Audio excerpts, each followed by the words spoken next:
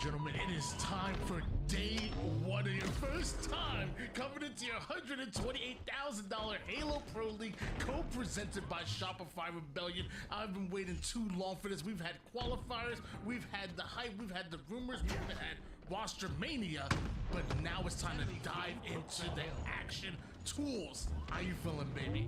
I'm feeling great. We got good matches to happen right away, and for the first time, I think in a scale of this size, at least, we're doing pick bands for today's competition. I mean, with how this worked, Cloud9, this is one of their picks. They decided live fire was how they wanted to start the day, and well, Abusi getting that sniper is showing why. So clean with those snipe shots. This is what they wanted, and now you're starting to see the results right off the rip. But you do have camouflage now in the hands of Renegade, who quickly attacks the sniper almost immediately. The action is already gone down. It's left and right, it's back and forward, already off the start right now. Cloud9 having a bit of an advantage as far as progression over toward the first hill until Legend introduces himself, takes down Boo Boo, but FaZe do go 3 down. Stellar, the last alive for FaZe, trying to cake that challenge to win that fight, but with him going down, it looks more likely that Cloud9 is going to be able to come away with this. Boo Boo filling in that support, and that's going to push FaZe Clan to the other side of the map, and 99% of the way there, Cloud9 just need to take a step into that hill to get the capture.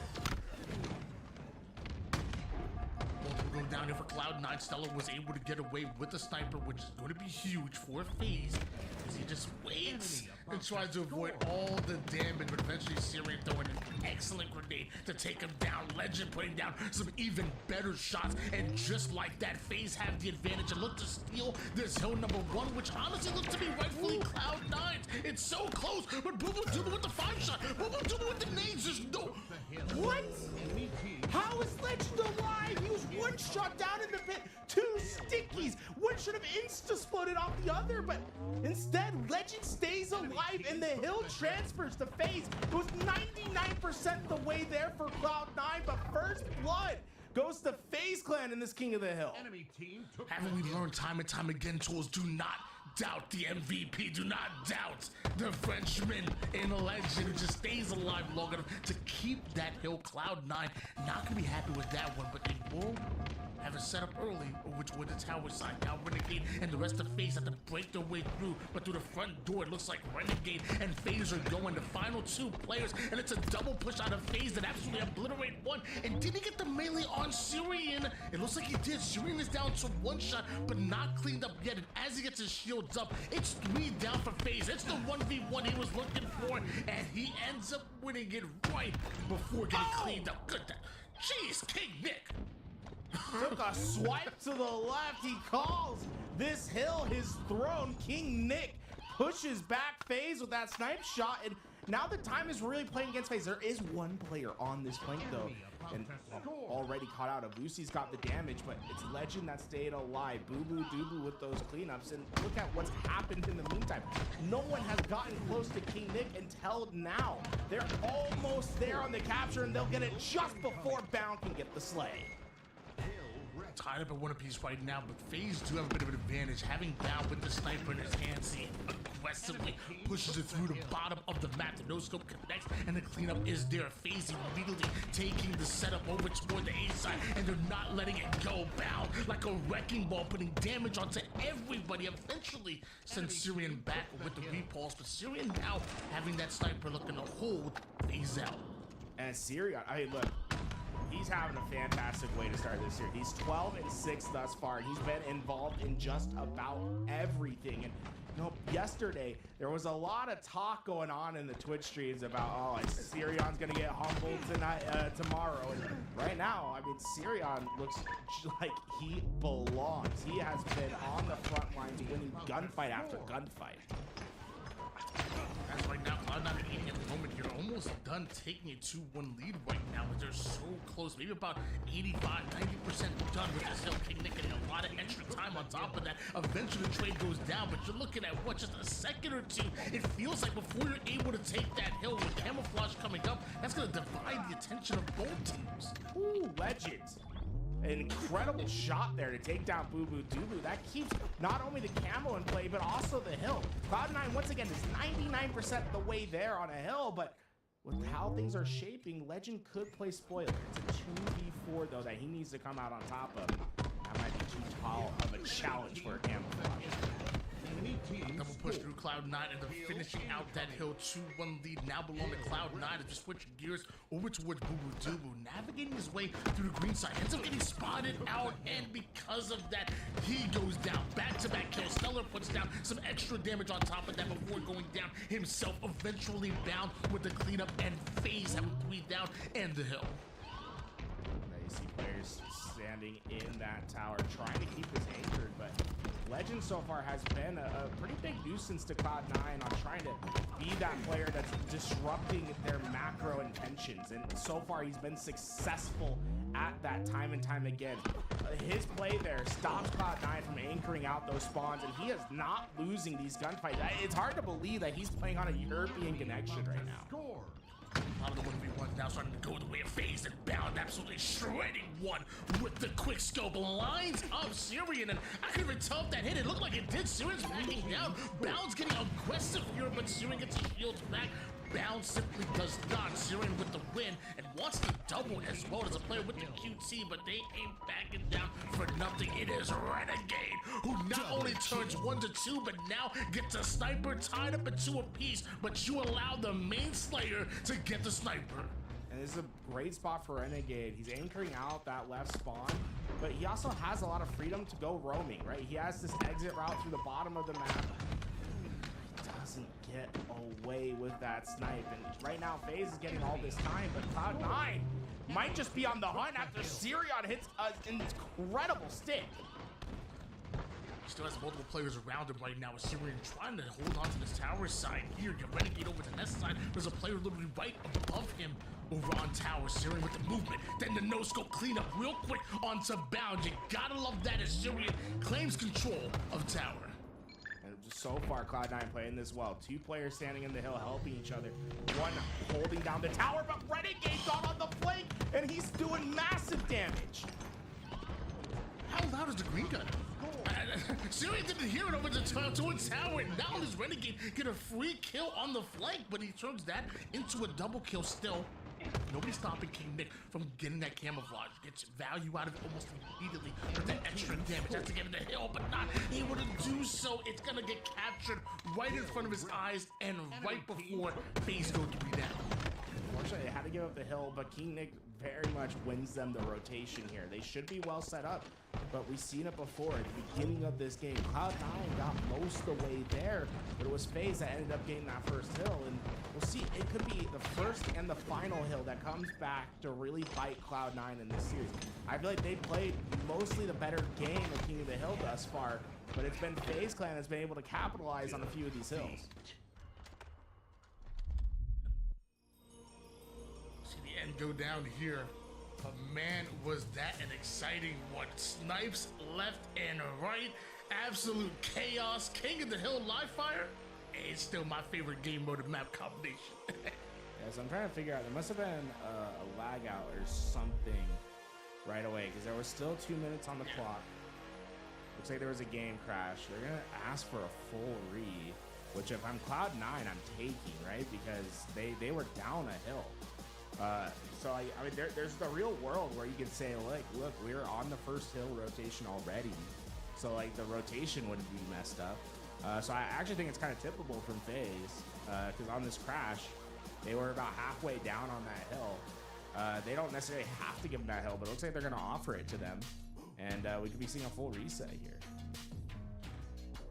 Like you said, it's simple. I agree. I think recognize the situation and understanding it is definitely a way to go. I think it's a great sportsmanship, but also maybe on the other side of things, maybe it's confidence.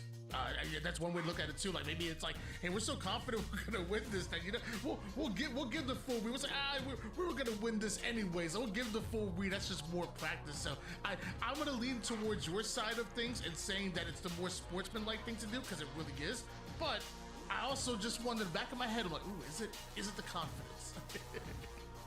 I can definitely see that. So we're gonna get ourselves into this right away. Looks like they've agreed to the full reset, so get ourselves locked back in. And, you know, from the initial start, though, I think the player that's been standing out the most, especially on the Cloud9 side, has been Sirion. Like, Sirion has come to play. He's looking fast. He looks confident in these gunfights thus far. And correct me if I'm wrong here, but like not even just about the quantity of kills, but it feels like maybe the quality as well. Like that, there was one point I remember, like that's running in my head, the time where he was in the back tower side, surrounded by at least 2 FaZe members. The movement was cracked out. He ends up getting one, gets tower control when he probably shouldn't have. There was a nice no scope that he got on bound 2 that turned to a 2-tap. Like it feels like the quality of kills might also be there as well. See a very different start this time around. The sniper not getting picked up right away. It's been a slow passive play from Sirion, and well, slow and passive I don't think is going to work against FaZe, especially when they get that sniper in their hands. We know the shots these guys can hit. Yeah, Fast and Furious are going to be Renegade and FaZe, and you see that literally almost immediately. King picked up a battle for the camouflage, wins the camo, and now Cloud9 on the attack. I like the delayed pop from King Nick. They know that there's a lot of safety on that camo side. There's no need to waste a couple seconds that camouflage. Try to maximize the time you have with it. Sniper's hands. Oh, rage in his heart. Beautiful no scope onto Avc, and 3 down. That's gonna be a Vusi, I apologize, as FaZe have control of the hill. With this, 2 shots left, and FaZe has so much presence on the map. They're flying forward. They've essentially closed down everything but that big door, but one player did sneak through. That's going to be King Nick. No one saw him get through, so despite FaZe having all the possession, it ends up being just Boo Boo Doo that's alive on the map, and well, I might be getting a little deja vu. About 90% the way there, FaZe Clan get taken out of the hill, and Cloud9 this time have a chance to find the steal. Steps on that hill. Luckily, his teammate isn't even get the kill on the player that was lingering over towards Green, but back-to-back kills favor both Legend and Bound. Cloud9 go forward down. A stray grenade from the grave somehow stops FaZe from stealing that hill, but it only delays what was the inevitable a 1-0 lead for FaZe Clan. But that delay is going to actually have a bigger ripple effect into this game. Think about what would have happened if they capture it right away. FaZe had a clear win on the rotation. Now Cloud9 has a chance to make this a lot more difficult for FaZe, and you're seeing that already. They weren't able to get that much time off the initial rotation.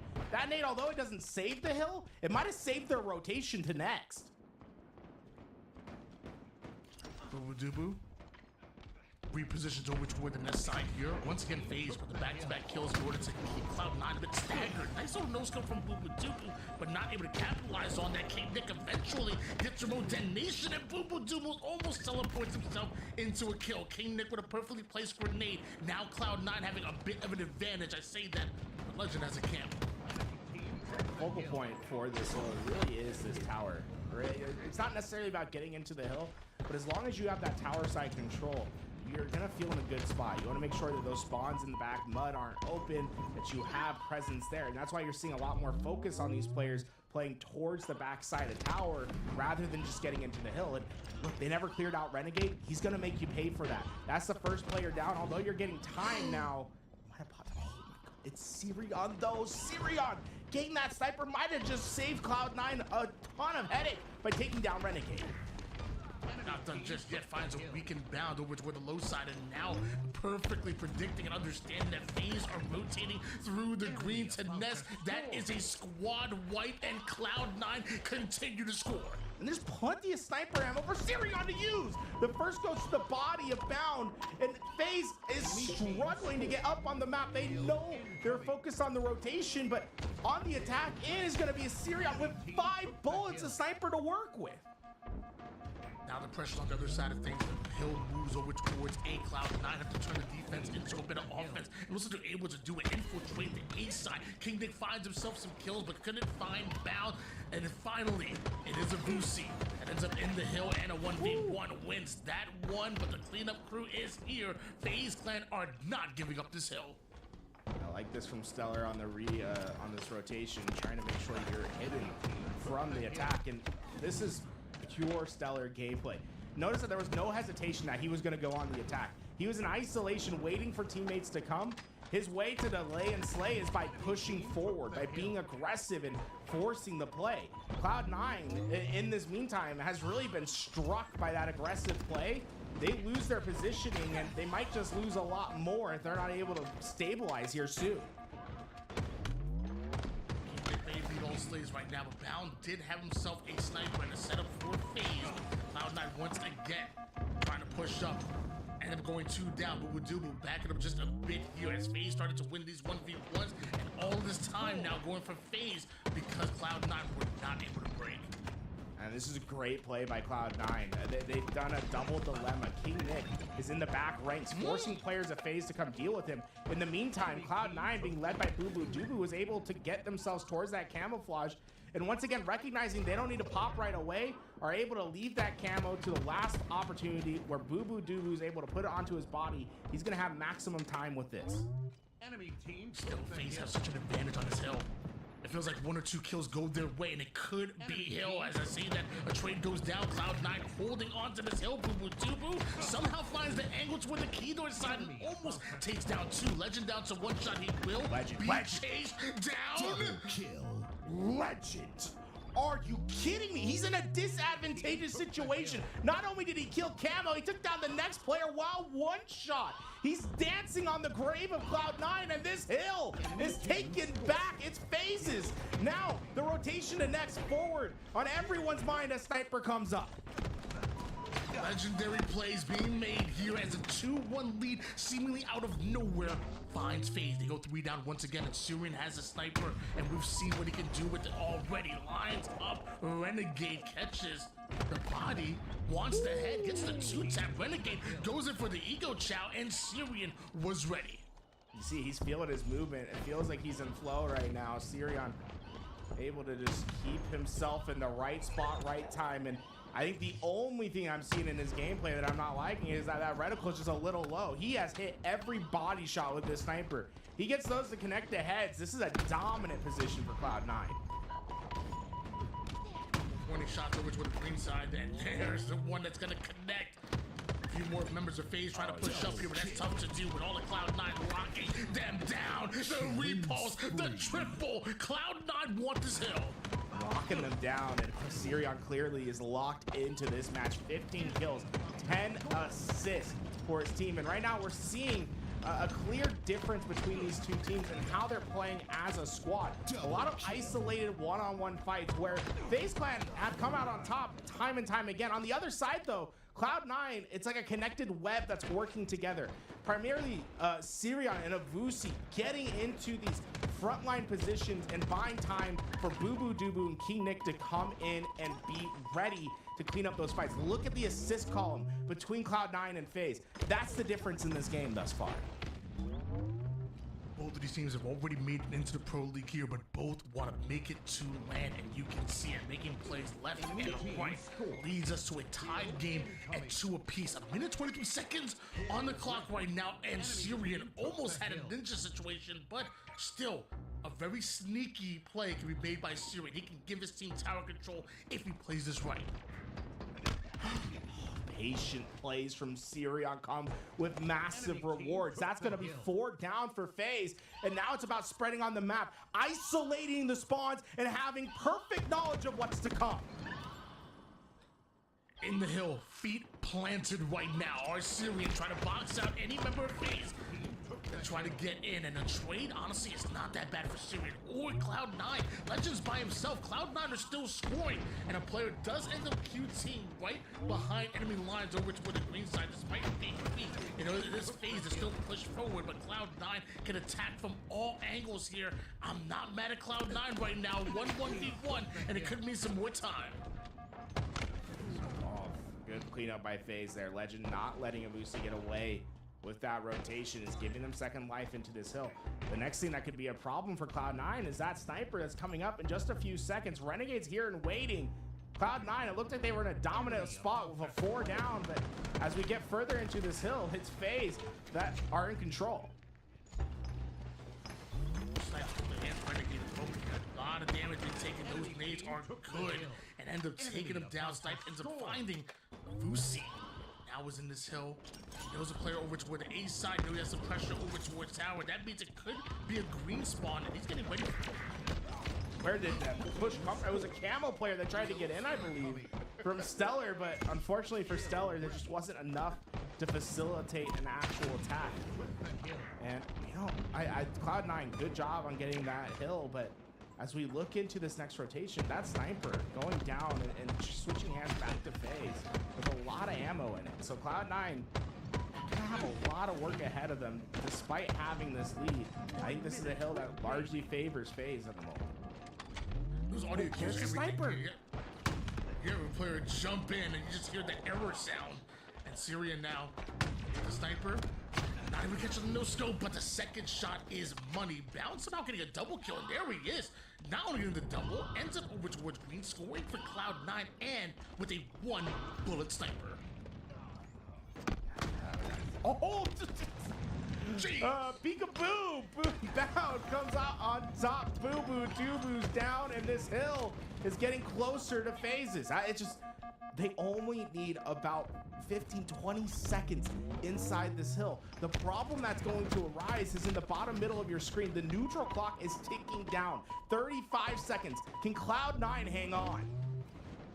Legend will find his way over to the back green side. This is troublesome for Cloud9. They've gone 3 down, and now FaZe are scoring. They have the setup that they want. Cloud9, do you try to desperate this hill off the spawn here, or do you punt it? What is the play? I think it's looking more and more likely that a punt might just happen, but at the last second, Cloud9 decides we're getting into this. 18 seconds on the clock. It's a race to the hill, but the slays keep trickling in for Cloud9. 10 seconds. Can you hold the line here? One player sneaks in, he'll stop the neutral time. 4 seconds. It's players that are sneaking in from all sides. Legend goes down. The FaZe attack at the same time, but at the same time they attack, at the same time they go down. Together, squad wiped, and Cloud9 will hold on. Cloud9 absolutely ripped them in the reset too. When we look at the final stats, the slaying story is heavily in favor of Cloud9, and it's Sirion that was leading the charge. Sirion has been a dog this series, man. 26 kills, 15 assists, 14.0 KDA. Sirion is tired of being the player that people talk about having a ton of potential or being next up. He says, it's not next up. It's his time. Sirion wants the crown right now, but he's going at some legendary names. We're talking about some Hall of Fame type names on the other side of things, and he's the one leading in damage. He's the one leading in slays. Remember Sirion's name. He's damn good. 7,800 damage as well from Sirion into this game, and I mean, look, he absolutely ripped the lobby. And when I think back at, just yesterday, I was actually tuning into Renegade stream, and Renegade and Sirion were having a little back and forth between the two of them. And, Sirion, he's a young kid. He likes to go off the handle a little bit. He's saying some suspect things.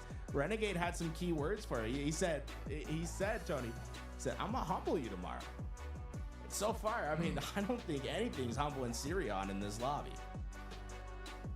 And you kind of could tell that in his gameplay. Think back to that live fire game where Sirion actually had Renegade one shot, and it was a situation with over toward the back dummy side. Actually, it ends up he was elbowing, ends up in back dummies, but plenty of time for Renegade to back down. Sirion had the advantage. What does Renegade do? He goes in for a bit of an ego child there. Like he wanted to welcome the young man into the league, and Sirion, he accepted the challenge. He won the 1v1, and I felt like that was him almost trying to prove himself. He's like, hey, look, you're trying to humble me. He's like, I'm good. Worry about you. Sirion coming out hot in that one, but I'm not surprised that you mentioned that, because it almost felt like in that play, Renegade was trying to humble him with that ego chow. Good intel. I don't know, we look into the next map, and this is the thing that's shocking. Like, we go live fire. I think, hey, this is a map that should be, one of FaZe's better maps because that sniper's into play. But the reality of it is that Cloud9 must have felt very confident on me. Obviously, it was their first pick of the map, and it might be one of their best. Now that we get to the end and we see how well they played it, there's a reason why that was their pick. We go into Origin for game 2. Origin, a map that traditionally FaZe has done well, but once again, this is actually a map pick here, I believe, for Cloud9. So Cloud9 feeling very confident at the start of this series thus far. Slayer Origin. First to 50 kills takes the win, throwing 12 minutes on the clock, and obviously, we gotta talk about how powerful these power weapons are. Rockets over toward the top side in a very non-advantageous position. The sniper over on that snipe side of the map, over towards the catwalk, and get yourself a huge advantage with that snipe. Origin Slayer. It ain't for the weak. Luckily for both FaZe and Cloud9, ain't no weakness in this lobby. Yeah, that sniper up. Still Cloud9 in a good position for this. This is FaZe Clan's map pick here in game 2. So this is the map that FaZe felt most confident in, but right now you can see why. The Rockets and Sniper early on should be heading FaZe's way, and so far there has not been a cleanup for Cloud9. Already found some over toward that window side of the map. I thought it was in a bad situation, but teammates are there helping him. Ends up getting the assist off of that grenade, but it looks like Cloud9's bounce back serious as they end up putting FaZe 3 down, but you didn't account for that final player being a Legend with the sniper.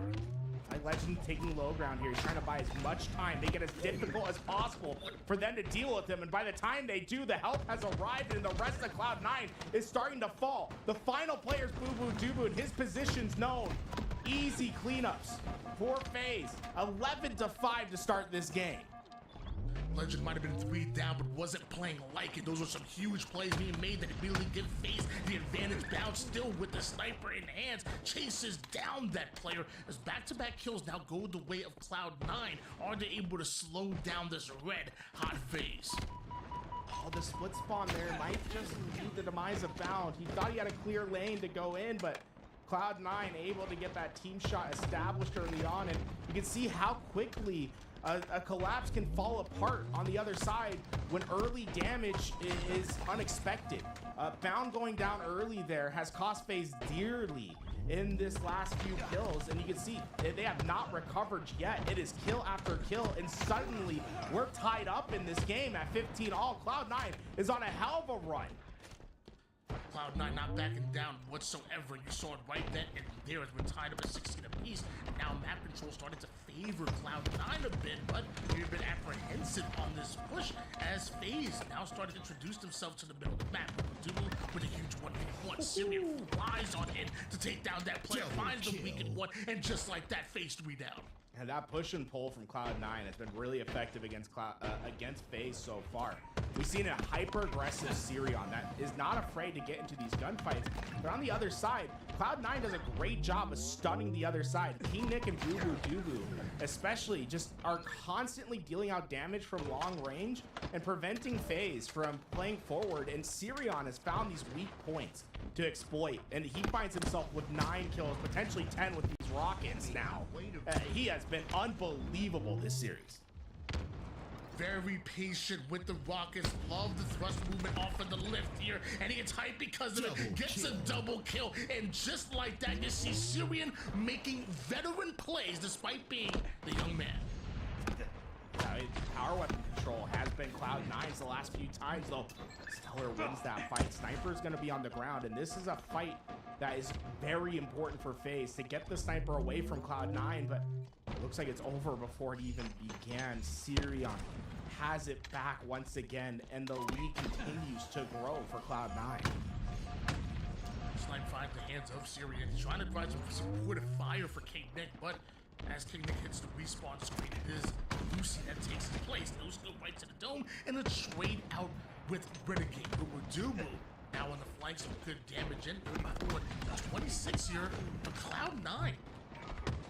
Really, you see the big score discrepancy, you're thinking, how does FaZe get back into it? It's probably the power weapons that are going to do it, but right now, there's not a lot of access, right? The sniper just ran out after Stellar hit that shot.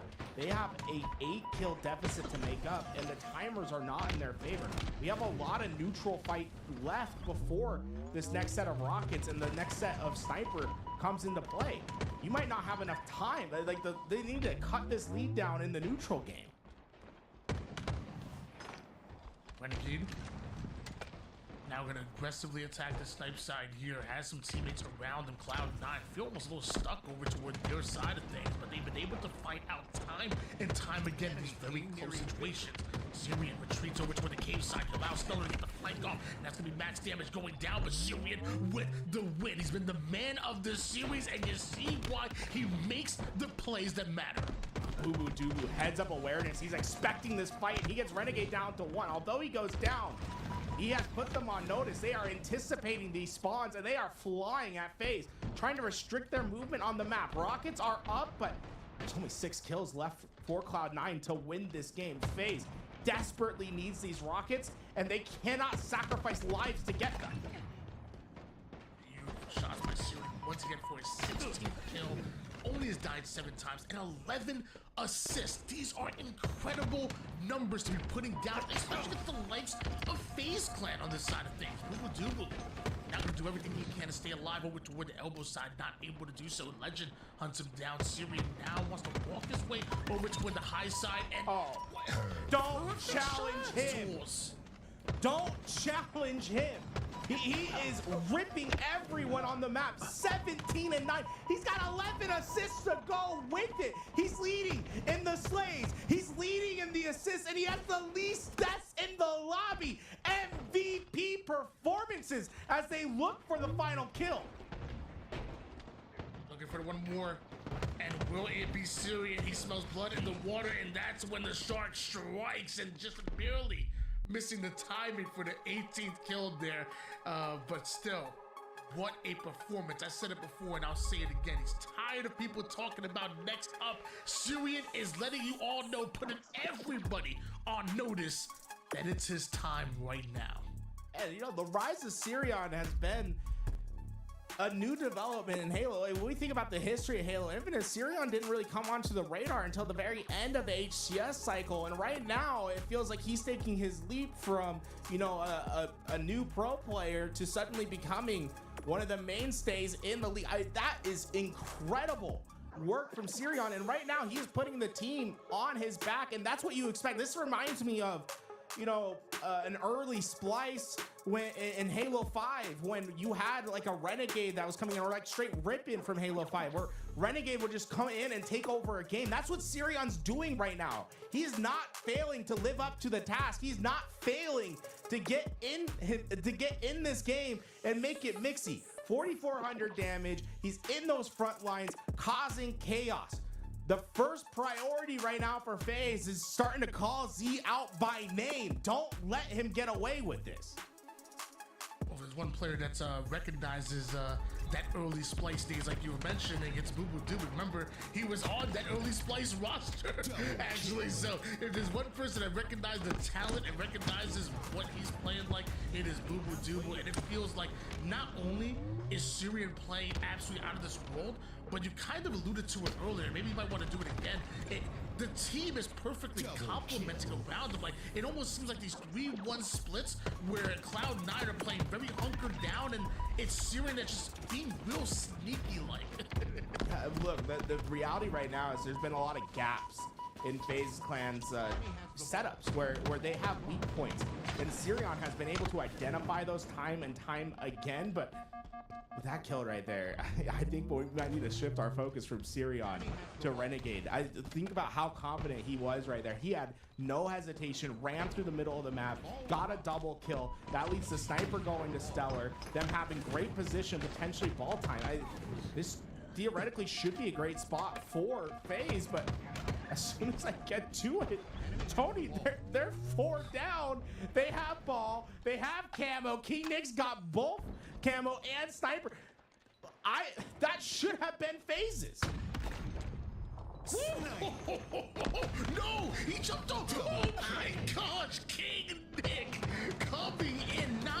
Cloud9 had this set up, but King Nick was trying to guarantee it somehow. Despite the plays he was making, Vusi has to come in and make a play of his own. He's able to do so now, rotates that ball back towards the Cloud9 setup.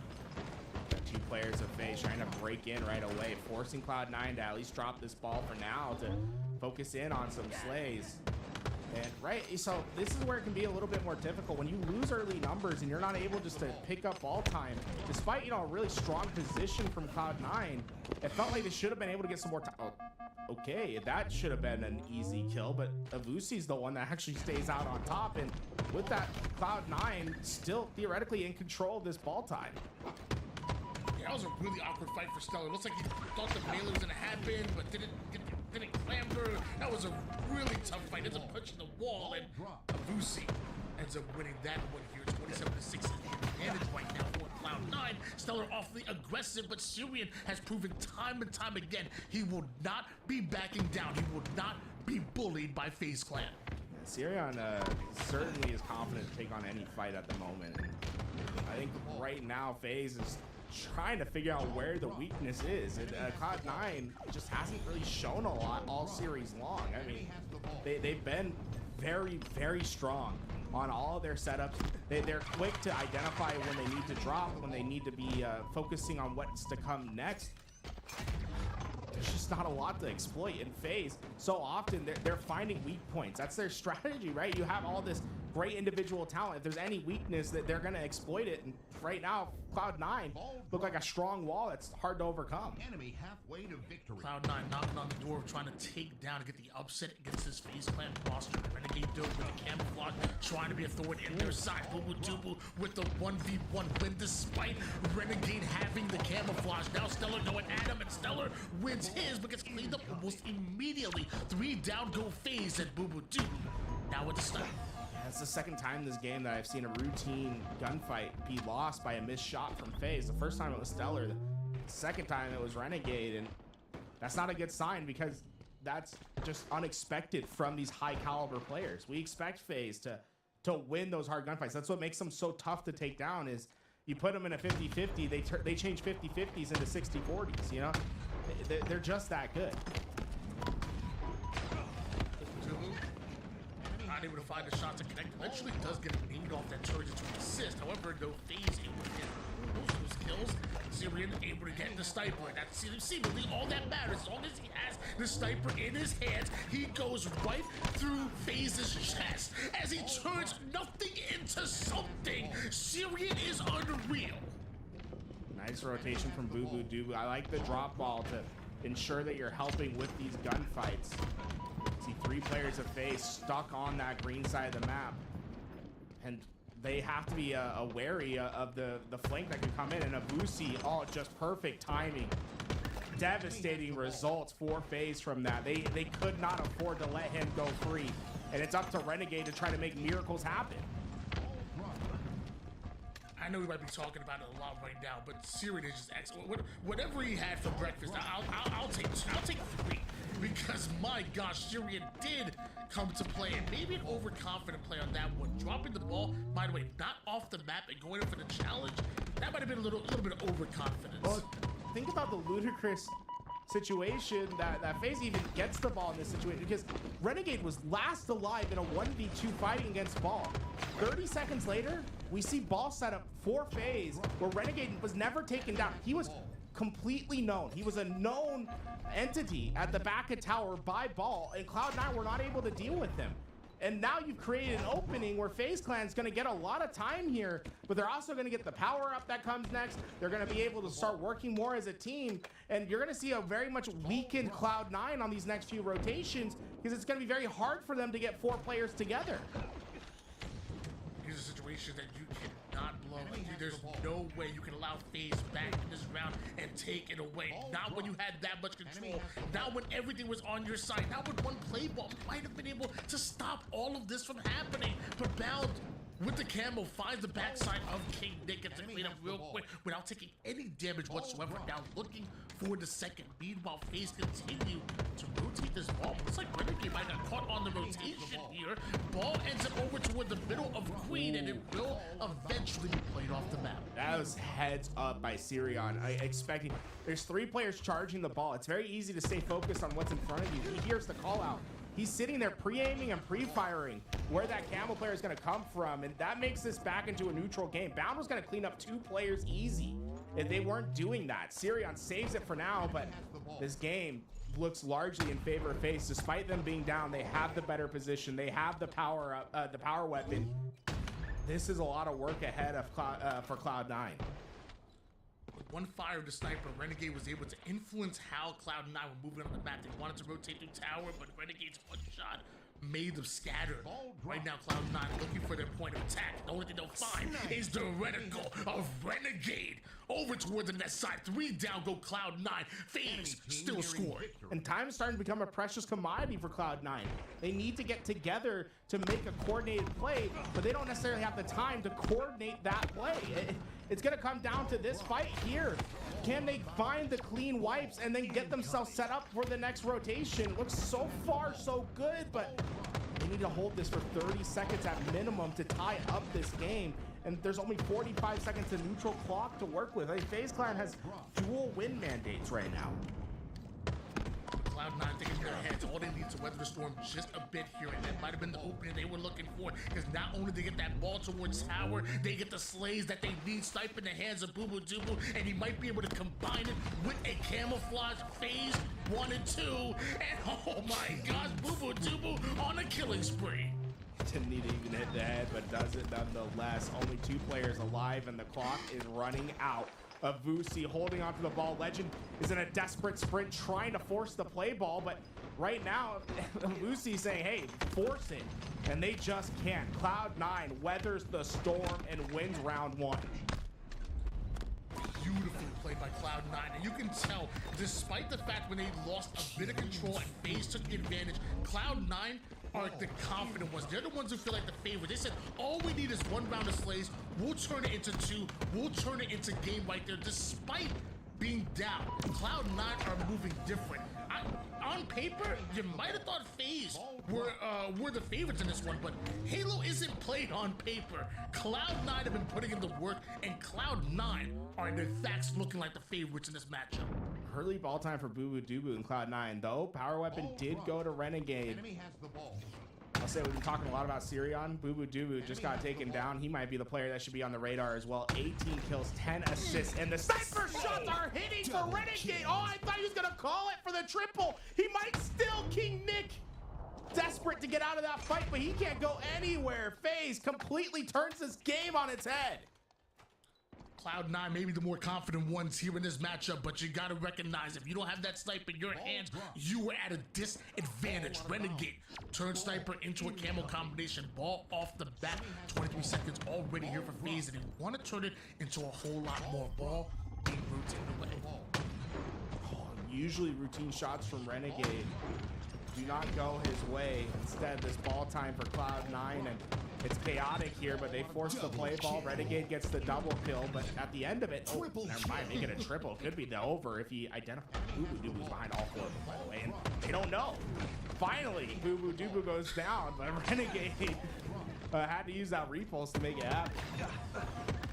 Just about to wind it down. Turn another triple. One good triple deserves another, says young Syrian with Cloud9 with the ball. They may just take the lead here. This is what I talk so often in Halo. We have ripple effects, right? Plays that happen 20 seconds prior or 10 seconds prior that lead to something much bigger early on. That's right. That's Boo Boo Dubu in that spot. Boo Boo Dubu getting behind all 4 players, identifying Renegade, getting that kill, and then doing a little extra damage opens up a door for Sirion to get the triple kill, right? And that's what's been really hurting FaZe Clan throughout this is they're letting Cloud9 create too much of a splash in these games. What should be still water becomes tumultuous, and with it, Cloud9 has taken advantage time and time again of these situations.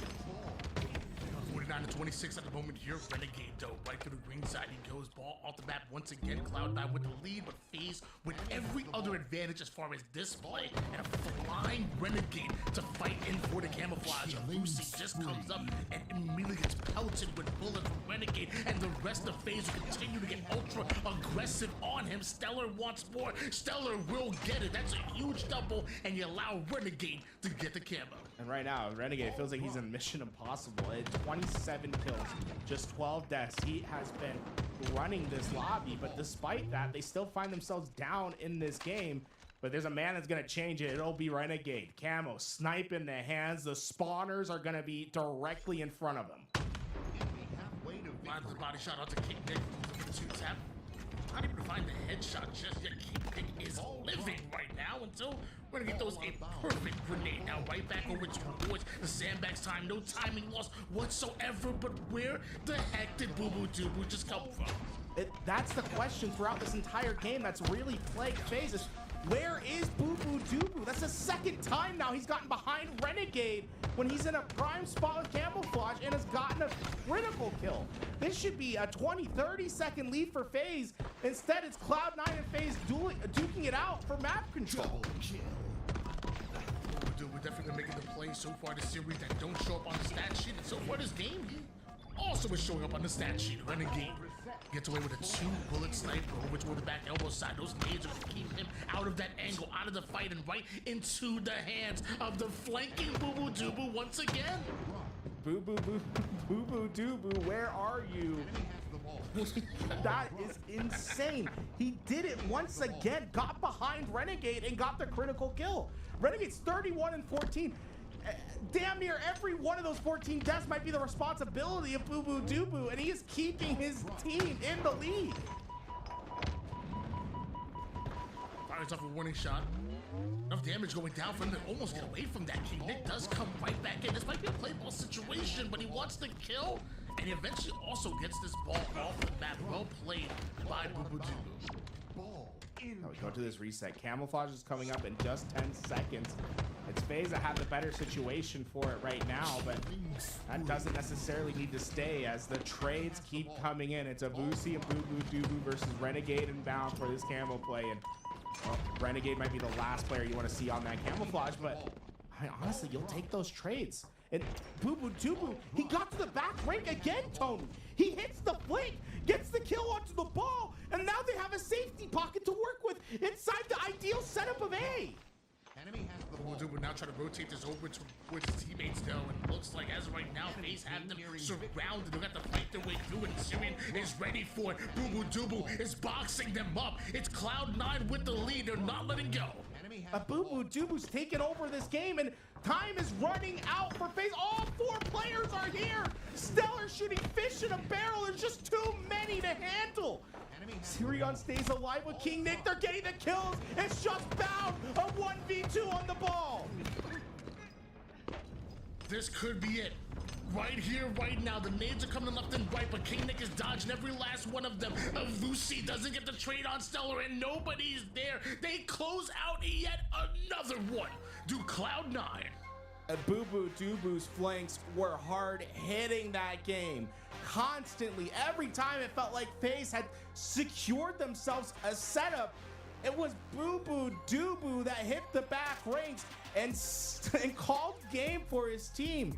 Dueling efforts from him and Sirion in 2 dramatically different ways. Sirion staying on that high, aggressive frontline push. Boo Boo Doo Boo entering that empty space on those flanks and finding critical kills in those junctions. Create a situation for Cloud9 that's perfect. A 2-0 lead and now up 3-0 in their series. This is a massive game for Cloud9. We got to remember, top 6 qualify for the LAN. They're coming out the gate, not only guaranteeing 3 map wins here, that's going to help them down the road if it comes down to map count, but they could take an early win against one of the league's favorites, FaZe Clan. Boo Boo Doo Boo with a big 8k damage and a minute worth of ball time. What are we talking about here? And let me tell you something, Tools. I was told throughout the week that there would be a 4-0 sweep in this matchup, but they were telling me that it was going to be FaZe. Well, You may see the sweep, but it may be going the opposite way. It may not be red as you thought. It may be the boys in blue, Cloud9, up 3-0 in the series, and now a 1 win away from taking a 4-0 sweep against what arguably many had as your favorites to make a grand finals. Origin, we end up back on this map. This time, capture the flag, Cloud9, looking for just one more. And this was the map pick from Cloud9. So we're going into CTF Origin, their map pick. Cloud9 going into this, they had banned Empyrean from the map rotation.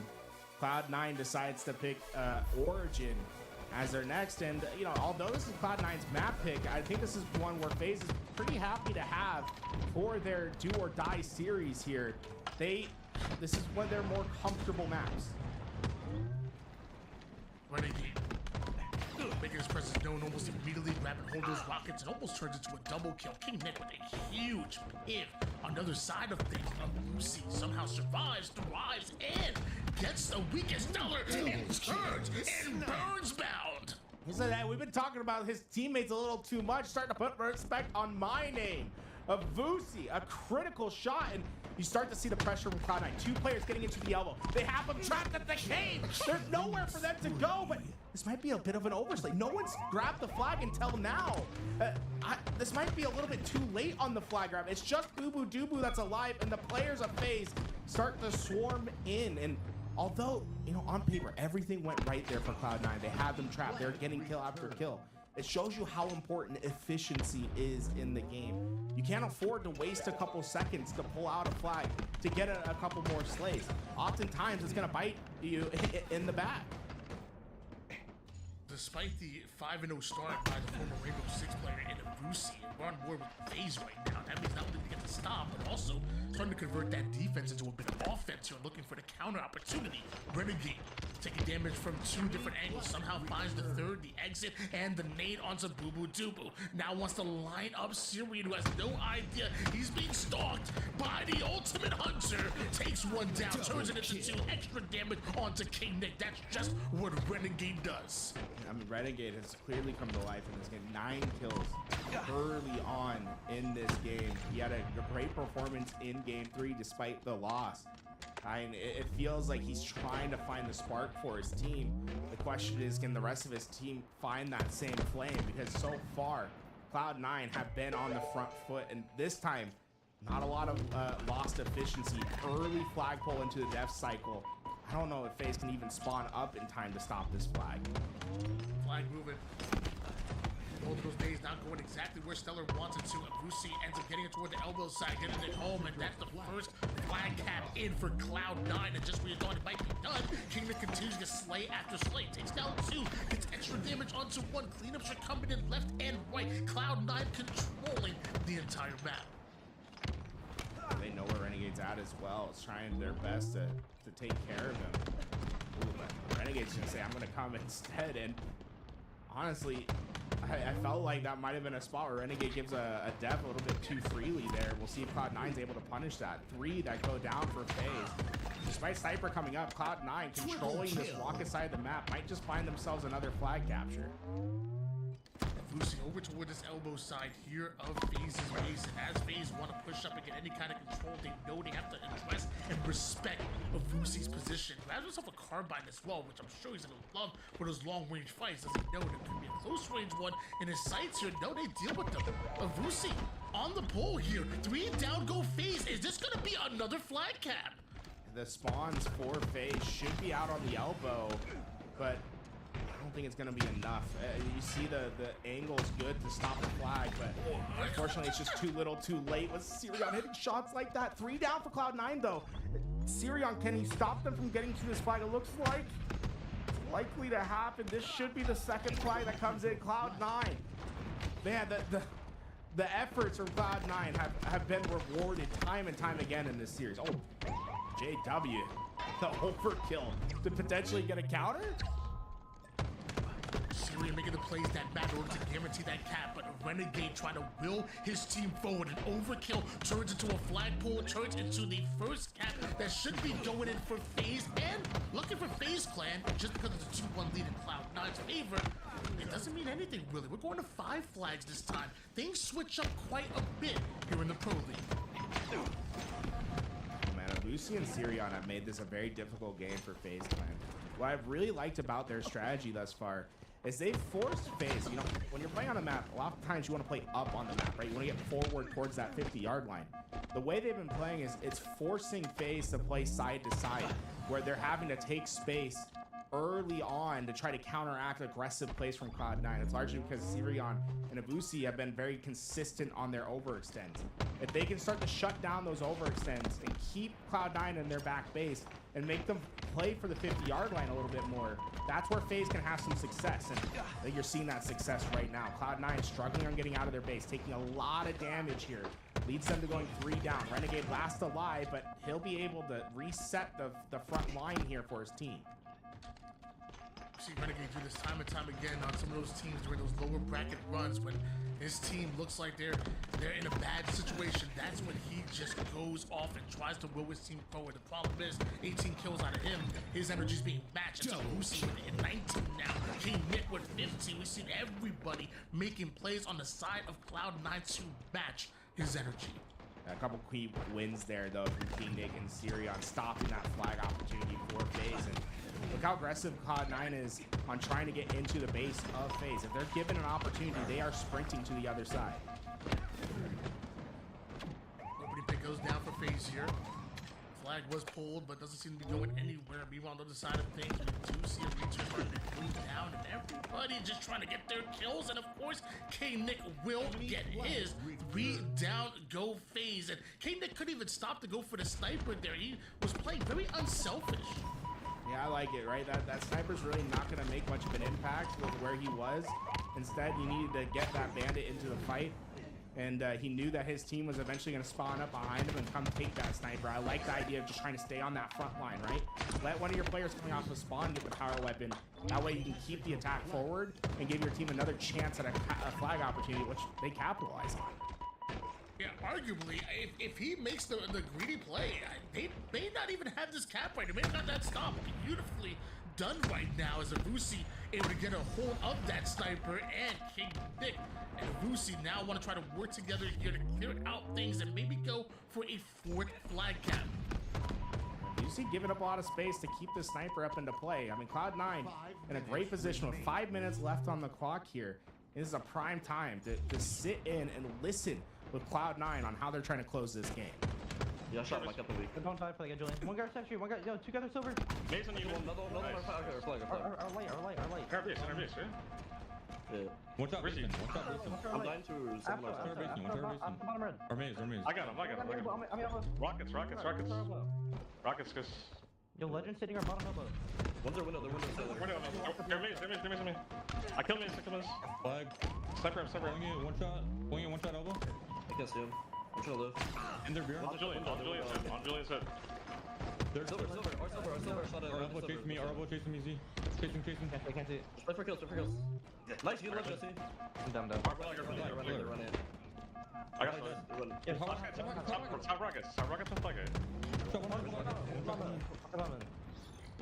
He's rockets. Their window. He's absolutely right shot. Right shot. One shot. What did that kill me? F2. Two shot bottom elbow. One guy. One shot couch, legend. We might sell for a second. That's 2, Stellar. They're gonna drop from you guys. Nice. Stellar. Stellar. Off sniper. He's alright. Their couch. They're both at snipe. One's our pyramid now. Our silver. Stellar. Watch our major. Our stinky bound. Watch our stinky bound. Down our sniper. Two rocket shoot. I mean. Top rocks, 1 shot. Both top rockets. Both weak. Legend. One shot elbow. John. Is there scattering? I'm in there. The other window. No, I'm heading up. Top rockets. What's the top rocket, John? He's absolutely in. One shot bottom mid. Dragon. Blow you. And one top rockets above you. Above you right now. Get a drop. Double kill. I'm going to stop. Rebel bound. Go for stop. He's bottom mid, going elbow bound. Sniper's coming. Yeah, bounce her above, bounce her above. Turn her base, turn her base. Play their side, kill your I died. They're BR in their flag. They're BR back. One shot flag. Dude, no. We're good. Let's see. They're maze, one shot their maze. One shot their maze. Left your bound. Absolute their pound. I got shooting. Absolute One shot pound. bottom mid as One well. shot bottom mid. Like 3 one shots. They have a sniper though. They have a They're sniper. BR. On the flank, there you go. One shot. One shot. I got one. Another guy got me bottom. Mid. And one top cat sniping B. Chase me a Two shot our maze. 2 shot our maze. On me, rocket silver. Despite the times of it getting chaotic, somehow I was still able to easily understand all of the comms that were coming in from Cloud9. Like, there's definitely energy, there's passion behind those comms, but it's I'm able to decipher where a lot of times I feel like teams, maybe they get a little too chaotic and things might get a little lost in the weeds. I like the comms of Cloud9, and so far it's working good in this series. Yeah, I think the only thing that's a bit concerning for Cloud9 in those comms is that we saw them clearly start becoming very reactionary to the plays of FaZe. I don't think it's necessarily that Cloud9 is doing anything wrong. I think FaZe has just come to life, and they're starting to be a little bit more aggressive. And this is the game-tying flag that's on its way. I mean, Abusi not able to connect with those rockets, and that's it. FaZe have brought this game back, and thanks to it being a 5-flag capture, right? This is the first time we're really seeing 5 CTF on Origin, and you're seeing that it's bringing a second life for FaZe here, where this game's not over yet. Minute 25 seconds on the clock right now. Syrian with the sniper and 2 taps. Legend from the bottom side of things now really wants to turn that into some elbow side control. Beats Stellar to the punch here, but Stellar still gets first shots and the win. And with Cloud9 not at an advantage anymore, FaZe look to march into their base.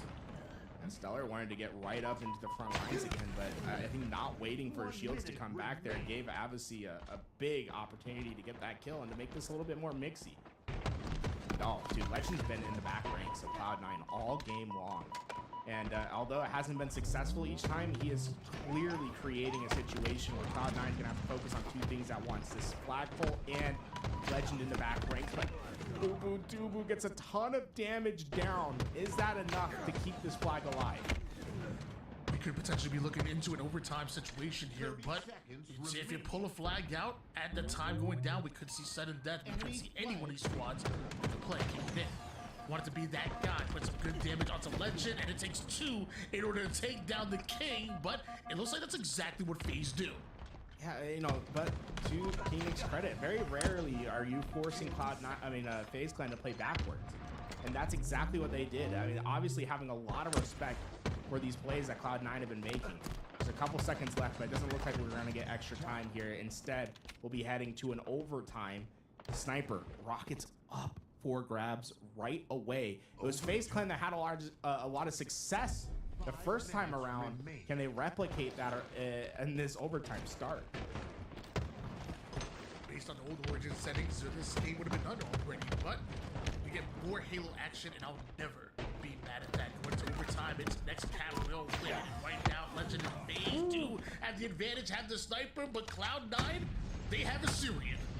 It's Carbine versus Sniper, and it's the Carbine that wins! Renegade from the top rocks was able to get that, and now he's holding off the next 2. This is an opportunity for FaZe. The flank's coming through on the Snipe side. Players are going down. Renegade might have just opened up a path for this flag. It's out into the open. Legend will try to keep it alive, but he's the last alive for his team. Somewhere out there, Hoaxer just gave a nice little head nod after the Carbine usage there. Meanwhile, 3 down, go FaZe and Cloud9 on the immediate attack flag. Already pulled off of the base here. Syrian recognized that he can't overcommit. Tried to put some extra damage down, but FaZe stopped that flag run and now look for a counter opportunity. Bubu Dubu heads up awareness, hits a perfect pre-nade. It's just Sirion that's alive with the thrust. Kept Renegade in the front ranks. He's staying alive, waiting for his teammates to get here. It's a longer flag run than normal. Renegade might just get away with it. Another thrust to stay alive. Renegade finds himself over toward the high side, does have a teammate with him here, recognizes there's a player over towards that back line, and it's going to be King Nick pulling flag and creating chaos. A 2v2 situation. Now this next lane feels so important. Bound sends the way of Bubu Dubu. Renegade throwing haymakers. He's not done. He's still alive. And just like that, flag is still moving, and FaZe might have just done enough. They put a game on the series board. I loved the last 30 seconds from both sides because they're both employing the same strategy at the end of the game. The question is who's gonna blink first, and whoever did was gonna lose that game. That time around it was Cloud9. When we look at the last bit, it was Stellar and King Nick making the same play on opposite ends in each other's bases. King Nick goes for the flagpole, but they never identified Stellar, and Stellar went to the window and absolutely ripped King Nick from across the map, giving them the kill necessary, the space necessary to take that flag back home.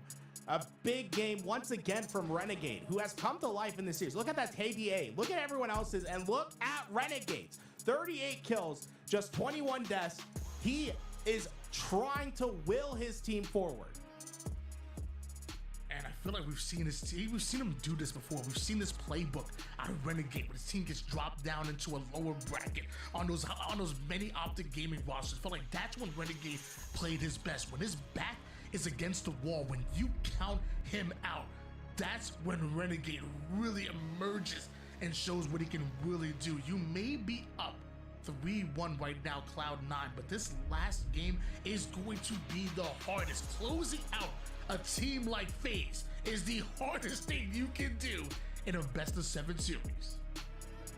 Going into Street Slayer, this Slayer is the map pick for FaZe as we go into this game, and right now FaZe are trying to make the reverse sweep a reality. They need to take this Slayer. It'll be the first in the series that they will have won if they come out on top this time around.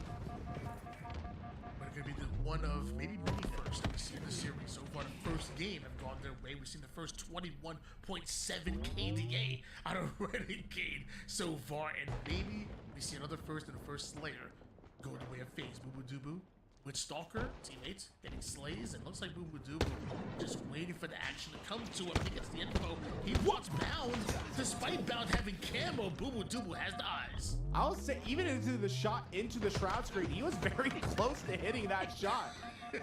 Boo Boo Doo Boo tried his best, and Bound only getting 1 kill from that camouflage, so.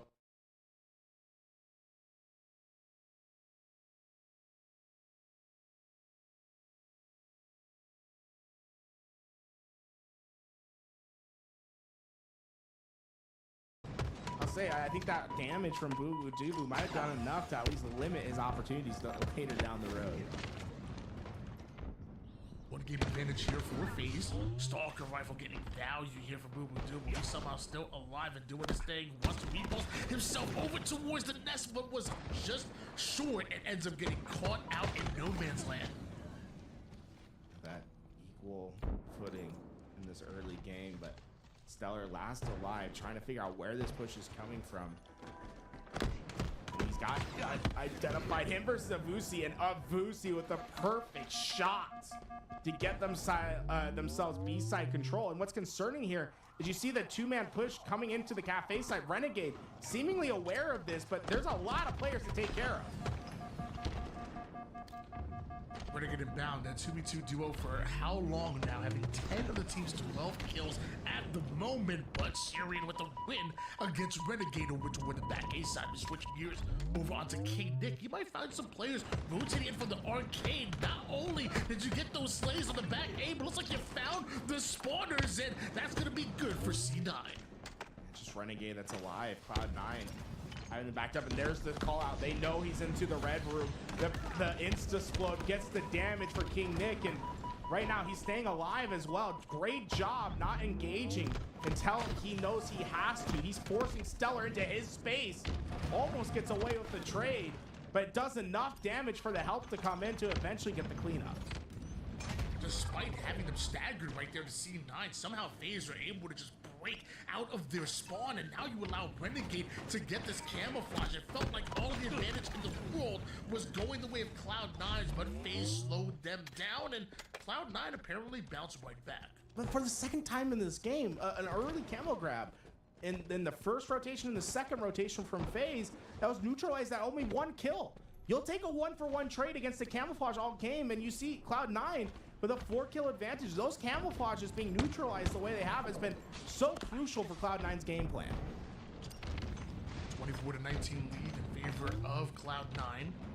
Stalker now in the hands of Syrian, and 3 members of FaZe kind of trapped over towards the seaside. Maybe just 2, because Legend flies his way on out, puts down the max damage. 3 down, go Cloud9 as FaZe put themselves within striking distance of Cloud9. Legend creating a lot of work there by jettisoning his way out at the perfect time. That looked like a great collapse from Cloud9. They're hitting out the lanes, but with Legend getting that first drop, he's able to open up the map for his team.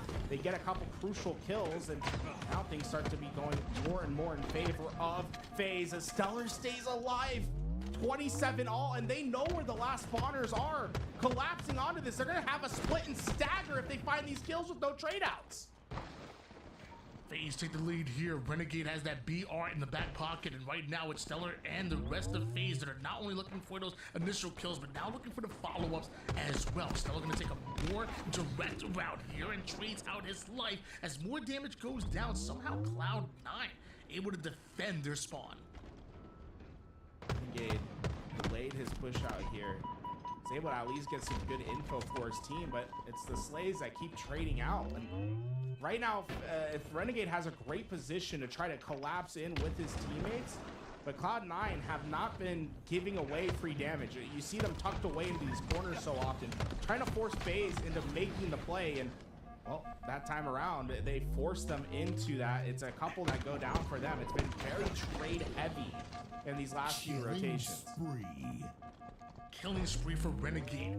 2 kill advantage for FaZe. Cloud9 are controlling this game for so long, but now Renegade with the Stalker and the backside of Avusi. Some good damage goes down. Off the screen, Syrian does find a kill, which makes them this camouflage, or at least able to burn it. The Syrian and Cloud9. Things can't get any worse, sir. Well, Renegade's here. At least they got camo off the map. Renegade's been consistent at being the top man right now for FaZe all series long, despite them, being down 3-1.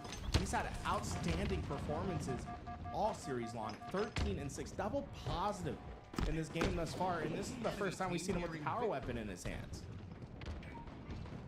40-37 is the advantage right now. FaZe moving into their end game, and that's where Renegade shines here.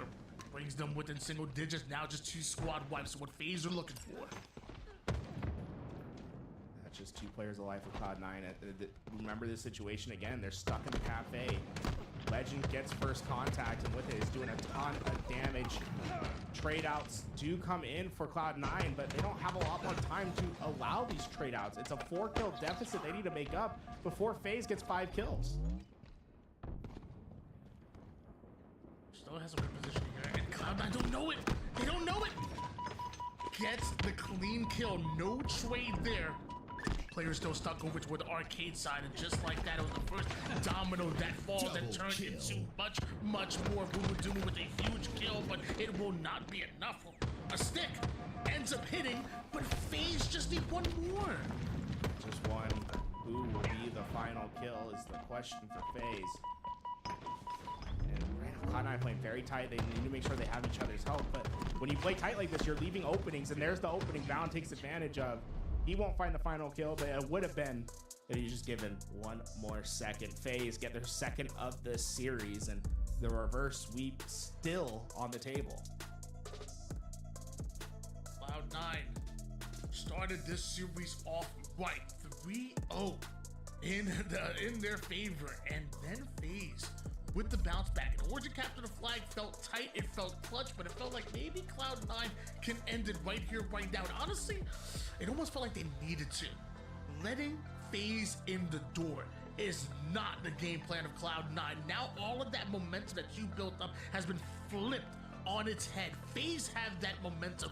They have the advantage, and it feels like we may just see a Game 7 on the horizon. And next up gonna be Recharge, and that's one thing to know about this FaZe clan is we have players that have been away from the game. Bound hasn't really been playing for that much. Legend finally coming back. Renegade coming back from his stint in COD.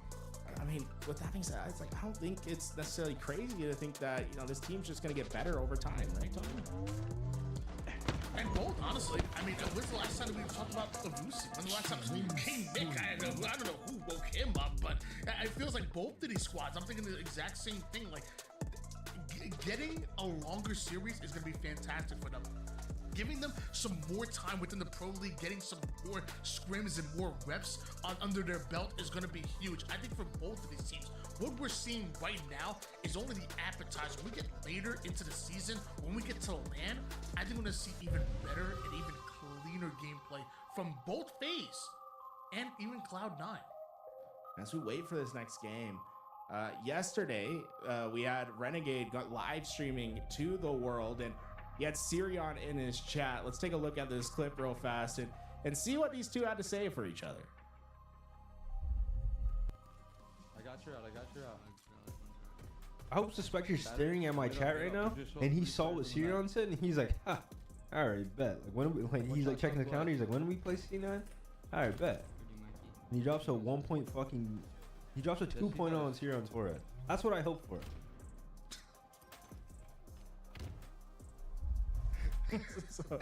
See, Renegade and Sirion, they were having a little jabber back and forth. And, Sirion, he goes into these Twitch chats.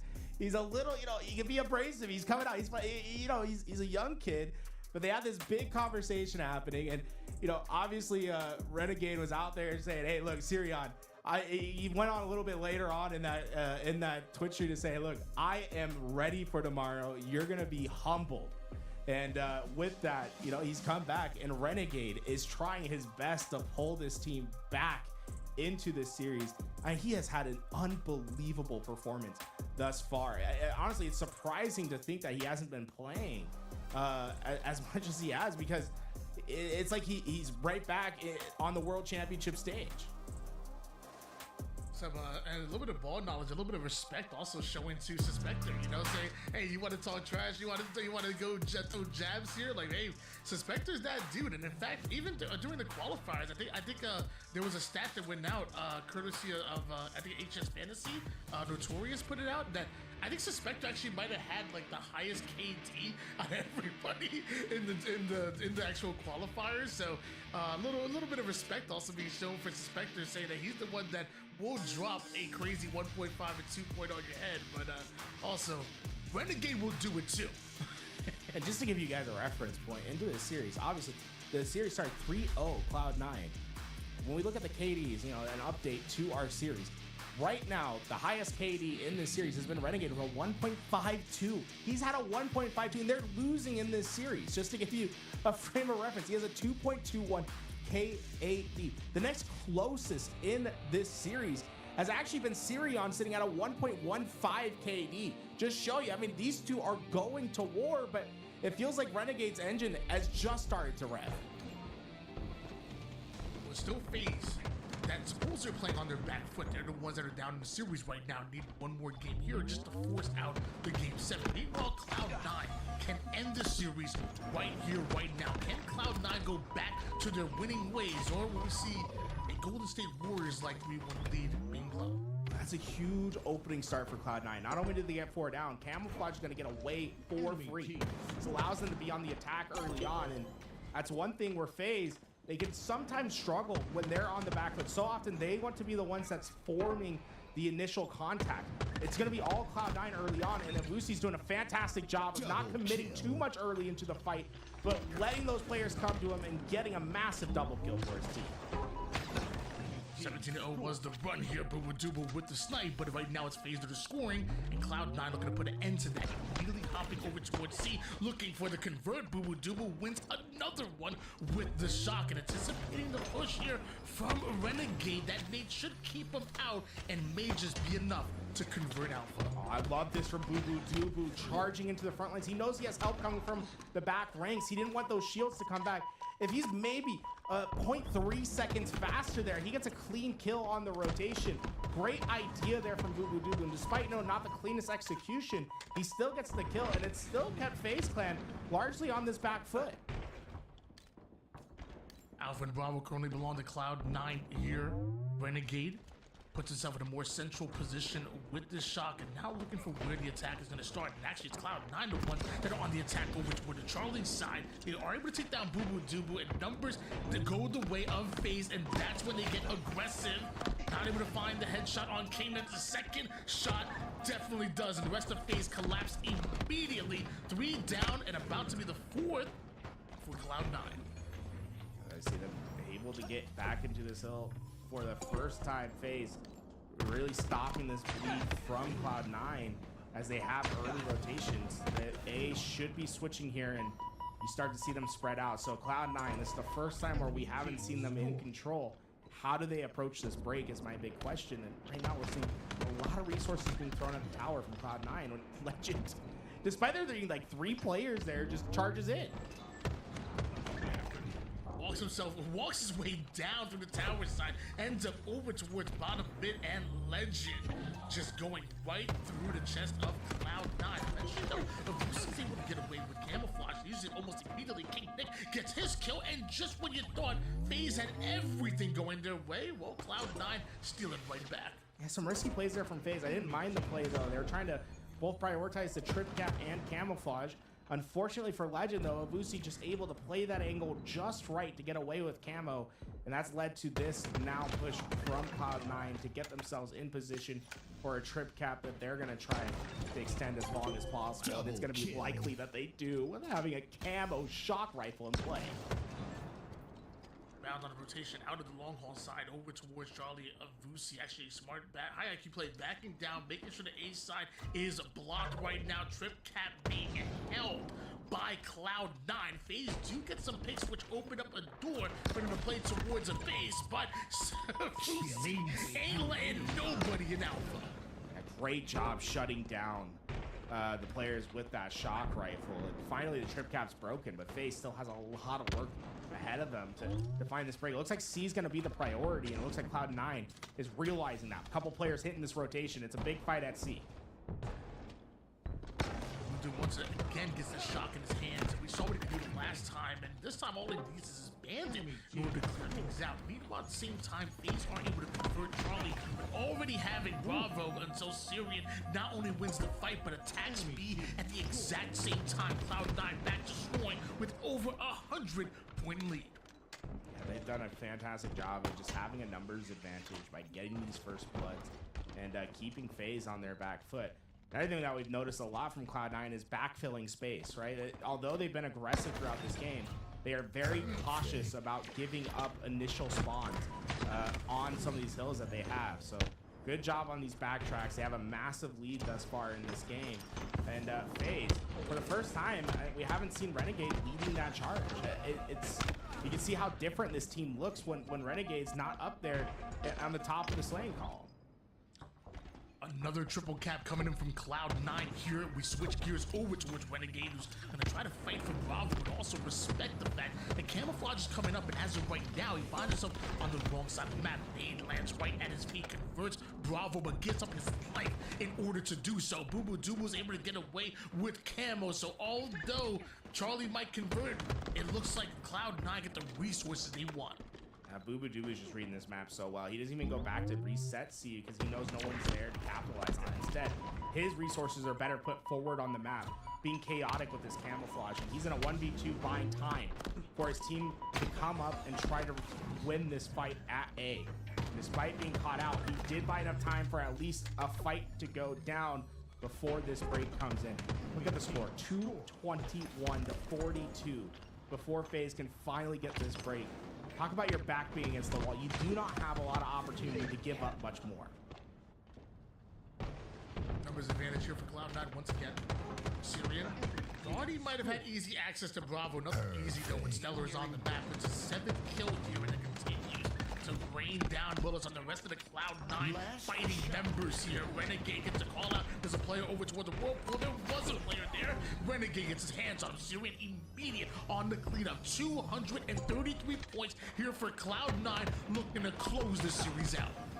That was a good sign for FaZe there in those last few gunfights. That was 3 gunfights in a row. Make it 4 after that. There's no help from Cloud9 in those gunfights.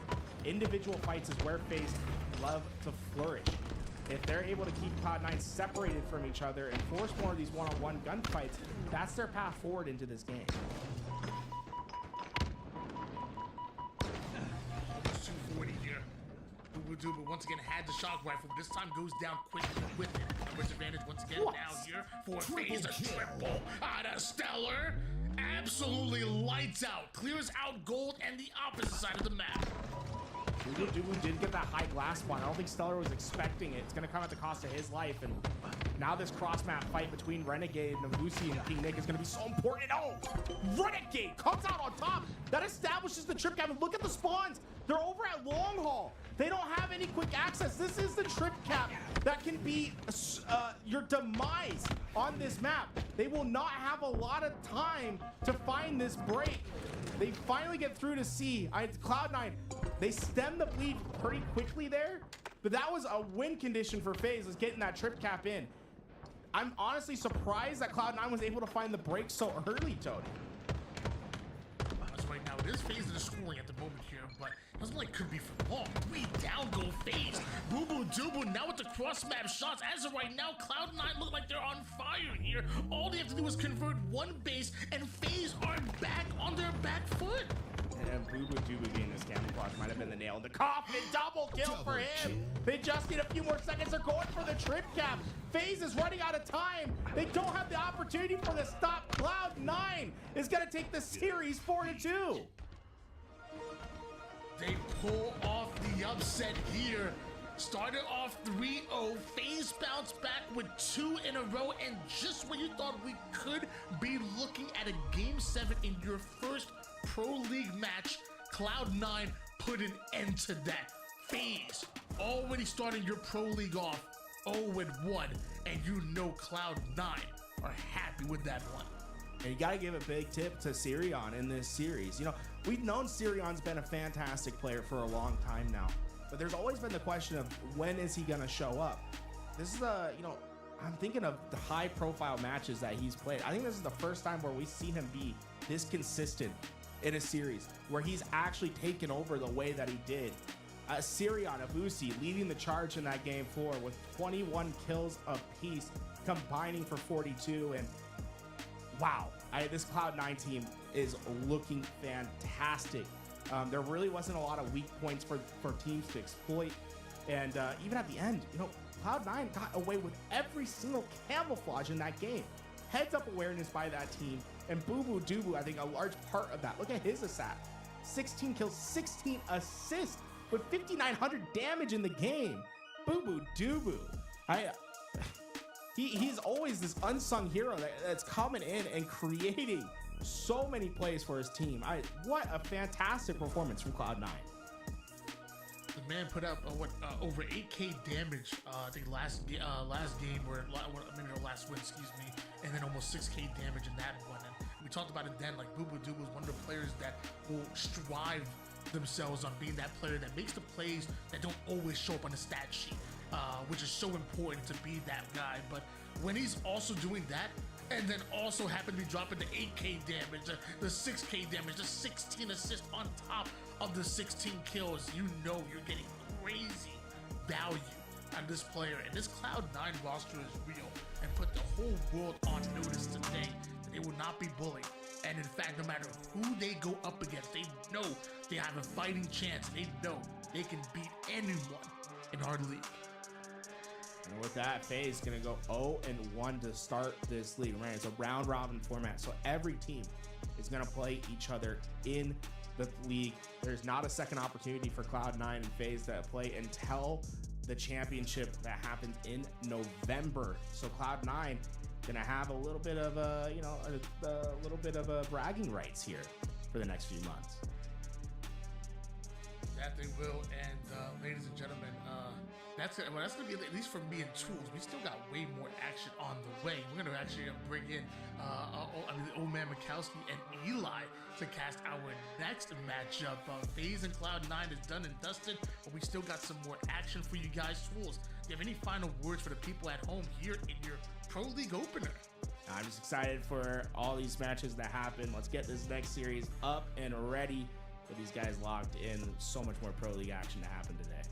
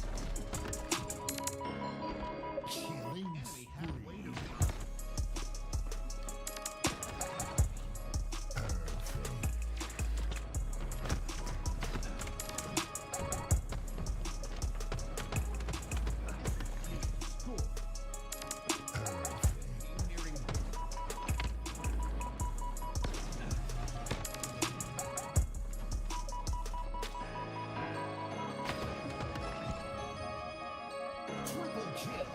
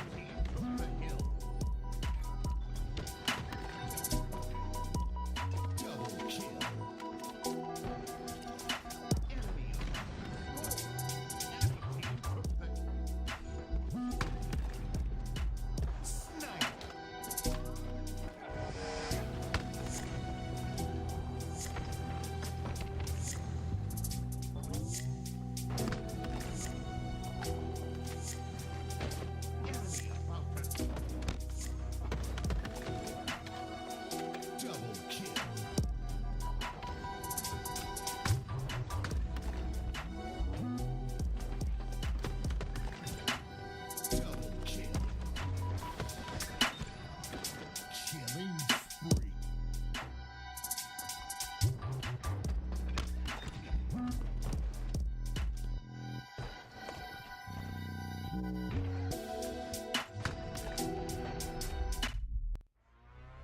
Ladies and gentlemen, welcome back to your Halo Pro League. $128,000 on the line, co-presented by Shopify Rebellion. And we have a treat for you guys. For the very first time here in Halo Infinite, we're going to actually have a pick ban system where we actually have the captains from each team come in, and we're going to be doing this live. So guys, without any further ado, let's get right into it. Tools, let's get our picks and bans.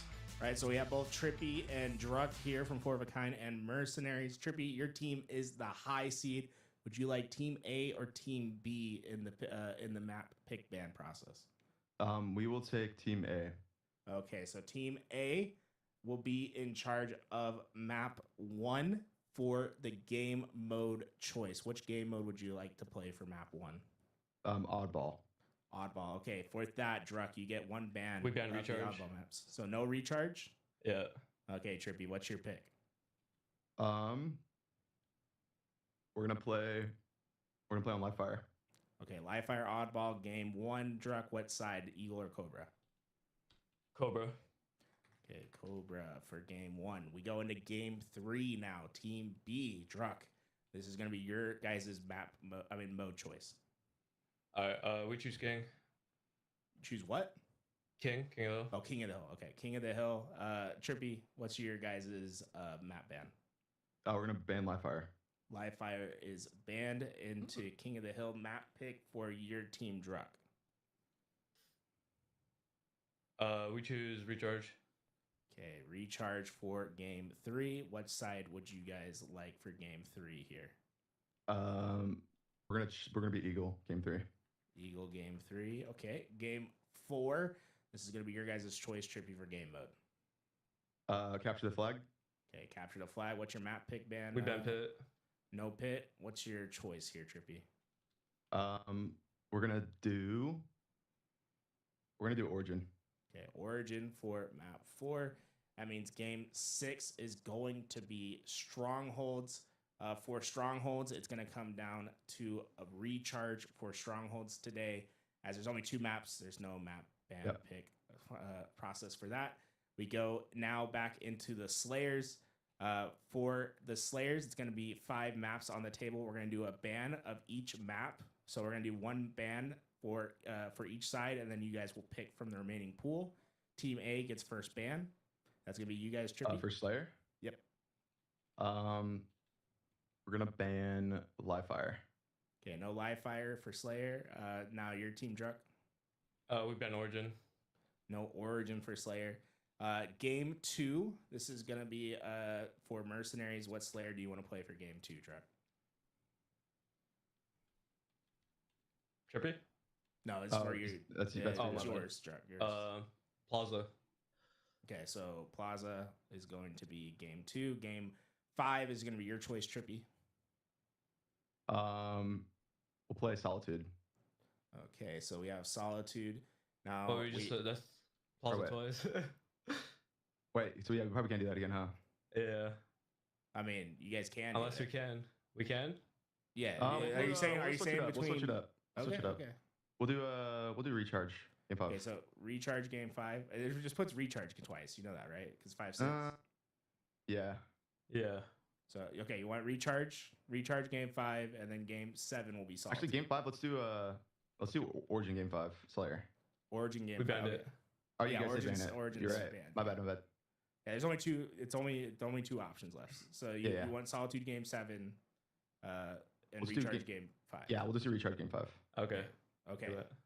We're picked. Let you guys go into your voice channels, get yourself into this lobby, get yourself ready as fast as we can. We're gonna go on a quick break here. When we come back, our series will have started. But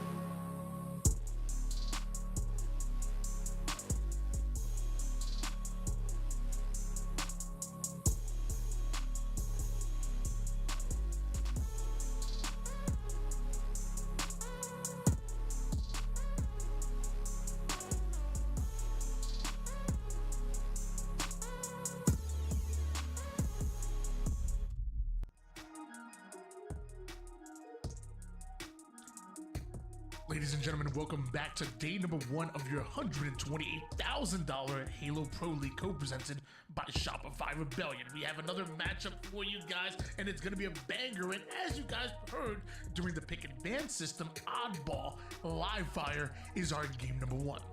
And this is a kind of an interesting map, right? Because, an interesting setup between these two teams.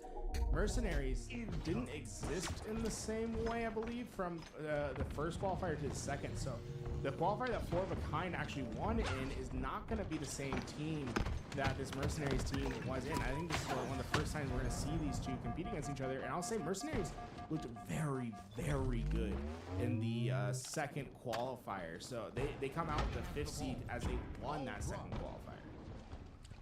Yeah, I always was surprised that Sabin didn't find his way into this kind of team for quite some time here. I know Suppress has been wanting a team with the likes of the Drunk and Soul Snipe for quite some time, so this team definitely makes sense here as Drunk doesn't get away with the camouflage, puts it to work almost immediately, helping his teammate clear out the A corner, but it looks like Four of a Kind now know where camo is and knowledge is power.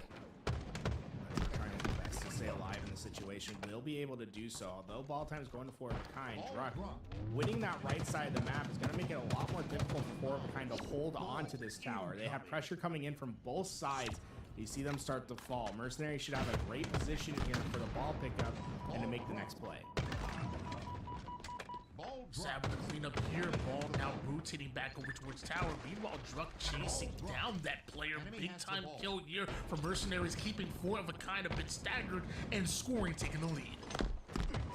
You see right now, Four of a Kind doesn't really have a solidified position to attack from.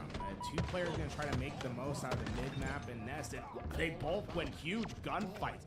Talik able to work the Nest side, and I thought Four of a Kind didn't really have the necessary numbers to make their play in, but with both those players winning crucial gunfights, they just break the setup like it's nothing.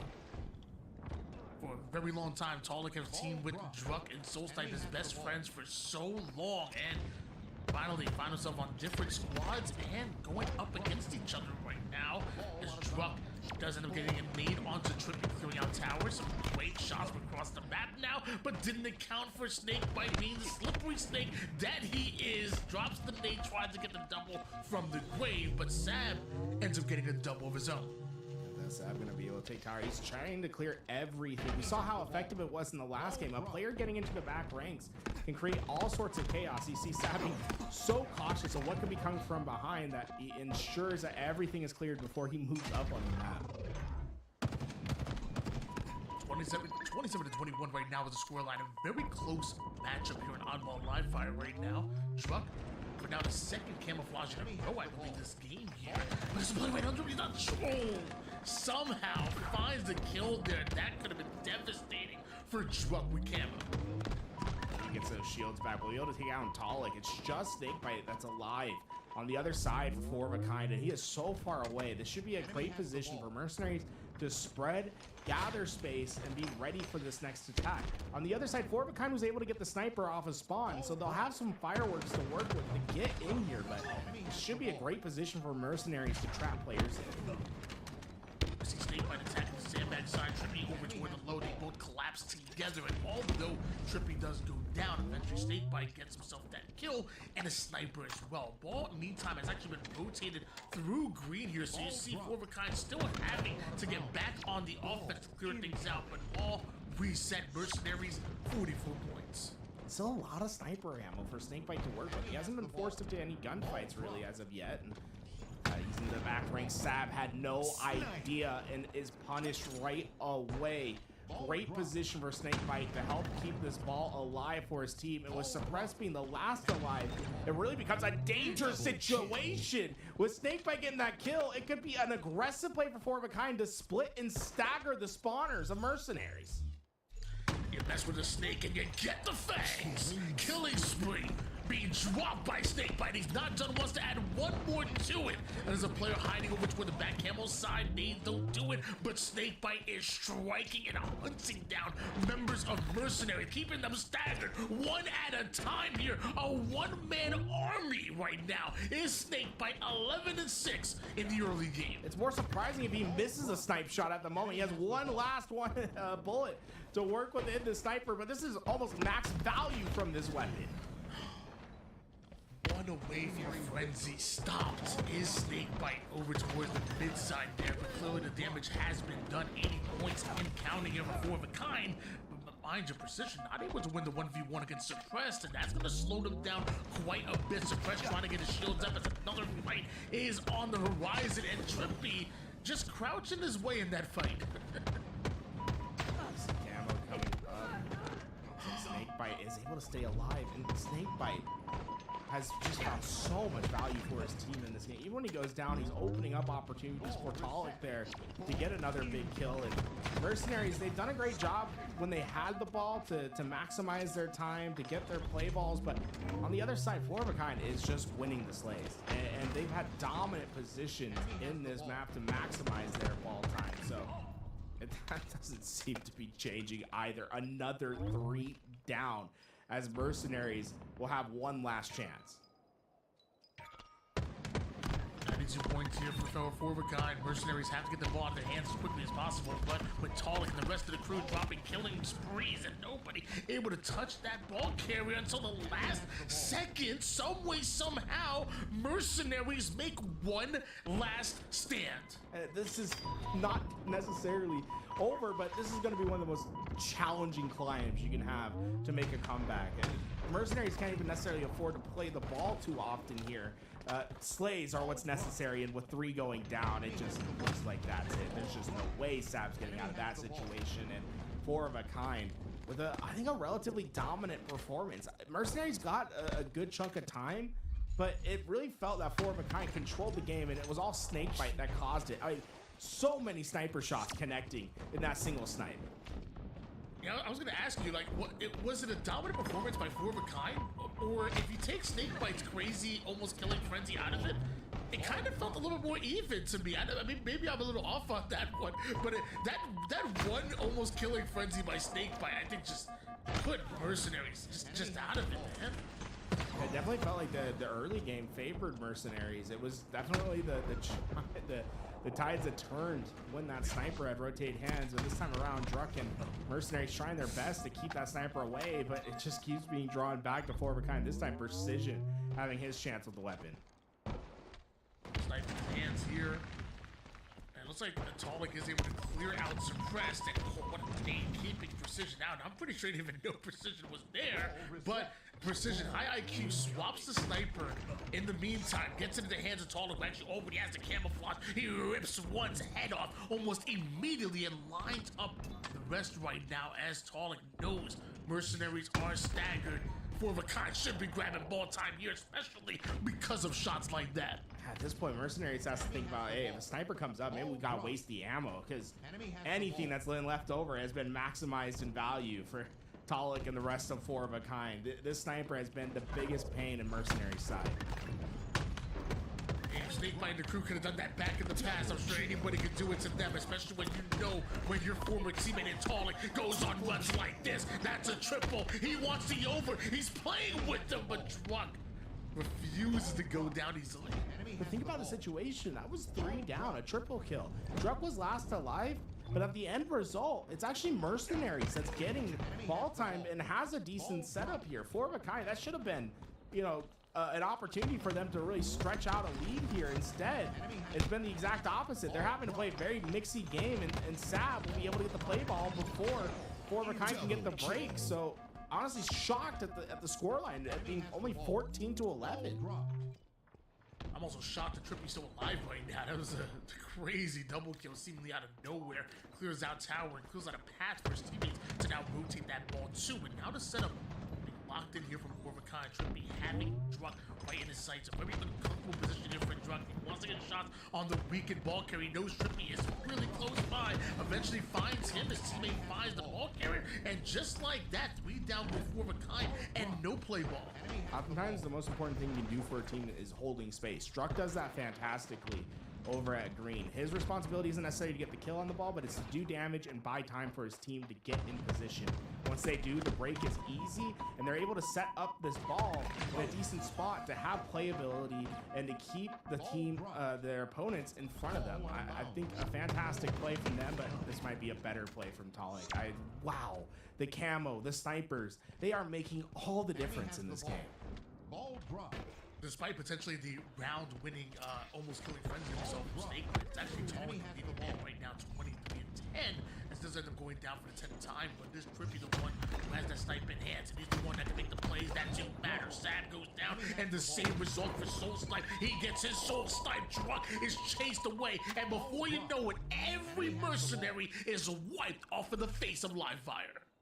That suppress, he's gonna come off a spawn, try to lead Mercenaries forward into the front lines, and he is there early, but Trippy has the knowledge, gets the call outs, and now the sniper starting to hit. Only 1 bullet left, but a big lead that's opened up here for 4 of a kind. Oh, 4 down. Trippy on the push, taking space as you mentioned earlier, but ends up in a 1v1 against Solstein. But I mean, Trippy does die on their side of the map, so he'll probably spawn up and have another chance to fight. Meanwhile, Solstein now trying to navigate his way closer to the ball and his teammates. That nice job by Solstein to get that kill, but he's the last player alive. It's Snakebite and Trippy that he's got to deal with. And he's at tower trying to do his best, but I think it's just too much to ask of one player. Honestly, the fact that he's still alive is impressive in its own right. Oh my god, how did Solstein get away with that?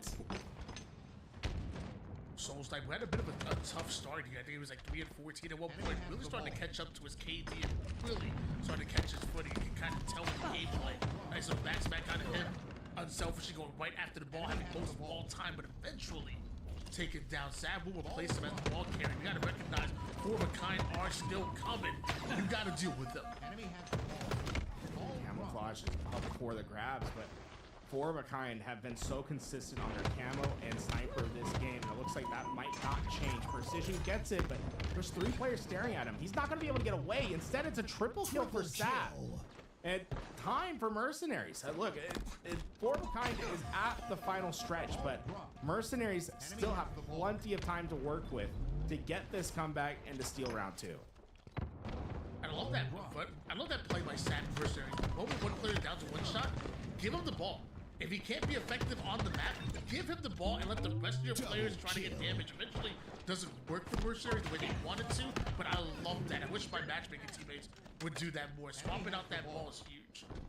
20-second lead now for 4 of a kind. The Trippy is going right into the front lines. That's the kind of dominance that 4 of a kind has been able to establish from time to time. Is having the 3-4 downs at the right opportunity where they can pressure spawners in that way.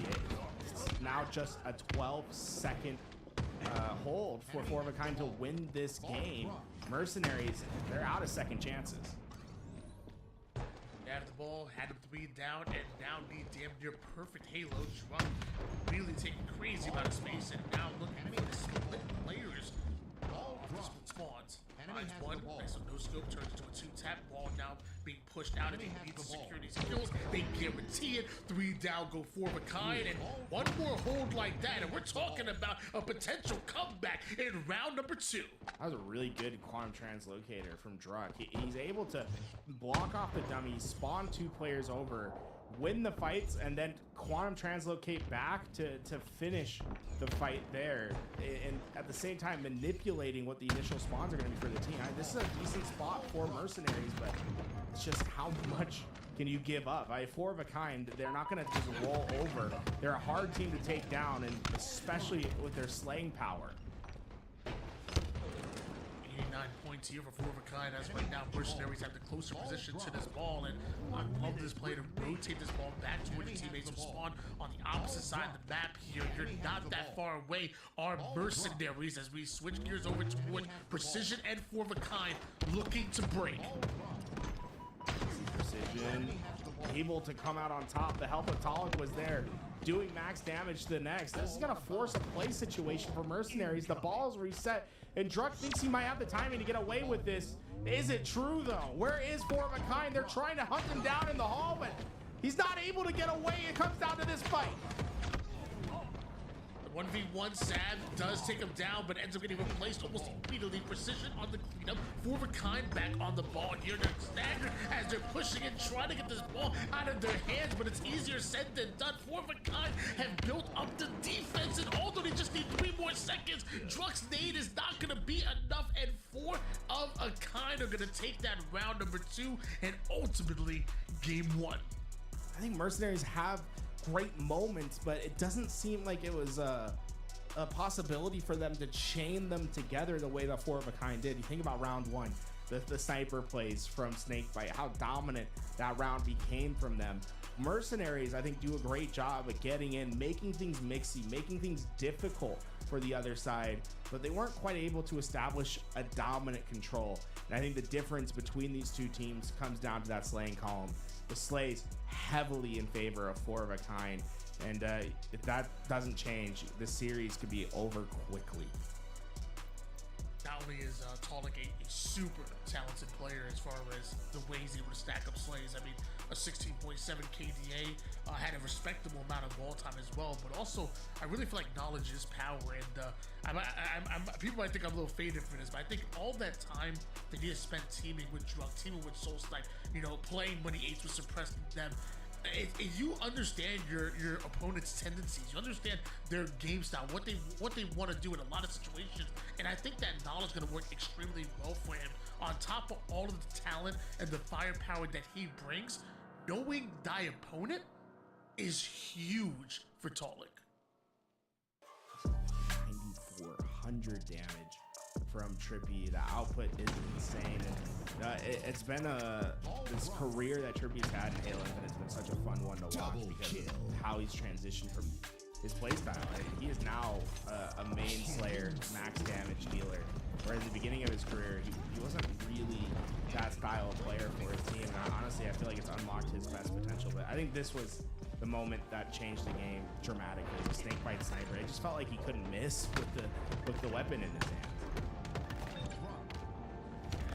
It's funny when we talk about every member of 4 of a kind.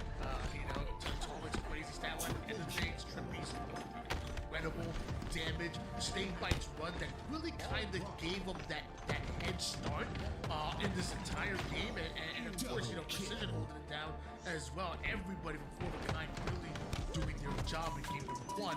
And now we look on the side of Mercenaries. Like, how do you answer back with that? Because necessarily, I don't actually think Mercenaries played bad. I talked about in that round number 1.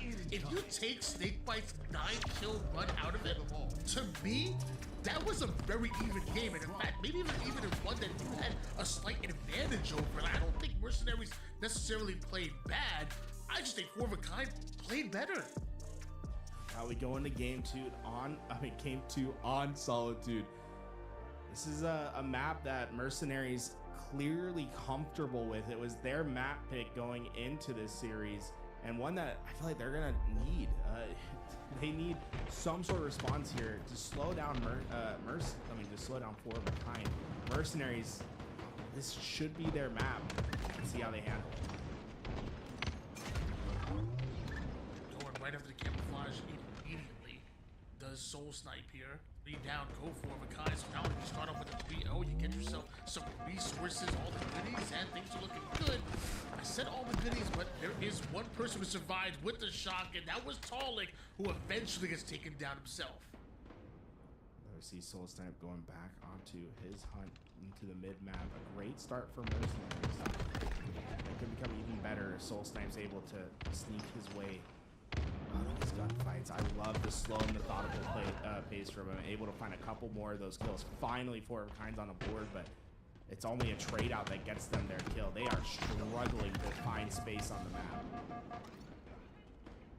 Mercenaries clearly picked this map and gave it for a reason here. They wanted it, and so far looking to bring it on. And Talik does open things up with a nice little double kill. Back-to-back kills goes their way, but Drug shuts that down immediately. He checks him just a bit. Snakebite down, walks him down, but Snakebite had one with him. That's Precision on the back-smack. And of course, looks like Drug had one with him. That's sad on the cleanups. Trippy trying to get himself way into his team's angle. Great job getting there to help. And right now, 4 of a kind need to establish a little bit more map control. Mercenaries are largely trapped into this back spawn. This is the opportunity that 4 of a kind can move up onto the map and take some more space. Didn't be taken here by Soul Snipe. He does try to put some out as well, but Talik, the final player alive from 4 of a kind, takes him down. 17-9 advantage here. Still 4 Mercenaries, but it's Talik the one that attacks the perimeter, runs into a couple grenades while doing it. Throws one of his own, but it's not enough. Truck with the win. Now 2 down the side of both teams. Just Precision and Snakebite alive for 4 of a kind. On the other side of the map, they're gonna flip this away, and right now Precision's an important player. He's left in isolation on the right side of the map. It's his responsibility to stay alive and try to help his team get forward on the map. You can see that starting to happen on the right side, and once that engagement goes through, that's his cue that, hey, I can go in and start to make some havoc happen. Great plays by Precision, but unfortunately for him, the rest of his team is not quite able to stay alive. That's going to be a camouflage for Mercenaries, and with Shock Rifle coming up in 20 seconds, this could be back-breaking for 4 of a kind. Camouflage camouflaging carbine in the hands of Drunk. Seeing players rotating away from the blue side over toward yard. Nobody wants to spawn in blue, and you definitely don't want to attack towards the blue truck side. Mercenaries obviously know what's up. They block that line of sight immediately, get a couple kills that go their way, willing to trade out their lives. They have a double-digit lead. Druck's been having a struggle on trying to find a player available to take down, and by the time he does, it's two that instantly spot him and find a neutralizing kill. So that Mercenaries, I mean, they have a decent lead here, but on Solitude, no lead is safe. It's so easy to be able to find spawn traps on this map. There's 3 very heavily weighted primary spawns that are very easy to trap players into.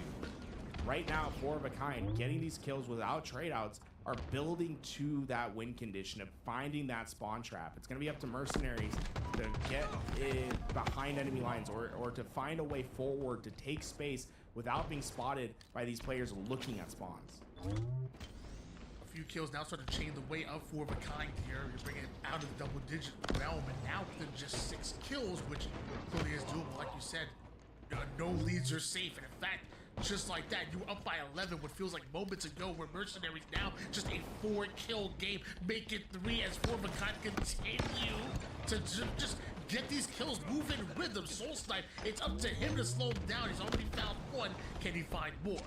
Crucial kill by Soul Snipe. It does 2 things, right? Allows his team to start getting forward, but it also pulled back 2 members of 4 of a kind. That's going to get in some spacing for Mercenaries to allow them to try to win in the neutral map.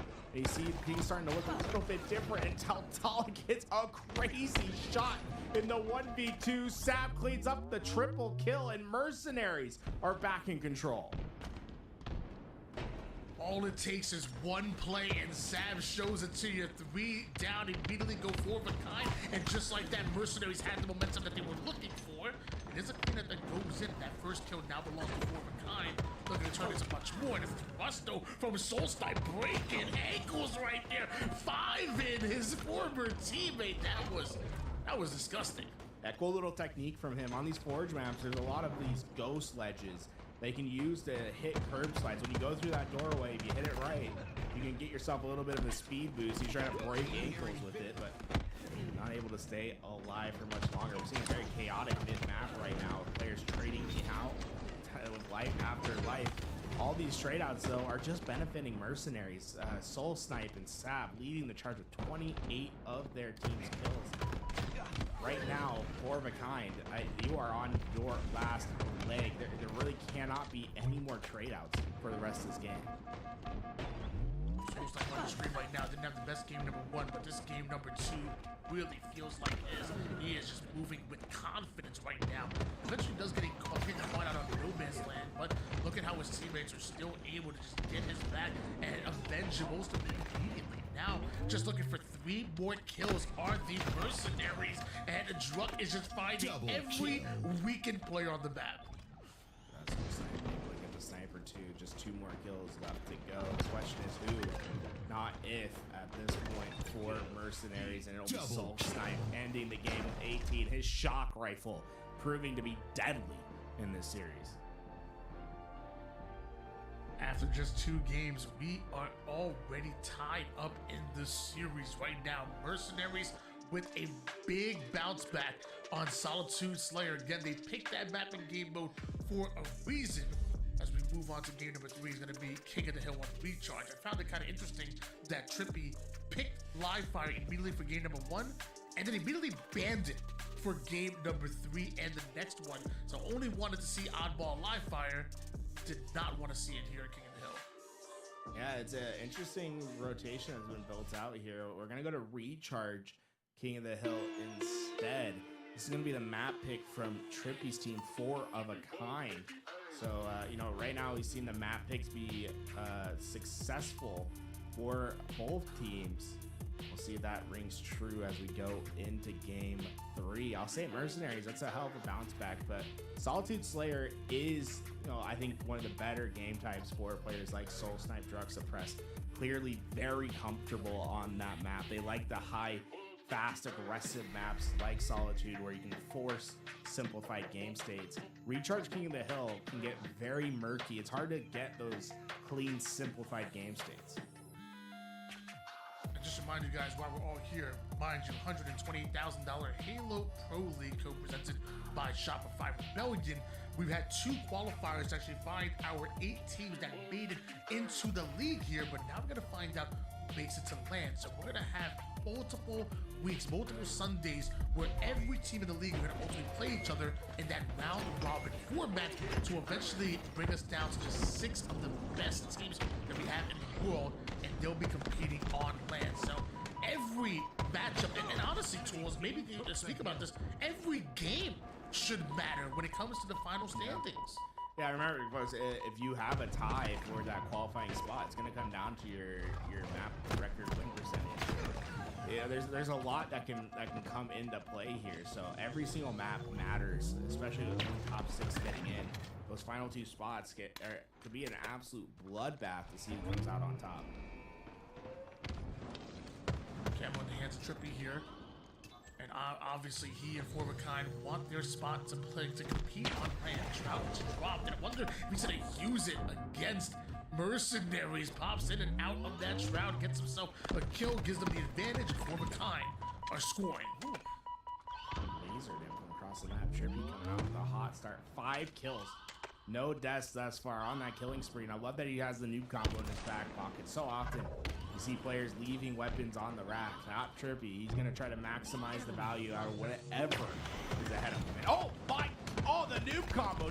He's shredding from across the map. That's a double now. Wants to close out this hill here. Trippy just about does it despite being one shot, still scoring, and it looks like hill number 1 will go to Formikind. Mercenaries come off the spawn and immediately attack the next hill here. Truck in a great position to try to bait it out, but somehow he still goes down, and Precision precisely dissects the remaining members of Mercenaries with the shock here. Oh, 3 down.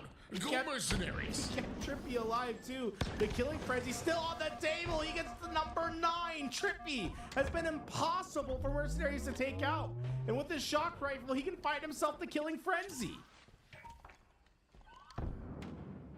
Suppressed on the rotation. Anticipates as he goes down the orange pipes that he may just pop up over to where the bat ledge, but nobody home just yet. Taking a lot of damage though, and not able to get the trade. Suppressed with the kill shot out of his hands, but work not quite done here for Mercenaries. A lot of time here for Formikind, and Mercenaries ultimately dying one at a time here. Sab has to make a play here toward the back blue. Can he win this 1v1? So far, I think Mercenaries did a great job of finding the isolated players into those gunfights, are able to get a temporary break, but it's still Formikind that seem to have the favorable spawns here, and they will get right back into the hill. It's Trippy, the player that went down first, actually comes back to punish Mercenaries by getting the camouflage, and seemingly will find the remaining bit of time to give themselves a 2-0 lead. Doesn't get the frenzy, but does end up getting camouflage, gets himself a kill, and ultimately a 2-0 lead here for Formikind. And Mercenaries not even starting off this next hill on the right foot. In fact, they were 3 down. Now Suppressed staggered once again here as he keeps finding kill after kill. All of this damage. It's too much. Mercenaries 3 down again. They got the map in front of them too. Formikind just know that Mercenaries don't have a lot of different opportunities to attack from. Soul Snipe able to get in, but quick trade outs are going to give Formikind the numbers advantage once again. This is a really tough position for Mercenaries to fight out of. Even when they get the break, if they don't have those A spawns flipped, the war of attrition will always favor Formikind. And what's crazy to me is that this is such a dominant performance here by Formikind. Talik just put his 4th kill on the board. Before that double, he was 2 and 3, and he's normally the high man for this roster when it comes to KD. If Mercenaries are getting treated like this, and their best Slayer is having an off game, what does that mean for the rest of the series? It's 3-0. Formikind have complete and dominant map control. It's an interesting spot because it's one of the few times where you see a stat line like that. You're like, oh, you know, maybe Tolic's not having the best game, but it's actually more indicative of the inverse, where Tolic just hasn't had to do a lot. His position's been largely back in the map, trying to anchor out spawns. The reality is that the front lines have just been won so consistently by Trippy and Precision. There hasn't been a lot of need for Tolic to get into these gunfights, and his focus has largely been blocking out the correct spawns. And that's why it's been so tough for Mercenaries, is they're not getting gifted anything on this map. They're not getting a favorable spawn. They're not getting, you know, a lucky chance here and there. It's been all grit, and so far, 4 of a kind. When it comes down to crucial one-on-ones, have largely come out on top. Though, luck might just change. This is the first time in the game that we're seeing Mercenaries get away with a camouflage. His hands here ends up jumping right into the middle of the map, and then even tried to find the exit and finds himself with Precision. The trade does end up going down here with Camo now off the map. Sam, meanwhile, wanted to deal with, if not 2, it looks like now 3 members of 4 of a kind are pushing up. He's one shot. He wants to help Soul Slam, he just doesn't have the shields to do so.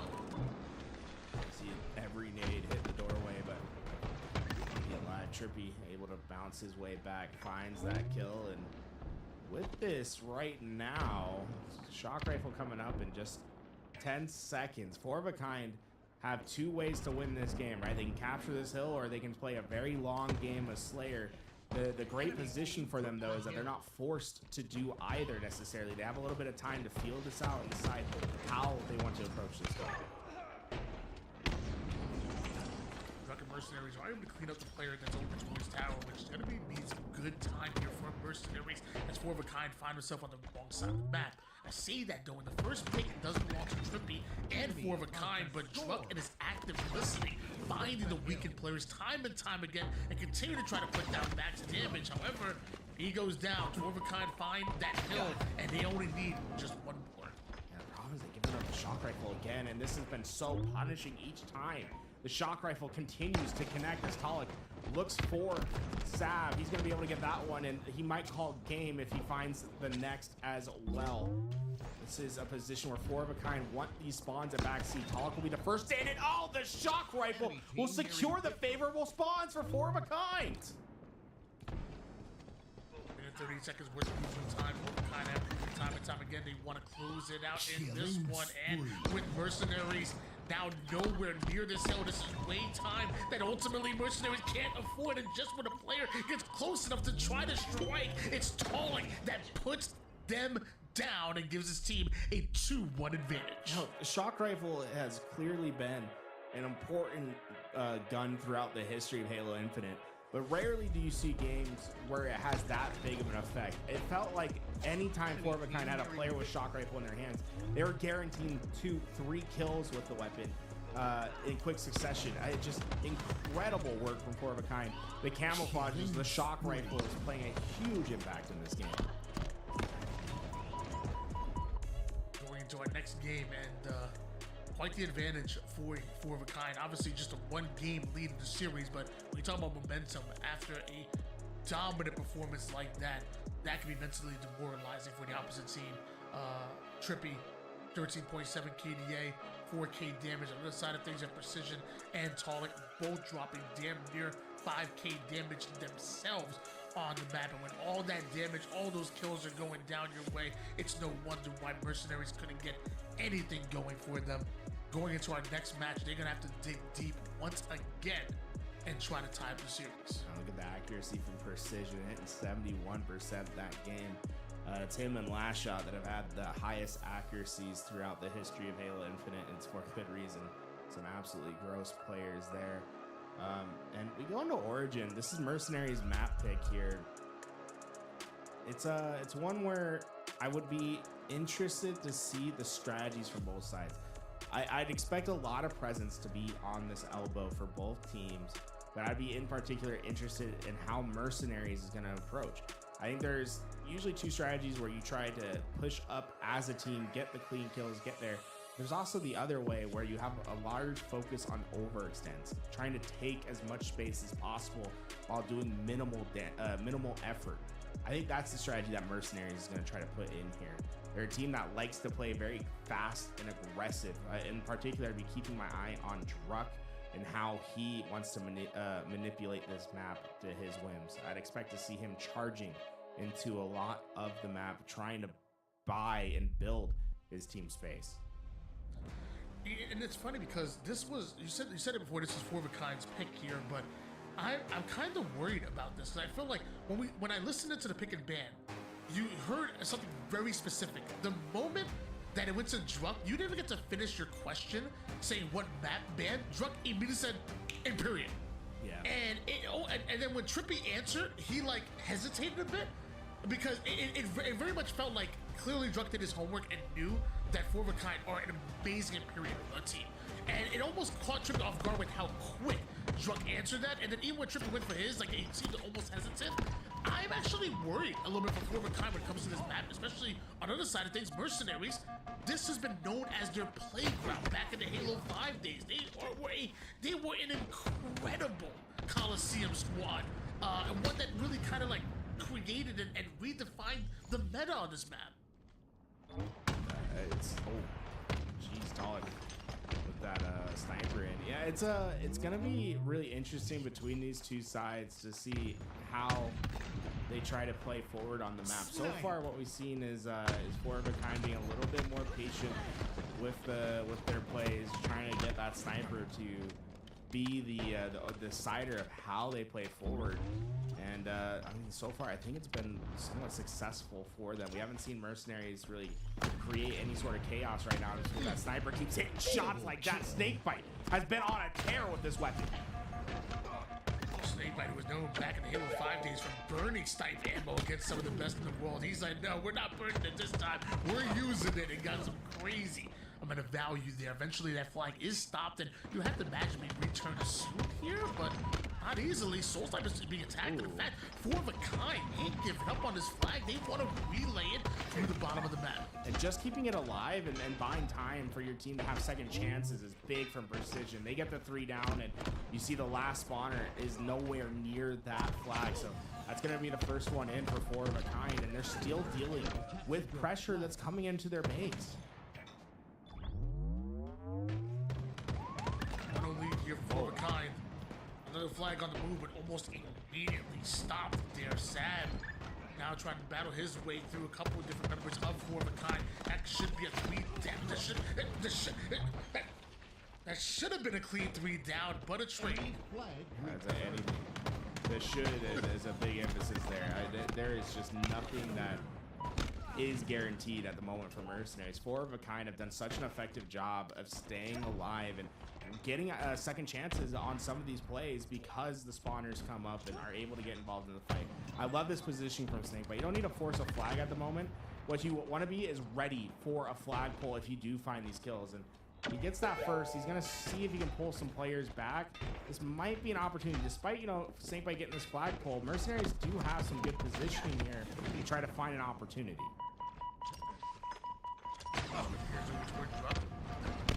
Down on the low side of the map, and no shields to work with, but no shields, no problem, says Druk. Goes right through Trippy and finds himself over on the elbow side of the map here, making his presence known by putting damage onto multiple different members of Four of a Kind, drawing a lot of attention here on the elbow side towards himself. And now there's a teammate with them. Looks like that's the point when they want to attack. Take down one, brings another down to half shields.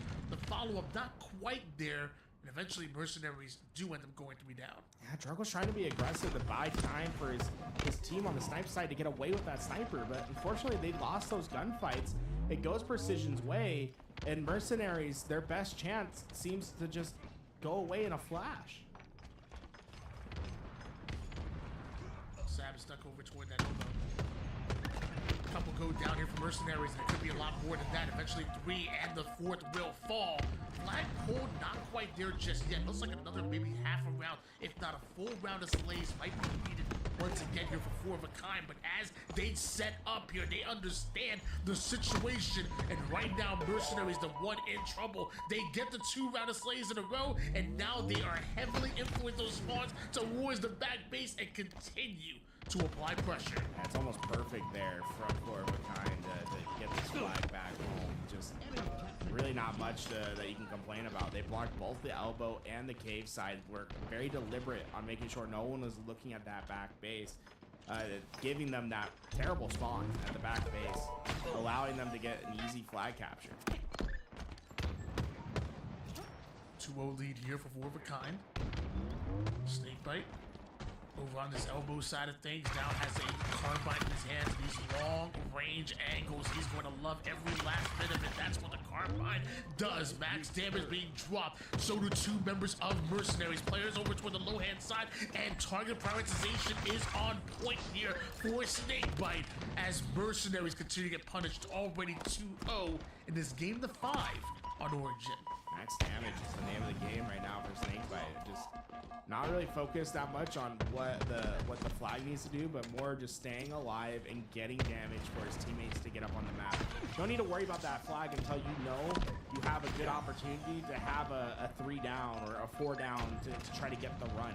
You see Four of a Kind been very deliberate about when they try to go for that flagpole. Even now, right? They don't feel like they have the timing to necessarily pull out that flag. Instead, they focus on those slays, and this time around, not going to be successful. I don't necessarily mind not pulling the flag there, but I do question on whether I don't think they didn't believe they had the timing. I think they might have actually had a pretty good timing window for a flagpole there. We'll see if Mercenaries is able to find some sort of answer on the other side, because Four of a Kind is winning the slay up battle by a hefty margin. See a sniper onto the battlefield here. This time Brock is not coming up at the same time. Flag was started but quickly stopped over toward the back base here. Precision really trying to angle that out. Trippy has a responsibility of defending this snipe side here against every member of Mercenaries that try to rotate through, cuts off the timing delay from the animations and just rush through here. And that's gonna work out perfect. He finds himself right on time to get this flagpole before the return. A little bit of fumble, but it looks like that flag's still moving. So far, Four of a Kind have done a fantastic job of showing you why the most important maps on most important parts of the map on Origin is going to be the rocket side and silvers. That's how they've facilitated all their attacks thus far, is by having the combination of those two players up and ready to cause action. And we'll see, you know, Mercenaries right now trying to find a response. Their way was trying to break out the rocket side. Successful at that, but it's coming at a hefty cost. A lot of trade outs happening. It's up to Talik to get on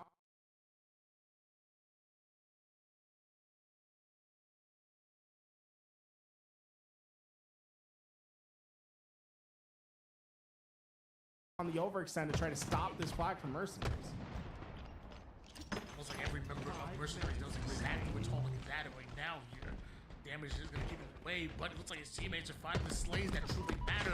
That activates Talik to try to push through the base. Some great shots from Soul Sniper will keep him at bay. Sab with the hunt down, takes him down, and Flag still over in that base. Isn't going to go through. Ooh, nice nade though. Gets that kill. He finds a sniper as his reward down below. Four of a Kind don't have a lot of map control here. Just one player on the high ground, and Sav gonna take care of that. Looks like a player from Four of a Kind got through the back ranks. I don't know when they got there, but they're on the return, and they will get the return. That's the third flag on board. Big time sneaky return goes in. 3 flags so far in a row, and now looking for 2 more, or just play the time against them right now. Mercenaries in a really tough spot. A big kill by Four of a Kind as they continue to punish the Mercenaries. Now look, this is 5 flag capture compared to 3 from previous iterations of this map, so there's still time to figure this out for Mercenaries, but so far Four of a Kind, the slaying, has just made a huge difference in this game. And they have 2 players that are essentially plus 10, 25 and 11 from Talik thus far, 22 and 12 from Snakebite. Talik maybe the MVP in this game here with the 25 and 13 assist performance, but Mama LVT is the MVP in the chat. I think that's 20 gifted something dropped it. My gosh. Thank you so much for the support as Four of a Kind look to close this game out against Mercenaries. Mercenaries obviously still having a chance, still time on the board.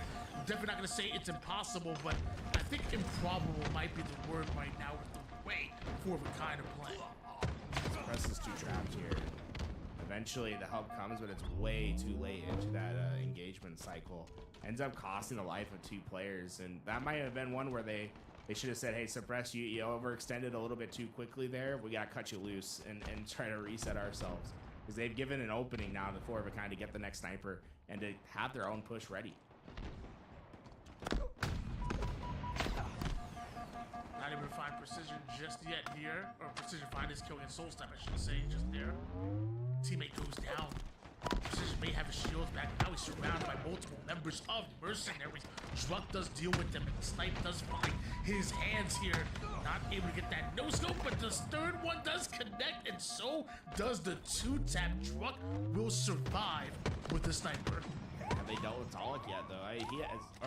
Talik has just been consistently extending into the base, finding kills, and being the greatest nuisance possible to this 4 of a kind, to this mercenaries roster. I mean, look, Druck's getting kills with the sniper, but the reality is they haven't found Talik yet. He's still just causing mayhem. And now he's got that carbine in the elbow from the opposite side, raining absolute damage on anyone that comes towards him. That carbine side position hold, but mercenaries dedicate 2 players to push and force him out of that elbow side. Druck also finding a Lincoln player for his killing spree here, and now it's Snakebite having a whole lot of responsibility on his hands. Cuts right through the window side, but everybody on mercenaries are able to anticipate it. Flag now on the move for the kind spawning just 1 step behind him. That's a 3 down. Precision, the final player, gets a double kill, but even that's not enough to stop this flag. It's not enough to stop the flag, but it might have been enough to save this game. I mean, that was a dominant position for mercenaries. They could have gone back to back with flag captures there, but Precision wins a pure 1v2, and now it's 4 of a kind that are being able to push up on the map and keep mercenaries in front of them. They were in a really difficult spot to fight out of, and Precision just didn't miss a shot. Now, 45 seconds worth of time on the board here, 4 of a kind. At this point, their win condition is just simply playing Slayer, making sure they keep mercenaries out of the base for just that much time. And in fact, Talik says, you know what? Forget that. I'm going to pull this flag off. If there's a sudden death opportunity, it doesn't mean anything. He has flag out. As of right now, 4 of a kind are getting aggressive despite the shot clock. The reality is mercenaries just have left way too many gaps that Talik has taken advantage of. So often he's just been able to run past on the rocket side, find his spacing towards the elbow. There has been no effort from mercenaries to stop him from getting forward on the map, and because of it, it comes to haunt them. A 3-1 victory for 4 of a kind, thanks to Talik's 33 and 15 performance. Wow. Talik has been having quite the series here, and again, to remind you guys, I mean, Talik was a long time a part of that trio with his best friends in Druck and Soul Snipe. Eventually, a lot of them end up going their separate ways at different times, and Talik finds himself on a phenomenal 4 of a kind roster. But you know, there must be emotion here. Going up against your best friends like this in a matchup, like even when you win, it feels it must not feel all that great. I think the stat line might make up a little bit of the hurt there, you know? Yeah, he's got to feel himself a little bit. 33, 15 deaths, 16 assists to go alongside it. You see his KDA shines above the rest with a 23.3. I think the reality of that game was mercenaries just leaving the entire rocket side open for so often. I was hoping maybe we'd see Druck be a little bit more aggressive towards the elbow side, but what largely happened throughout that game was players embedding themselves into the opposite elbow and being able to decide whether they want to play for the objective or try to do max damage. And when you see Talik, he did just that, 8,800 damage. Just for reference, the next closest on the other side is at 6,700 damage. He did 2K more damage than the next highest player on mercenaries. His damage level is over 9,000. My gosh. Beautifully played by Talik and hitting almost 9k damage. And now we go into Recharge Slayer. And potentially the final time that we're going to see mercenaries in this series, unless they awaken something similar to what they did in game number 2, the last time we saw a Slayer in this series. Recharge coming up next. And I will say, Recharge and Solitude, those are 2 completely different maps. Yeah, I mean, do look at the Slayer, and Mercenaries was pretty dominant in that Slayer. The objectives have been clearly in favor of Four of a Kind, but it's not like Mercenaries is without a chance to battle back here. I think Recharge Slayer is a perfect opportunity for them to reset and get themselves back into this series and search for an answer in these objective game types, because they clearly need one. Last time we actually saw this very Mercenaries squad on a Slayer, I believe the leading man was Soulsnipe, if I can remember correctly. I want to say he actually even might have dropped like 18 and 9 in that Slayer game after maybe having a slower start in that game number 1. So I feel like if we're gonna look at any player here, we're gonna have to look at Soulsnipe, maybe have another similar game to that. And actually, I just checked the Halo data hive, and it was actually 18 and 8, 5 assists, and almost 4,000 damage in that Slayer. So if there is a player to look out for, it's gonna be Soulsnipe. He was the leading man once before in the Slayer, and they're gonna need him to do just that again. The teams are finally set on their correct sides. Looks like we're gonna get into this one as fast as we can. But for those that are curious about the schedules and how things can go, lvthalo.com, you can check everything out there. But if you're wanting a weekly email blast, you don't want to do any effort, you just want us to tell you, we can deliver you guys a hand-delivered email every single week with what matches you can expect by joining the newsletter now. !newsletter in chat. We'll send you guys out an email that gives you the schedule, the drops, everything to expect with the LVT Halo Pro League this year. If you wonder what's going down, make sure you guys get on top of that newsletter. Links are already in the chat right now as we get back to our featured matchup here, Four of a Kind going up against Mercenaries. Already up 3-1 in the series right now. We talked about Mercenaries clearly having a path to redemption here in the series. Game number 2 didn't go their way on Solitude behind a 18-8 performance by Soulsnipe. That's what we're starting on board with right now. Can he have a similar performance on Recharge? Camo been largely left out in the open. Both teams trying to work their long range fights before they try to make the commitment. First blood goes to Four of a Kind, but Mercenaries not giving up this cross onto the camo just yet. Tied up in the early game here, Camouflage not wrapped up. Right now being used as bait by both of these teams at the moment here. Soulsnipe does have damage for the cleanup to go down, earning him an assist. However, Precision right through the middle of the map goes after one, and Mercenaries clear things out. Mercenaries do eventually win the opening break and earn themselves a Camouflage. Yeah, in order to do so, though, they had to give up the high side of the map. That's going to give Shock Rifle over to Four of a Kind. We'll have to see which one becomes more valuable at the end. I think I'd rather have the Camouflage here, but with the way the snipe shots have been hitting for Four of a Kind, I don't know if it's necessarily guaranteed that's the right play.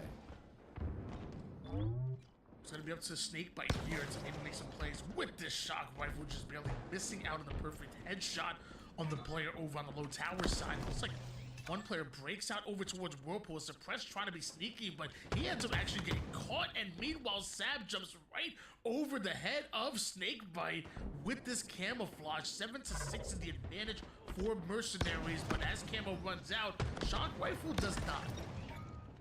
Ooh, Snakebite hits the shot, putting them one step closer to tying this game up, and eventually is when Precision hits that. Trade outs left and right, and Snakebite still has plenty of Shock Rifle work with a three-man push. Oh, Snakebite shutting it down.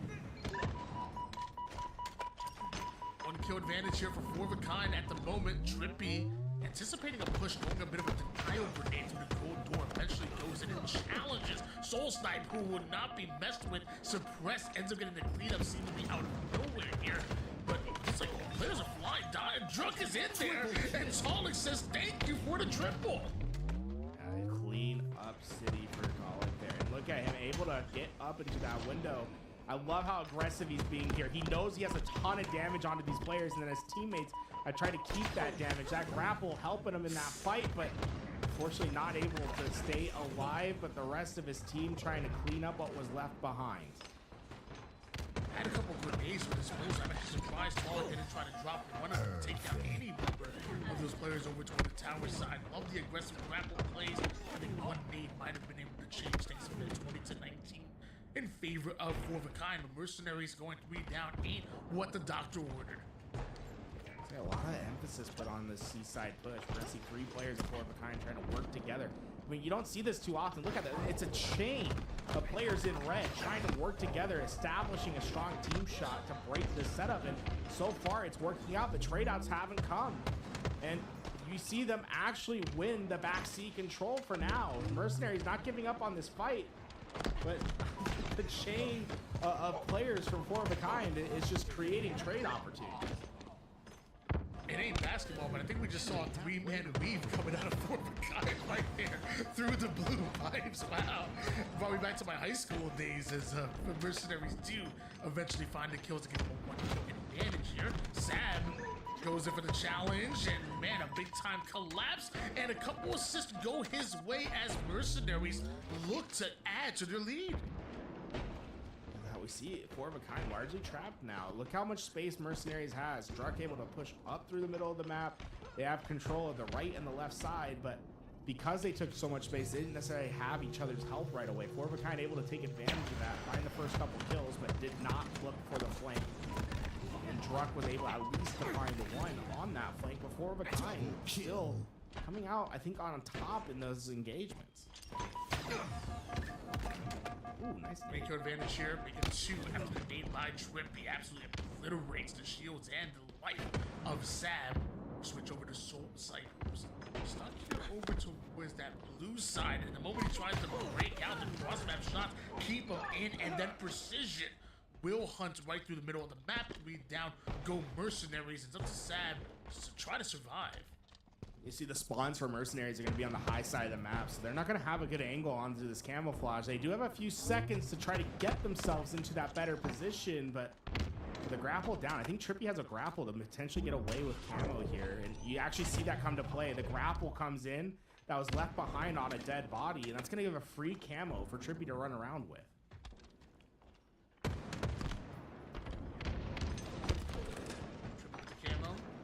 Starts off with a couple of shots over toward that Whirlpool side, immediate reposition, trying to keep Mercenaries guessing at the moment. Sees the 1v1 that he wants, but suppressed. Refuses to overcommit to that. But now look at all 3 members of Mercenaries. They're trapped over towards that low A side. And because of that, you're seeing Snakebite and 4 of a kind really choose and pick the way they want to attack, controlling the influence of this fight. And because of that, they're taking down 2. Could be a 3rd here. Oh, whoa, sad.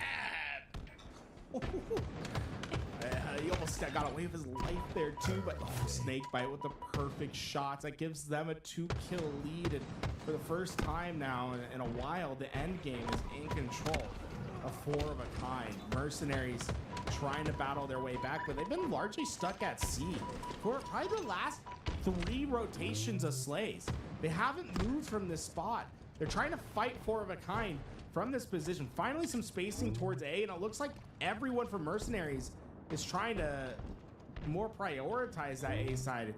A lot of emphasis being put on for Mercenaries there. The other 2 players trying to hold off C, and I like this from Trippy. He's saying, okay, like, they think we're engaging at C. We're actually going to try to engage you at A. Just 1 kill between them going into the late game here, and in fact, it's a tied-up game, and 4 of a kind are actually going to take the lead here, and this is not good for Mercenaries. They need this win to stay alive in the series, and a trade-out is not going to work because that's 45 now for 4 of a kind. Express got to be a little bit careful here. He's playing in isolation right now. Doesn't have the exact help to take on a lot of these gunfights. Oh my god, he's checking for information. It almost comes at the cost of his life, and Soul Snipe doesn't even hesitate. Impressive plays for Mercenary to try to close out this series, and right now they're trying their best to get these kills, but 4 of a kind finding trade after trade. It's 46 all. It comes down to first to 4. Just a couple of lives to work with. Every single fight matters. Soul Snipe goes in for the 1v1 and ends up winning. It takes down Snakebite and gives Mercenaries the lead. 1 kill difference, but camouflage to try to close out this game for Suppressed. 2 kills is all you need if you're Mercenaries.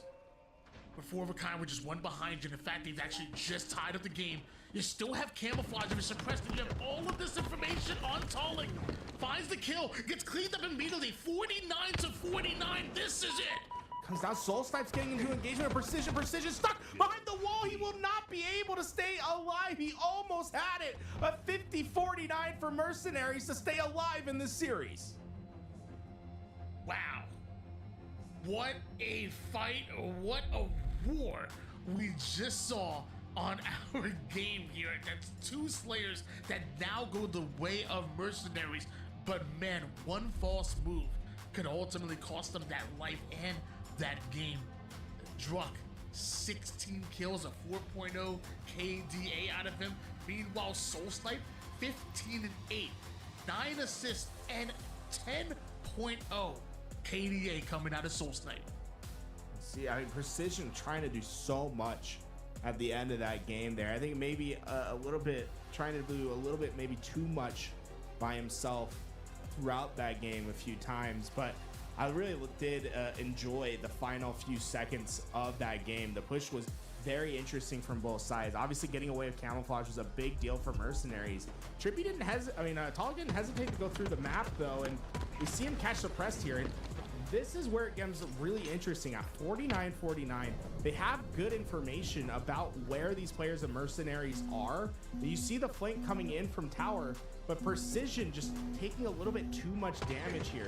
But look how close he is from winning this gunfight. He's one shot away. And I really like to see, this is where Precision comes out on top in a lot of gunfights. This is how good his micro is. You see him down 3 shots in this engagement. He gets 1, 2, 3, and then just misses the head. He has an opportunity to win the game. And think about that. He has an opportunity to win the game being down 3 shots going into that gunfight. Yeah, that's the most impressive thing to me, is the fact that he was literally, what, less than half shields in that fight and somehow almost got the reversal for the win, and that would have been absolutely crazy. But ultimately, that's a game that goes the way of Mercenaries, and we have another one coming up next. We move to the third objective, where now Mercenaries have a chance to force a game 7. We've seen so far 2 amazing series up until this point. We haven't seen a game 7. Maybe Mercenaries can bring us there. Strongholds is an interesting objective type, right? It's completely different than any of the other game types. Largely rotational in a way that you just don't see in the other game types. There's never really a chance for you to play around a single objective. There's 3 that are always in play, and because of that, you can focus a lot more on the flow of the game, right? You don't necessarily have to win your slays to win the game. Just having 1, 2 solid situations where you get a trip cap into play and score those 2 points for every second can make a massive difference in this game. Be on the lookout for the trip cap pressure. That's what both these teams are going to want at all points in time. Strongholds Recharge coming up next year. An opportunity for the Mercenaries to bring us to a game 7, but for the kind also can end it right here, right now, just like they tried to do in the Slayer here. And Talik has already come out red hot here in this game. But with that, Soul Snipe did get away with the camouflage, and with Shock Rifle still up, he has a chance to stack both the power up and the power weapon together. Bravo converts. Soul Snipe still having that camouflage in hands. You actually see that there's a teammate battling out over to the tower side. Says, why don't you stay alive? I got your back here. As he immediately puts down the pressure. Cleanups do happen. And Soul Snipe, without skipping a beat, attacks Charlie. Yeah, I love how he goes right into White Tower, is trying to instantly apply as much pressure as he can onto the map. That gives them this trip cap, at least for now. And if they find a couple of slays, they can maintain this. This is going to be one of the most important fights of the game, and all Soul Snipe just couldn't find the head. That's going to at least reprieve the trip cap pressure for now, as Precision was able to get away with that. He's also getting max damage onto the other side, but so far Mercenaries, I think, look fairly strong to start this game.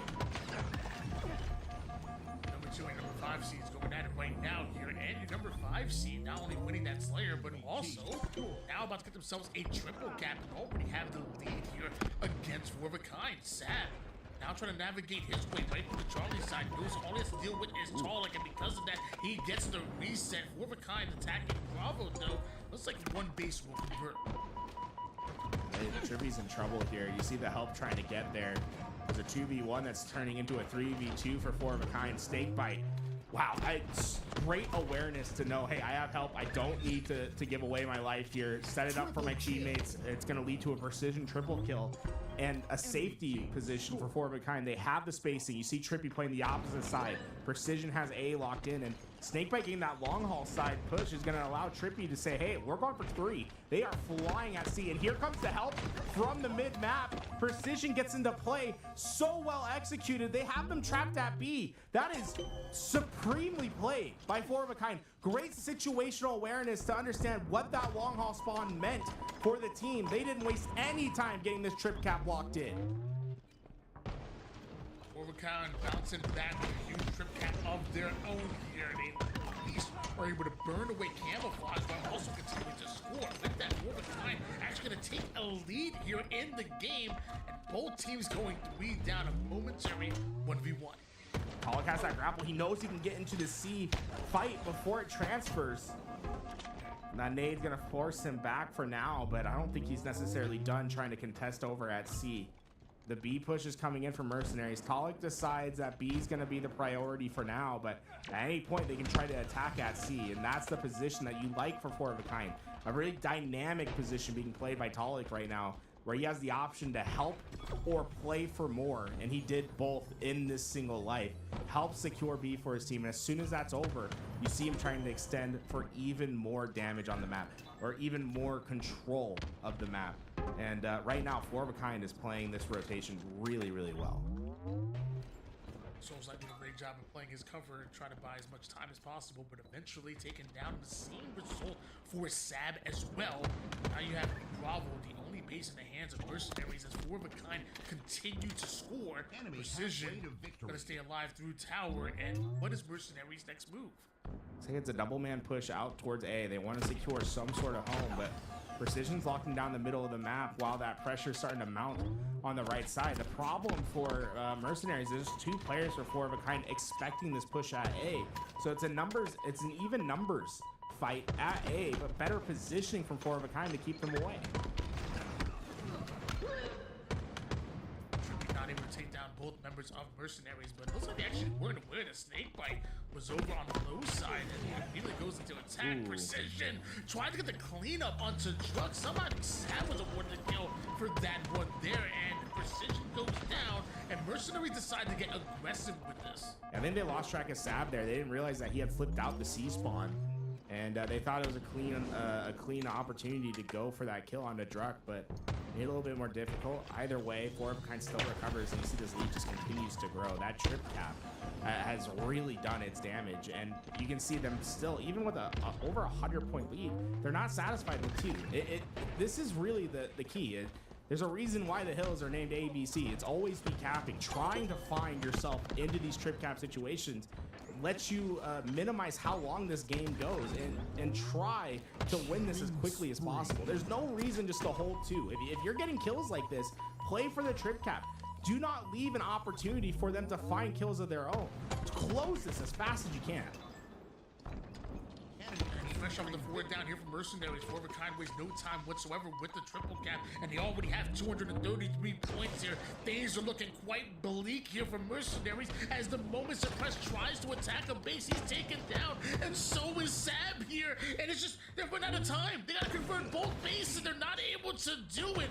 Four of a Kind are taking your series. Efficiency, the name of the game there for Four of a Kind. You look at the slays, there wasn't really that many in the game. That was a very quick game of Strongholds. And it's because how aggressively they were consistently playing for the trip cap throughout that game. It's a lesson to all of you that are sitting in matchmaking playing this map. A game of Recharge Strongholds, if you're winning your slay battles, shouldn't be longer than 6-7 minutes. It is like a map that really encourages trip cap pressure for you to be scoring in large swaths. And you see, if you find slays like this, that's your ability to end the game. Precision leading the charge at 13 kills for his team. An aggressive game of Strongholds to close out the series 4-2.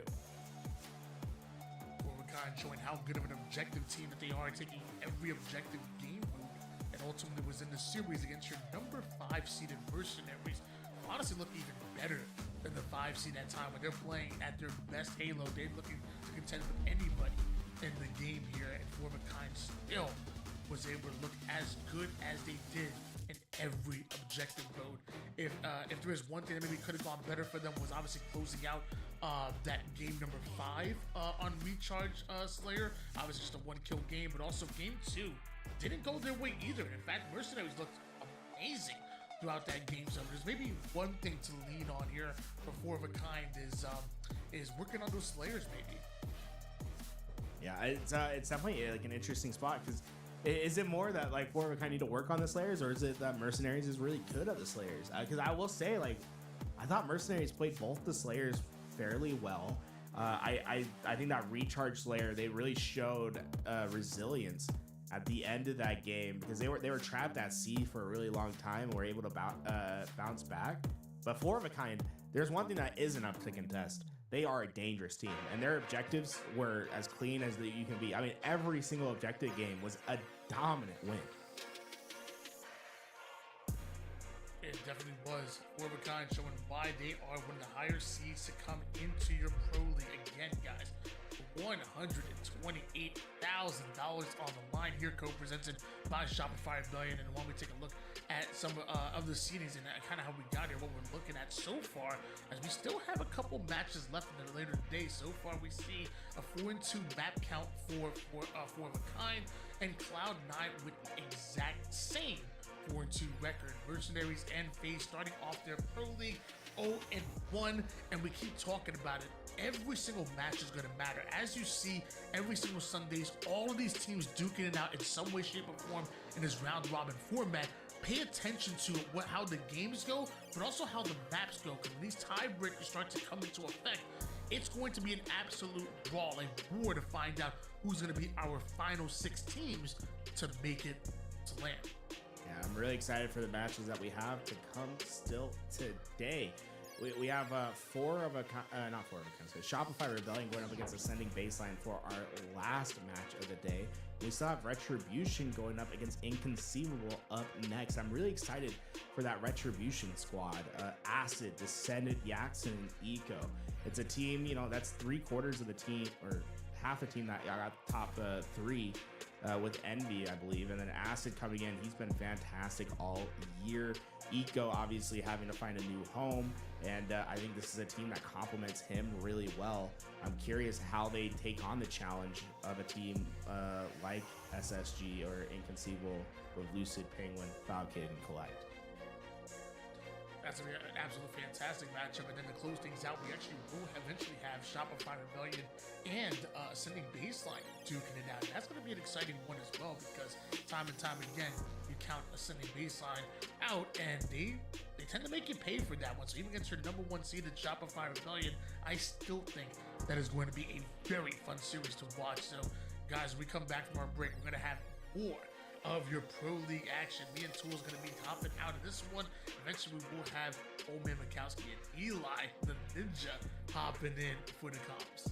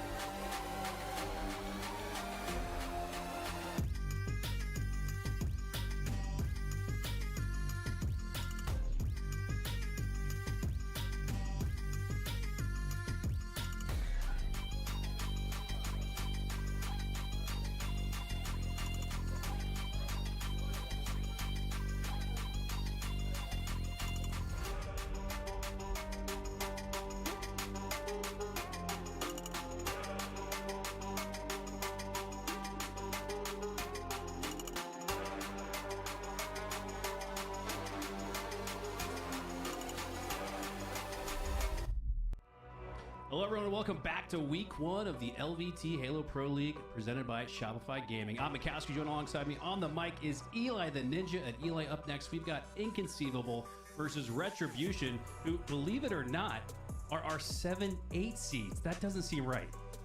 Yeah, I mean, both these teams are incredible. I think that this is going to be a very hotly contested matchup. We've already seen some banger series so far today, 4-2 in both of the previous series. Not many people had Cloud9 taking down FaZe, but they're able to do it. And let's see if we see some more upsets. Yeah, we've got a few world champions in this series. We've got a few top 3 in the Halo World Championship just a few months ago. I guess about a year ago at this point. But if you guys are just tuning in, used to seeing best of 5s when you tune into LVT Halo or HCS competition. The LVT Halo Pro League will be best of 7s throughout the way, and I really think that first series between FaZe and Cloud9 exemplified why we love best of 7 so much. It's one thing to win 3, Eli. 4 doesn't sound like much more, but that closeout game is brutal, and it usually extends the series, which means we get more free Halo. Yeah, I mean, obviously a best of 7 basically ensures the better team that day comes out on top. You know, it's pretty easy to cheese out like a best of 3, you know, just winning 2 games against a team. Anybody could maybe do that, but after a best of 7, it's pretty clear and decisive which was the better team on that day. We've also got to talk about the pick ban structure. In case you guys didn't tune in earlier today, we've got a whole new format here. So this series layout was not predetermined. This was determined about 20 minutes ago off of the pick ban process, which we'll talk about more after this game. If you remind me, Mikowski, we both have the memory of a goldfish in our old age at this point, but let's try to lock in on this very first game. Recharge, King of the Hill. Here we go. Hopping on board with the Season 1 MVP. He's looking to start off hot here in his Year 5 Pro League debut, as he's got the camo off the start, going for the triple threat camo, grapple, shock, and he's got all 3, looking to turn it into just that. Doesn't quite connect on that first shot, though. And off the start, it's a fairly stagnant opening hill. You can see just a glimmer of points for the red team, but now Lucid in the hill as the shock has some time, harpooning his way into an opponent, but he ultimately trades out.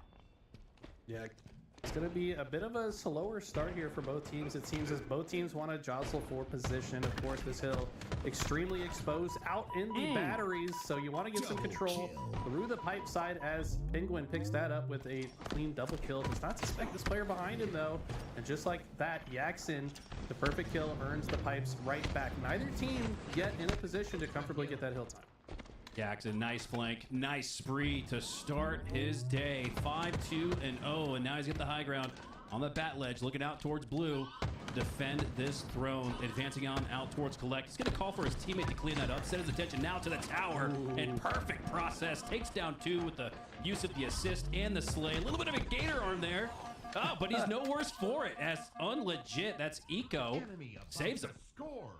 Yeah, and an interesting movement there from Yaxin. Opts to not go into the A Whirlpool. So what you're going to see is teams try to create some type of L-shaped setup as they can after they get map control. So we're going to see how Inconceivable opts to do it here. They can either pin the extension of the L to C or to A to then force the spawns exactly where they want them. Retribution need half a second to take a 1-0 lead, but they all get wiped.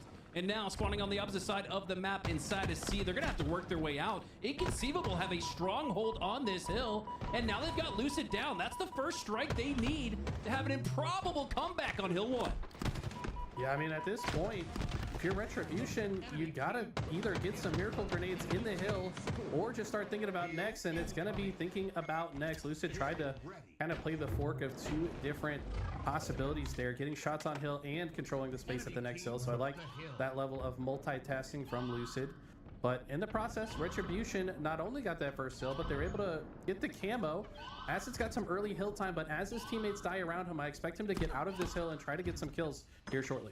Wow, despite not much movement there, he was picked out despite having the camo, and now he's picked off. Does trade out though. 1-1. The 1-0 lead here for Retribution is Descendant. Hot off the flight from Puerto Rico. He takes one, but goes down as well. Lots of trades occurring here in the last 15-20 seconds or so as Eco working his way in towards the sneak. He got to watch his back. He trades out as well. It's 3 trades in a row, and then there's another trade right there. So all topsy-turvy, and the trade is reflected in the score as well. We're tied on Hill 2. Acid with nice insta-explode setup. Doesn't even need the extension of the second plasma grenade to take down Collect. Now just trying to hold down this silo, but a very aggressive movement from Lucid. And talk about changing your playstyle. A lot of people said Lucid didn't play fast enough, but I tell you what, this man is adaptable. And I feel like he's been speeding up his game to meet the demands of the meta. I like that adjective, adaptable. I do think that defines Lucid. He's also damn good at Halo. As Collect is also pretty good himself. Pushes into the tower, takes down 2. Preemptive grenade toss out towards the chasing potential triple, but it's the grenade that takes him down instead. And now Eco turning that one, working his way through, but you can see that little stutter step. He realized that Lucid was about to capture the hill, so Eco instead rotates next. Yeah, actually, he ended up getting shot in the back. I think a bit of a uncharacteristic death from Eco there. Typically, he would have thought ahead in that situation, understood he didn't have the timing to stop the hill and just held for next. So instead, actually just kind of died for free bottom mid. Might be kicking himself for that one. See if his team can recoup from that death into the next play. Lucid waited that extra half second to make sure he had that headshot lined up perfectly, and he's awarded with a perfect medal for it. Now in a tied game, 1-1, Lucid waiting for the next peak, whether it be through the tower or through the long haul. Lucid's reticle looks ready for the next shot, and it is. There goes the headshot. Boom goes the dynamite for the second. Could have hurt. Could have hit the third. But that player sneaks back into gold instead. Lucid does open up the lane for Collect, though, to grab this camo. He's going to grab the camo, also just backtracks into elevator just long enough to guarantee these players don't spawn there, just to be extra careful. Now, flanking behind the players as he predicts their next push, getting some shots down range. Collect's doing it all. Also, grabs the carbine and now elects to rotate all the way to C. I mean, look how forward his pressure is on the other side of the map, and it looks silly to some players or viewers that are watching this. Like, why would you be that far away from the hill? But if they got to deal with him before they can even look at the hill player, he just guaranteed their team to cap that hill. Not only did he guarantee the cap there, Eli, but he preemptively pushes towards the rotating hill number 4. So yeah, Collect, you could maybe a little bit of aggro play style there, but it was rather calculated chaos. As Lucid now been on board with his POV quite often throughout this one, and for good reason. 10, 4, and 6, and there goes another one with use of the noob combo. Doesn't quite connect on the second. He goes down, and here comes the push through the tower from Retribution. Here we go. Lots of grenades come down. All the grenades have been used, though, and now they suspect the players coming from behind. Not a lot of space to work with on the side of Retribution here. They do a good job to navigate the chaos, spread out just a little bit, but Collect is going to come in and ruin that push. Now just hunting down the last player. They want to make sure Jackson is taken down so they can comfortably get hill time. Now Collect's going to look for some spars. Nice POV switch there from Callus. Felt like we were warping through time and space, and the barrel of that shock rifle is Collect. Picks up another one, and that's a fresh one. Look at that. He's got 6 shots left to work with. Plenty of opportunity left in this sniper rifle. I think knowing he has so much ammunition left, he's just letting it rip. Doesn't connect on those 2 shots. The third misses as well. He's surely good for the 4th, and there it is. You're not going to miss too much if you're Collect. One of the better players with that shock rifle. Lining up for a potential collateral there. Does not get it. And he was very liberal with his use of the shock rifle, Eli, but I guess the positive is that if he can't use it, nobody can. No, that's absolutely the case. You don't want to just use a couple shots and then die and then give that item to the other team. That's just one more measure they can use against you. So I like the use liberally, like you said. Just go ahead and burn the ammo. Yeah, you might look a little silly on some shots, but denying that resource to the other team does quite a bit for your squad as they now go up 3-1. And I believe this was Retribution's game type pick, by the way. So to be a really strong start for Inconceivable if they can close this out.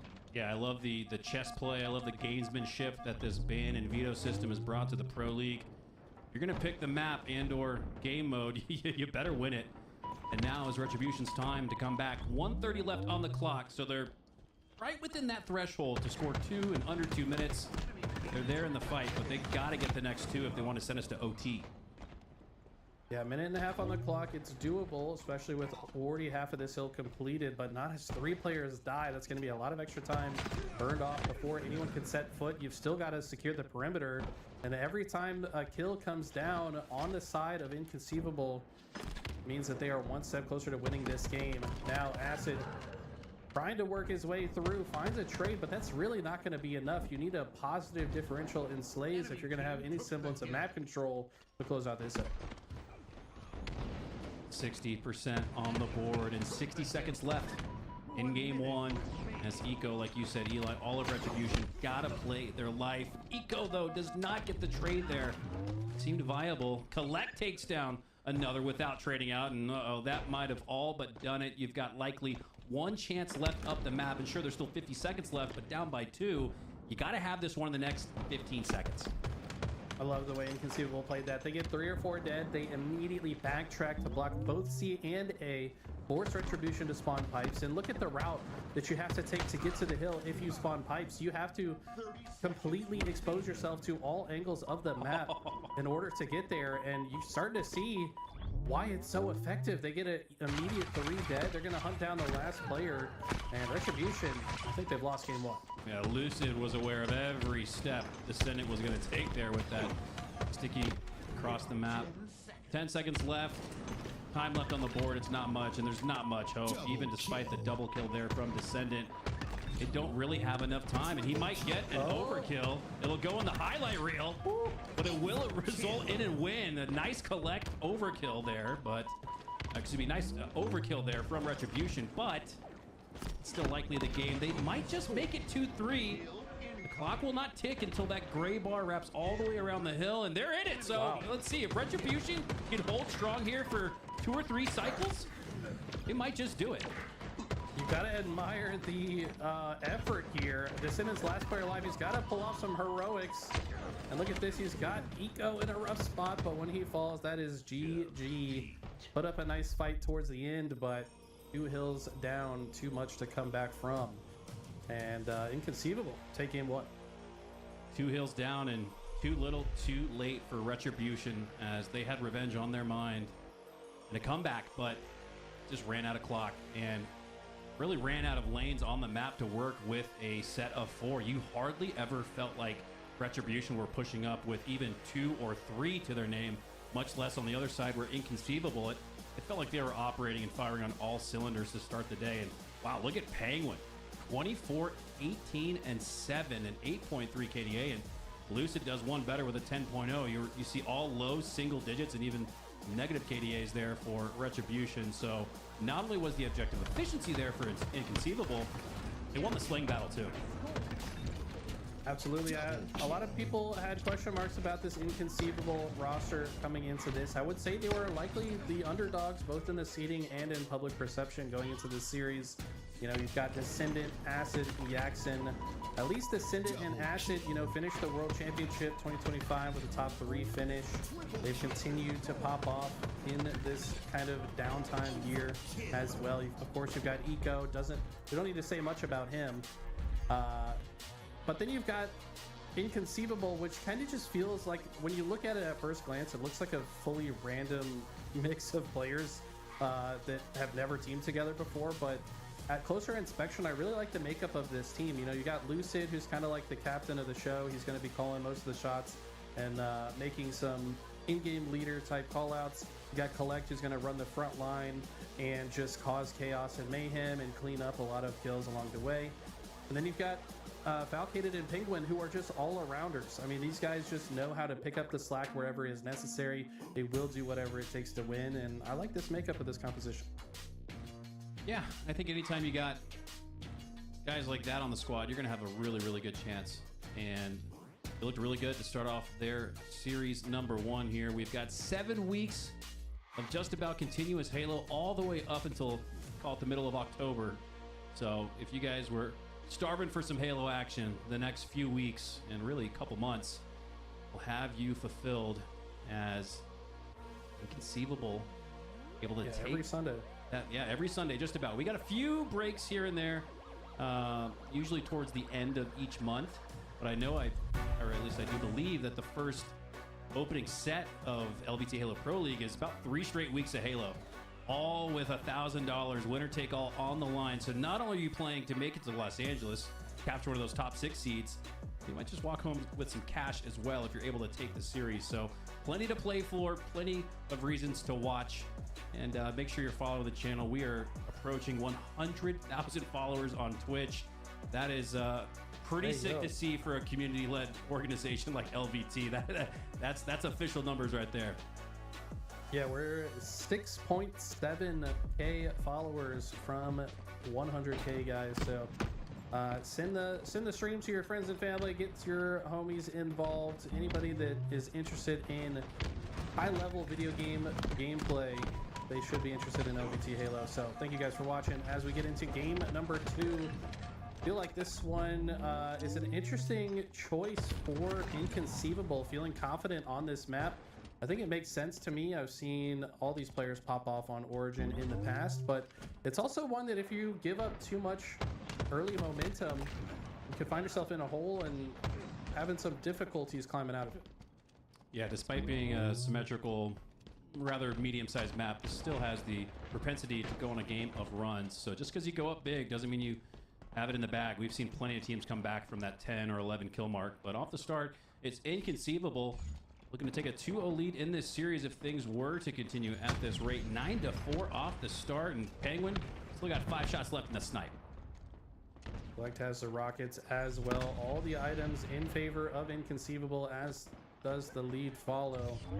There's still a 5-kill advantage. Both teams kind of vying for this snipe side.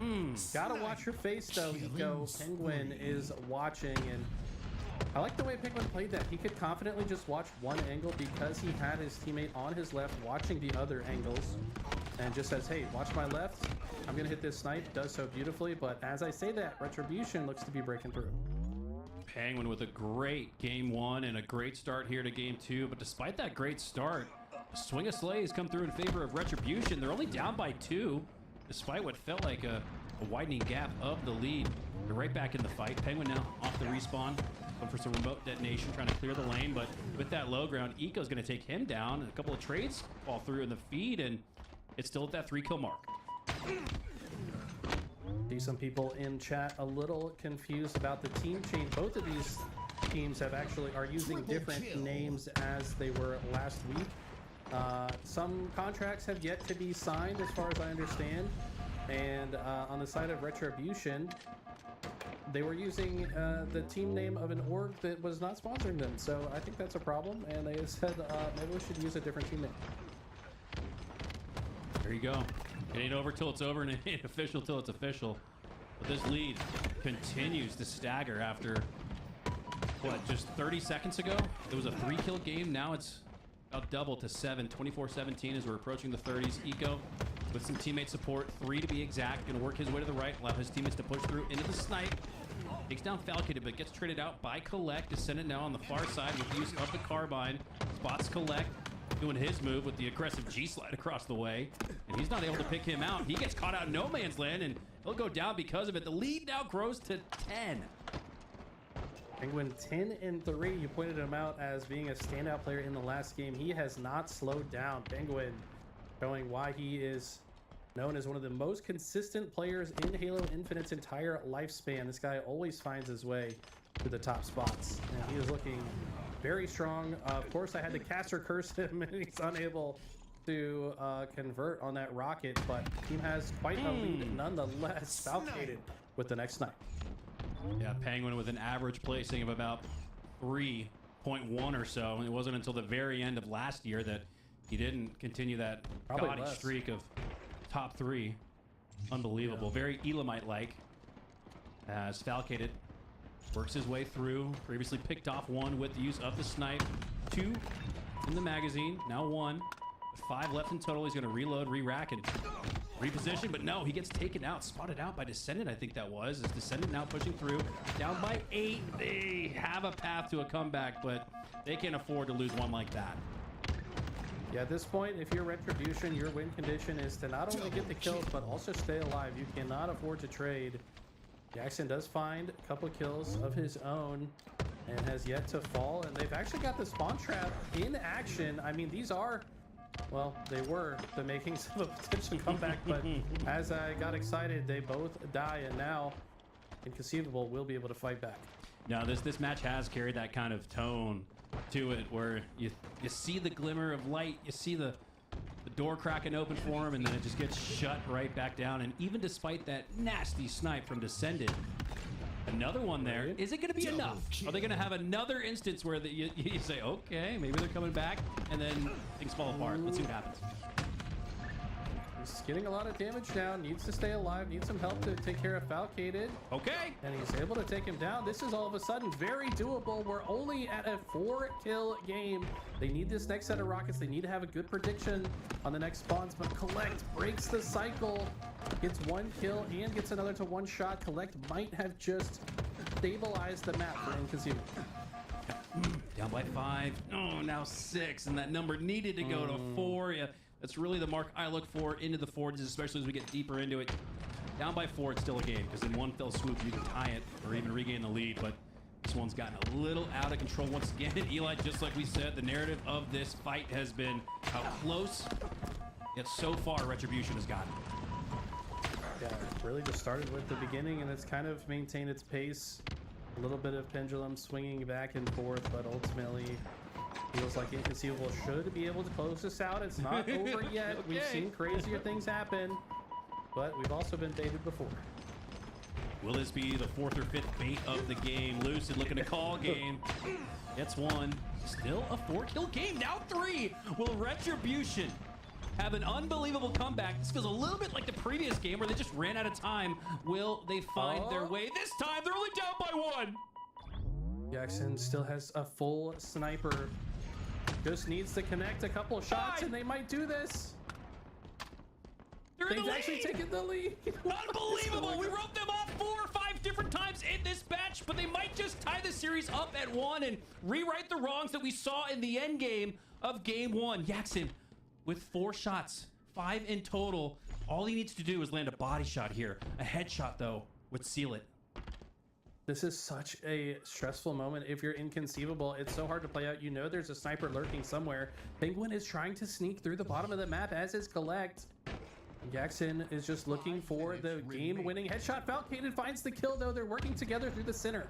49 all, it's tied, and it all comes down to this one final slay to determine 100 total in this game. Through. Here comes the push. Who got it in the end? They closed it. Lucid got it. Oh, inconceivable! In back-to-back games, snuff out the light and hope of Retribution.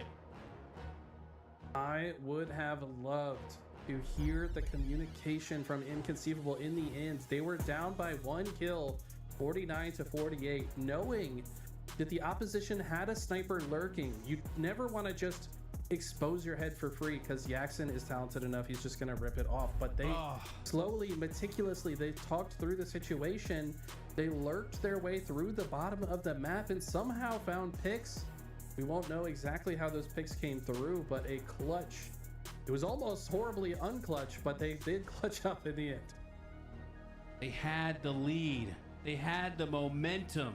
And most importantly, Jackson had the snipe. Despite those 3 crucial factors, Inconceivable were still able to come out on top. And that's back-to-back games where it essentially came down to the endgame ice, and Inconceivable made no mistakes. And it's not like they played safe and didn't make mistakes, Eli. They made some risks. Like you said, Penguin pushing through on the underbody of the map. They made plays, they called plays, and it paid off. 50-49 and 3-2 to start this series. It's 2-0, but it feels a lot closer than that.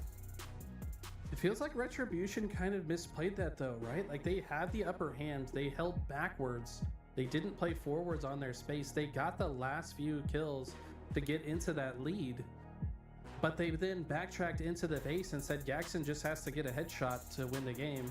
But I think it would have made a little more sense to apply some direct pressure from different parts of the map, at least have angles watched, because the only way that those 2 kills came through from Inconceivable was people sneaking through in areas of the map that were not being watched.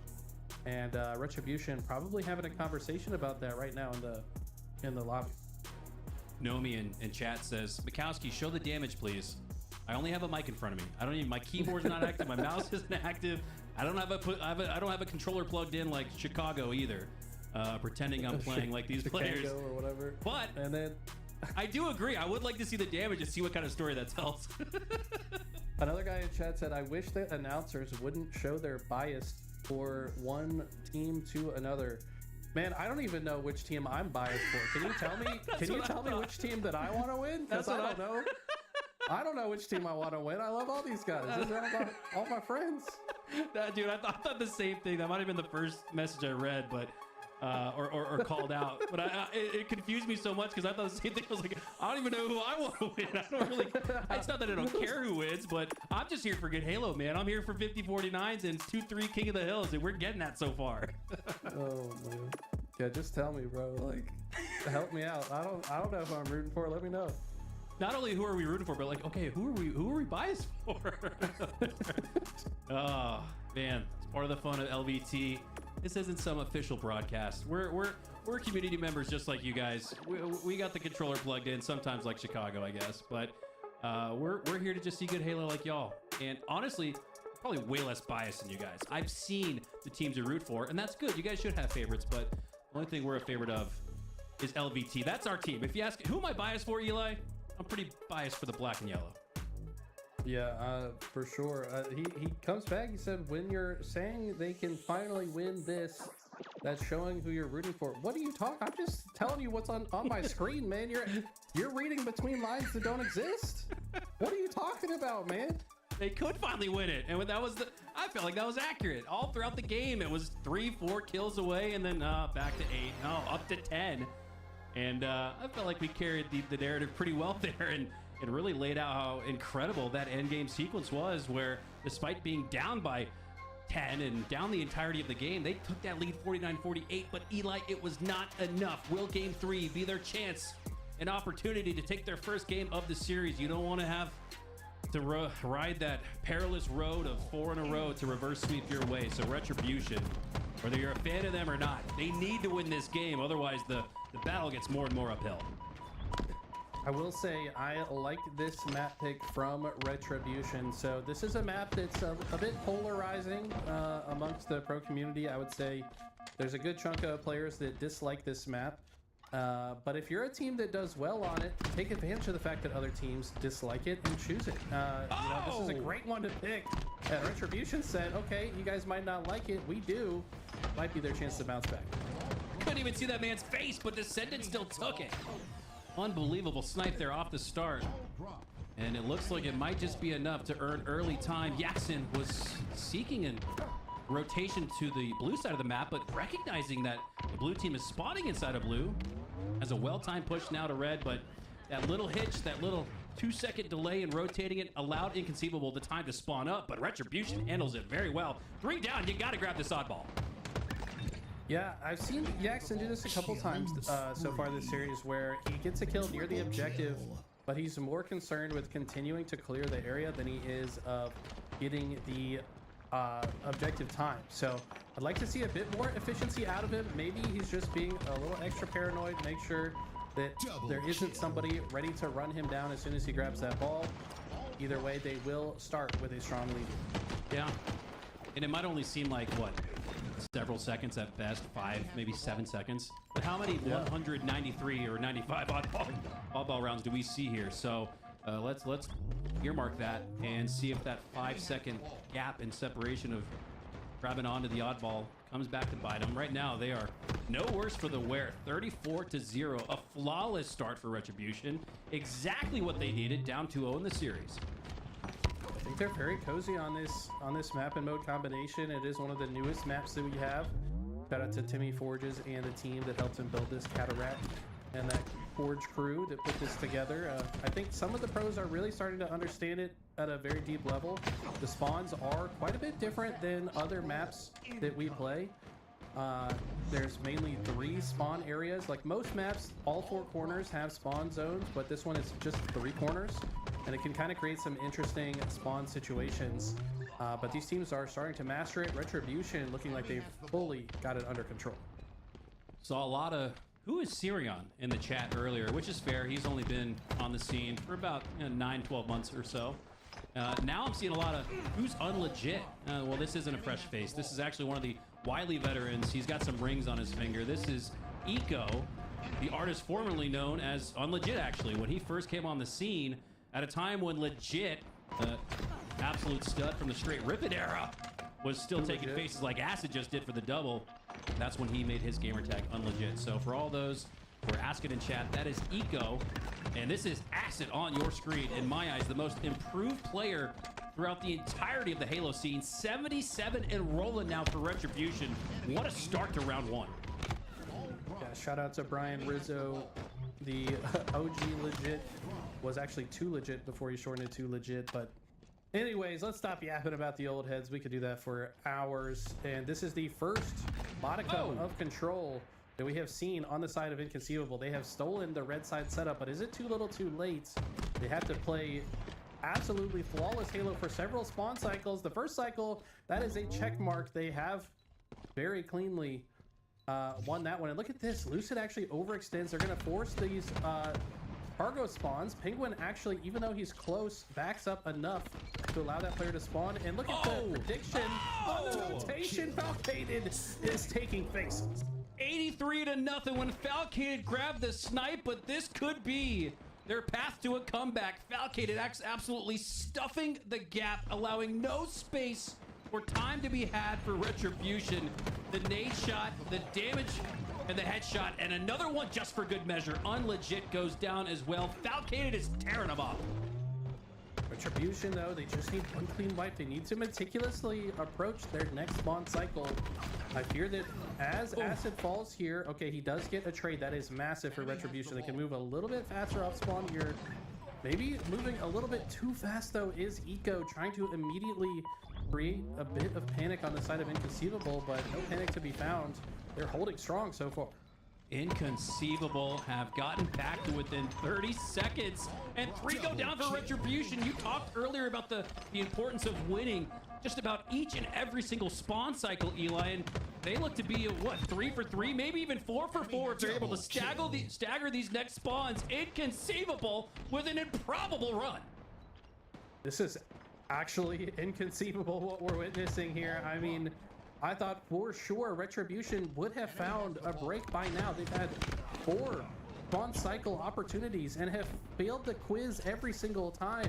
You got to start answering C or D instead of A or B. You've got to come up with some different answers to these questions, or else it's just never going to work out. Finally, a little bit of pressure has been applied to Inconceivable. Ball's being forced to rotate. This could be exactly what Retribution needed to finally close this out.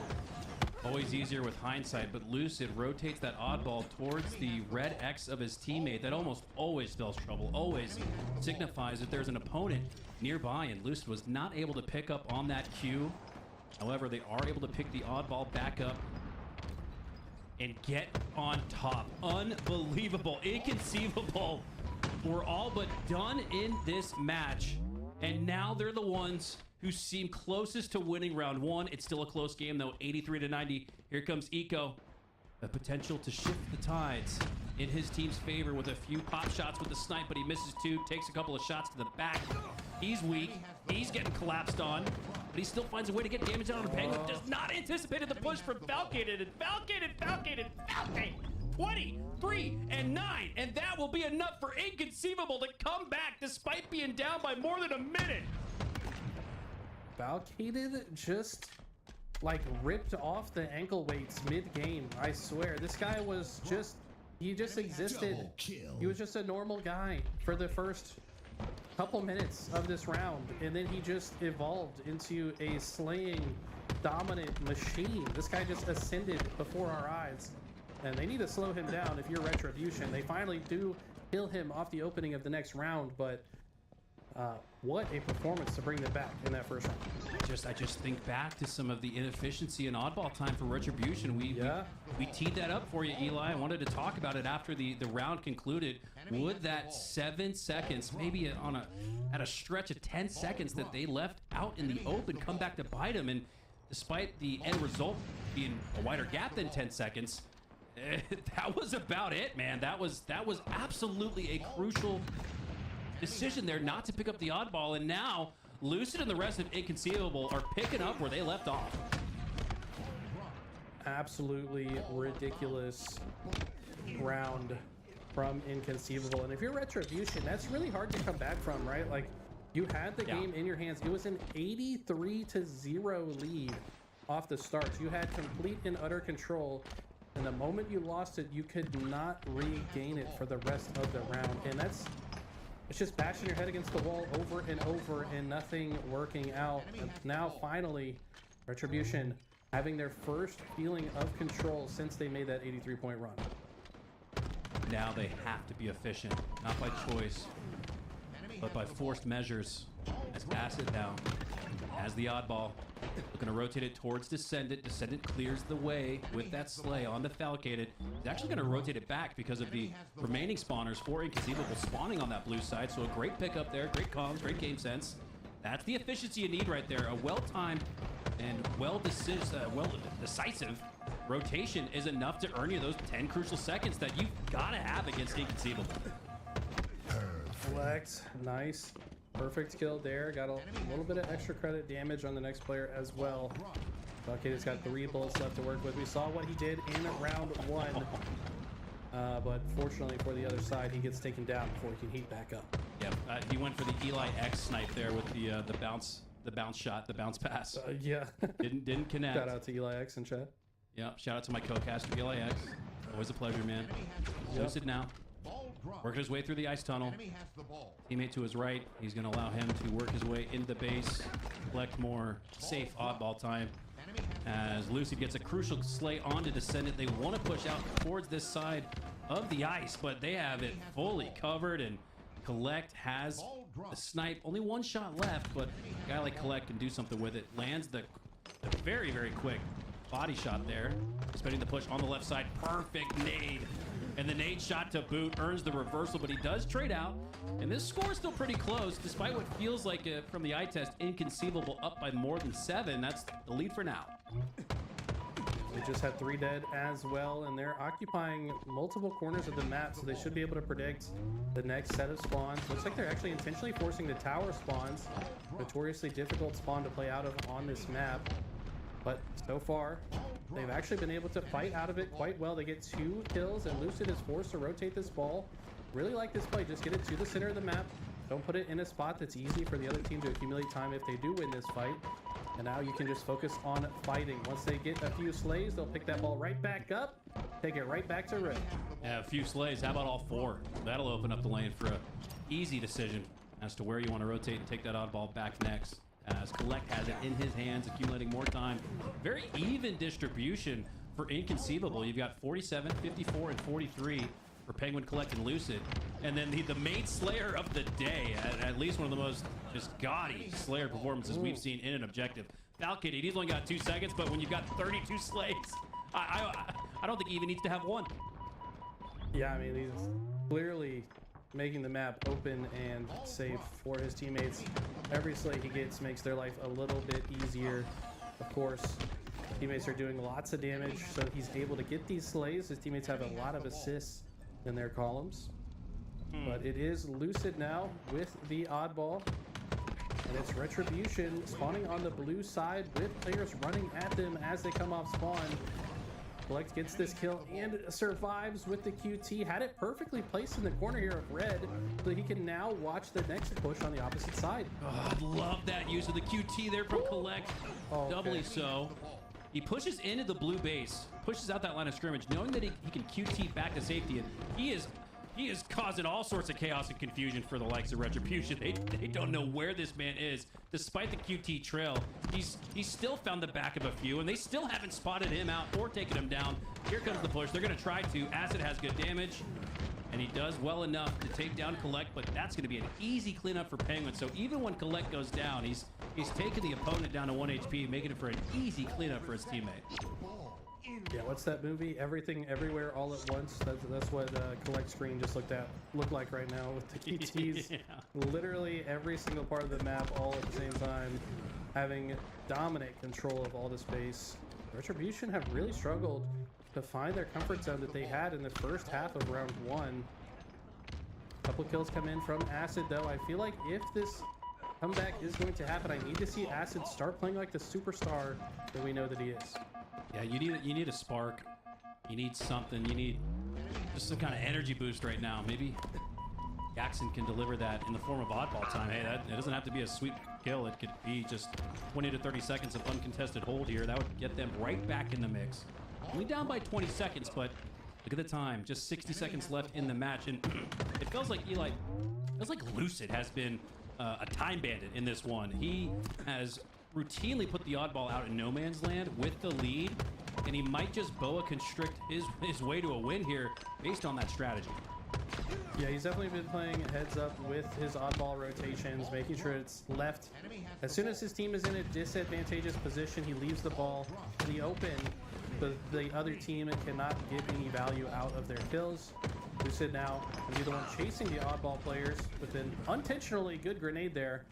And now ball out in the ice. Retribution has actually taken the lead, but only by a few seconds. Now taking the lead, they've got a good chance to force a round 3.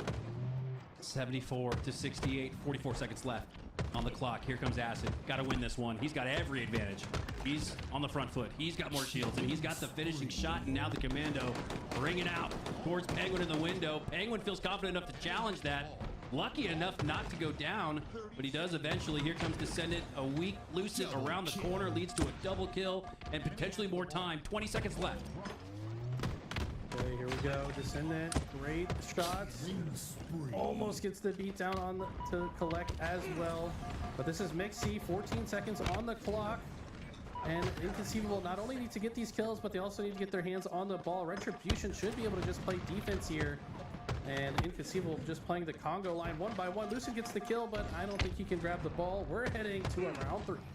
All right, there we go. And I'm thinking to myself, Eli, if Retribution win this one, that is a sad and dejected Discord call going into game 4. Just thinking to yourself, man, we were so close every single game. In the micro and the macro, we just couldn't get it done. Now, they have an opportunity to make it a one-win series, or a one-game series, as Penguin, off the start, rips 2, to set his sights on the sniper, and I really felt like he was going to hit that. He ultimately does. Misses the first shot, so it's good enough for a trade. And 1 second on the board for Inconceivable. Still need to determine a few more slays on the board, though, before we see who's going to take that early opening break win. I think the way Penguin jumped as he fell, I think the snipe did fall off the map. It will not be back in play unless I did not see that correctly.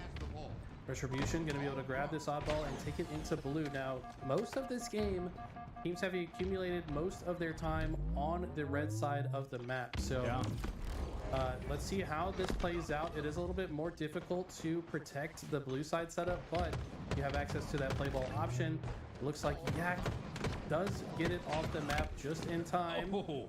And a nice fight win there from Descendant. He ultimately gets traded out, and Retribution take the early lead. Descendant, one of the trickiest strafes in all of Halo, had Lucid. A little windmilly there. And now Unlegit. He's coming online. 20 and 30, only 4 seconds of oddball time. So this is really where you need a guy like Eco to step up. And I think in the last bit of round 2 and the start of round 3, he's doing just that. So that's why you can't always look at the stats at the end of the game. You got to think back to the big plays that those players made. Right now, Eco's making a lot of them, does go down there, and that's going to open up the floodgates. Nowhere to run, nowhere to hide, nowhere to reset this oddball. They're going to take this back with the full setup. Inconceivable. Down 29-2, but they should get a good chunk of time here as Retribution spawn at blue. As the wheels fell off for Inconceivable in that second round, it felt like the main issue was their timing. They were making a lot of kind of individual pushes forward without kind of waiting for each other or taking space ahead of time to kind of sync up their pushes. But this round so far, I like what I'm seeing. I feel like they've made some adjustments. Still losing in this round, but they're starting to look a little bit cleaner. Agree. I think a moment just ago, Yaxon, you could see his intensity and sense of urgency slid out into the open with only one player down for Inconceivable, grabbed the oddball and brought it back to blue. And that led to that first 30 seconds that they got. So maybe a little too overzealous there on that oddball grab, but he does drop it off to Acid, who's able to take it back into red. So a lot more scrappy play here from Retribution. It doesn't necessarily look pretty, but it's getting the job done. For sure, Acid, sensing danger, likes to play the ball out, tries to get some kills. That Repulse is going to make his life very difficult. Buck does get taken down, so that Repulse will trade hands. Penguin in an awkward fight here with Yaxon, but he has reinforcements. Yuko arrives, and Penguin should fall. But just getting one singular kill as he falls is pretty advantageous. Meanwhile, on the other side of the map, Luce is able to grab the ball and just rotate it into blue. They can get a couple of slays here. This could be another stronghold for Inconceivable. Bait and switch opportunity there for Retribution. Luce is not going to make it easy, though. Luce actually turns that into a bait and switch for himself and his team. But here comes the fruition of that initial bait and switch. He goes down to send it with the oddball. To work it out towards the sniper, I would imagine, so they can reset if need be, but they are just grabbing more and more time, and I like this. Acid's blocking the one lane that would make that reset pretty difficult for Descendant. Now, if he goes down, Descendant might just want to reset it. Instead, he rotates to the other side, so that's the comms I would imagine are going through on their side is Acid sensing the pressure. He goes down, and look at the rotation. It's perfect. Perfect rotation. Just get it away from the other team. Sometimes that's all that it takes. Retribution, despite having such a horrible collapse in round number 1, are positioning themselves to win this game. They have come back to life despite in a situation where most players would lose their confidence, have regained it. As I say that though, Inconceivable does have the ball for now. Collect with the sniper in hand. All he has to do, land another body shot, and this will be a lot more time on the side of Inconceivable. 2x advantage for Retribution with 2 minutes left on the clock. This one's still very tight. Lucid does have the oddball in his hands, but with 2 going down on his team, he's going to try to rotate and has to be anticipating the push. Here it comes, and that 1v1 will fall. Yaxon, the well-timed slay there. Just as it looked like Inconceivable, we're starting to put some more points on the board. Retribution answer right back, so they have done a great job not only holding but also breaking, and here comes the break from Inconceivable. 3 pushing through that one singular door. Descendant has eyes on it, and he has damage on it as well, and now the oddball works its way into blue for the first time this round, and now it's in the tunnel for the first time, and they're still able to secure time in that precarious spot. I feel like this always happens on this map where it's tied 1-1, round 3 just becomes utter chaos with the ball somehow bottom middle, and it just becomes a chaotic mess. Okay, we will get a bit of a setup here as Duckated was momentarily the last player alive, was able to get the ball out of bottom center. We won't see just a mosh pit down here. Retribution in a position where they have to stay alive during this push. So far, kills traded out on the way. Ball is going to be dropped for now to try to win this fight. Beautiful shots from Falcon. Once again, that was his 43rd kill in this game, and he is popping off. And you think 43 would be a standout, but it's not. You've got 3 out of the 8 players, nearly half the lobby, surpassing 40 kills. Yaxon on the other side with 42 to his name. And 136 seconds, Collect has 43, tied with Falcated, but go back to Yaxon, Eli. How the hell does he have 42 kills and 136 seconds of time? He wouldn't have enough time. That is absolutely nuts. Yeah, off the charts numbers for Yaxon. He's been a huge difference maker, keeping Retribution alive. But it's Falcated who called game in round number 1 to put Inconceivable in the lead, and he's still popping off. Is it enough, though? is the question. Once he falls, the rest of the team forced to play the ball out, and they don't have the lead yet. 45 seconds left on the clock. Just 12 seconds is the difference between these teams. The next fight going to tell everything about how this one ends. It's crunch time. 30 seconds left. This one's not going to go to score. It's going to come down to the final second as Falcated has the oddball in his hands, down by 5 seconds. But I do see 5 being secured here, so they should regain control of the lead despite that opening strike from Unlegit. Now it's Penguin looking to defend the blue side of the map, 69 to 68. This is where a reset could be very intriguing in that it's just going to milk more time off the clock. 30 seconds left. You're inconceivable. You only want to play this ball if you absolutely have to. You'd love to just keep it out of their hands. You have the lead for now, but not playing it could come back to bite them if Eco can win this fight. Lucid knows he has a shield advantage, trying to play aggressively onto it. And he finishes that kill. Reinforcements have arrived, though, and Jackson has the ball in hand. He's going to steal the lead. Needs to hold on to it for just a couple more seconds. The repulsor! Unbelievable! Collect had what he needed, but he gets sent off the map. 74 to 73. Can Falcon get back on top? You can see he's trying to scurry his way there. There's 3 dead. Penguin gets on it. Penguin steals it. And Inconceivable steal their 3rd end game of the series. A heartbreaker for Retribution. So close, yet so far once again. What an insane end game. I mean, could this have been more intense? Collect has the sniper. He thinks he's playing bodyguard. I mean, he gets a couple snipes. He thinks he's playing bodyguard to the play ball, was probably ready to catch it in case that player tried to chuck it, but the repulse sends him off. But how does Penguin... Okay, there's 3 dead right here. Penguin just sneaks his way, finds a window of time to get the 1 second lead, sticks himself in celebration. I mean, Falcated though, 52 kills. How many times have we seen Falcated drop a 50 or more bomb? We've seen him drop a 60 bomb in an oddball before. This guy is playing out of his mind. Insane. Just absolutely insane. I'm at a loss for words. As Timmy in chat says, are you not entertained? The forger that created Lad has got to be pretty happy with what he just witnessed there. I imagine that's what you drew up when you drew up the schematics for that map. And my God, are you not entertained? That is like that is straight out of like, this is Pro League MLG ad or something. I mean, that was, dude.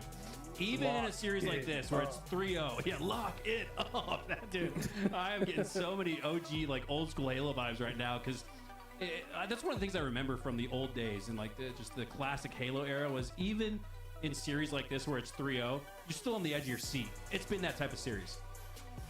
It has. And yes, is it Kit Kat or Catarat? I think it was Catarat is her name, one of the forgers on this one. Eli. Yeah, 3-2, 54-9, Yes, 2-1, that's exactly 1 second.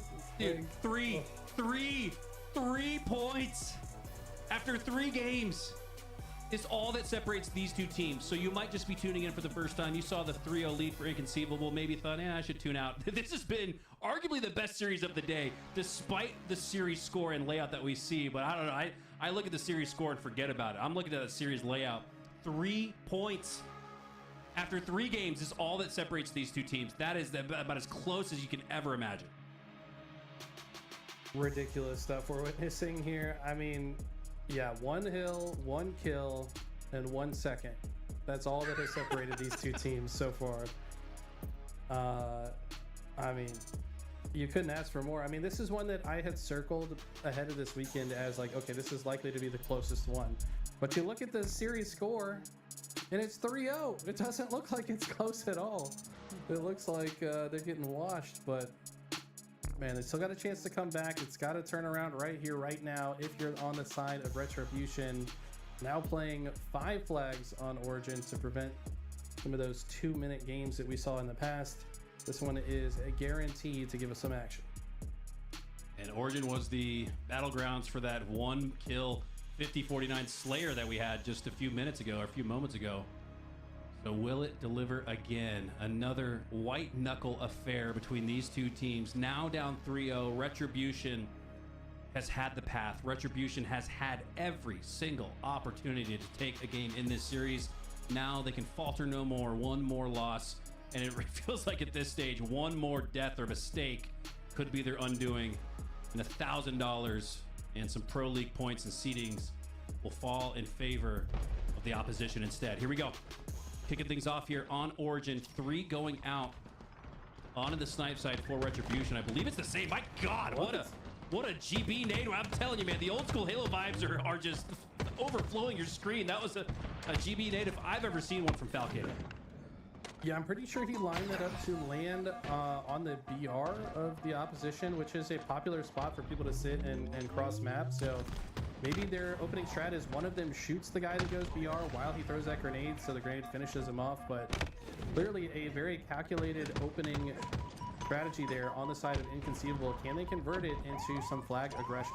It does convert into an opportunity at the very least, though. Yaxon is on the opposite side of the map, so they're going to have to clear him out if they want to clear the board and put this one on. Yaxon working his way through and then make things a little mixy, I would imagine, by grabbing this flag, tossing it out into the open, now looking to get some slays, collect, take some shots. Yaxon, though, takes enough shots to go down, and all 4 will fall. That flag will get reset. Inconceivable will score first.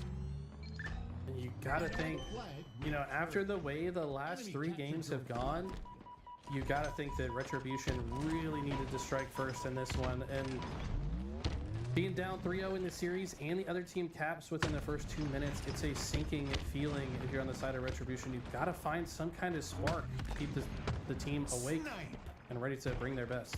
It really has felt like death by 1,000 lashes, or just little micro cuts. Or 1 lash.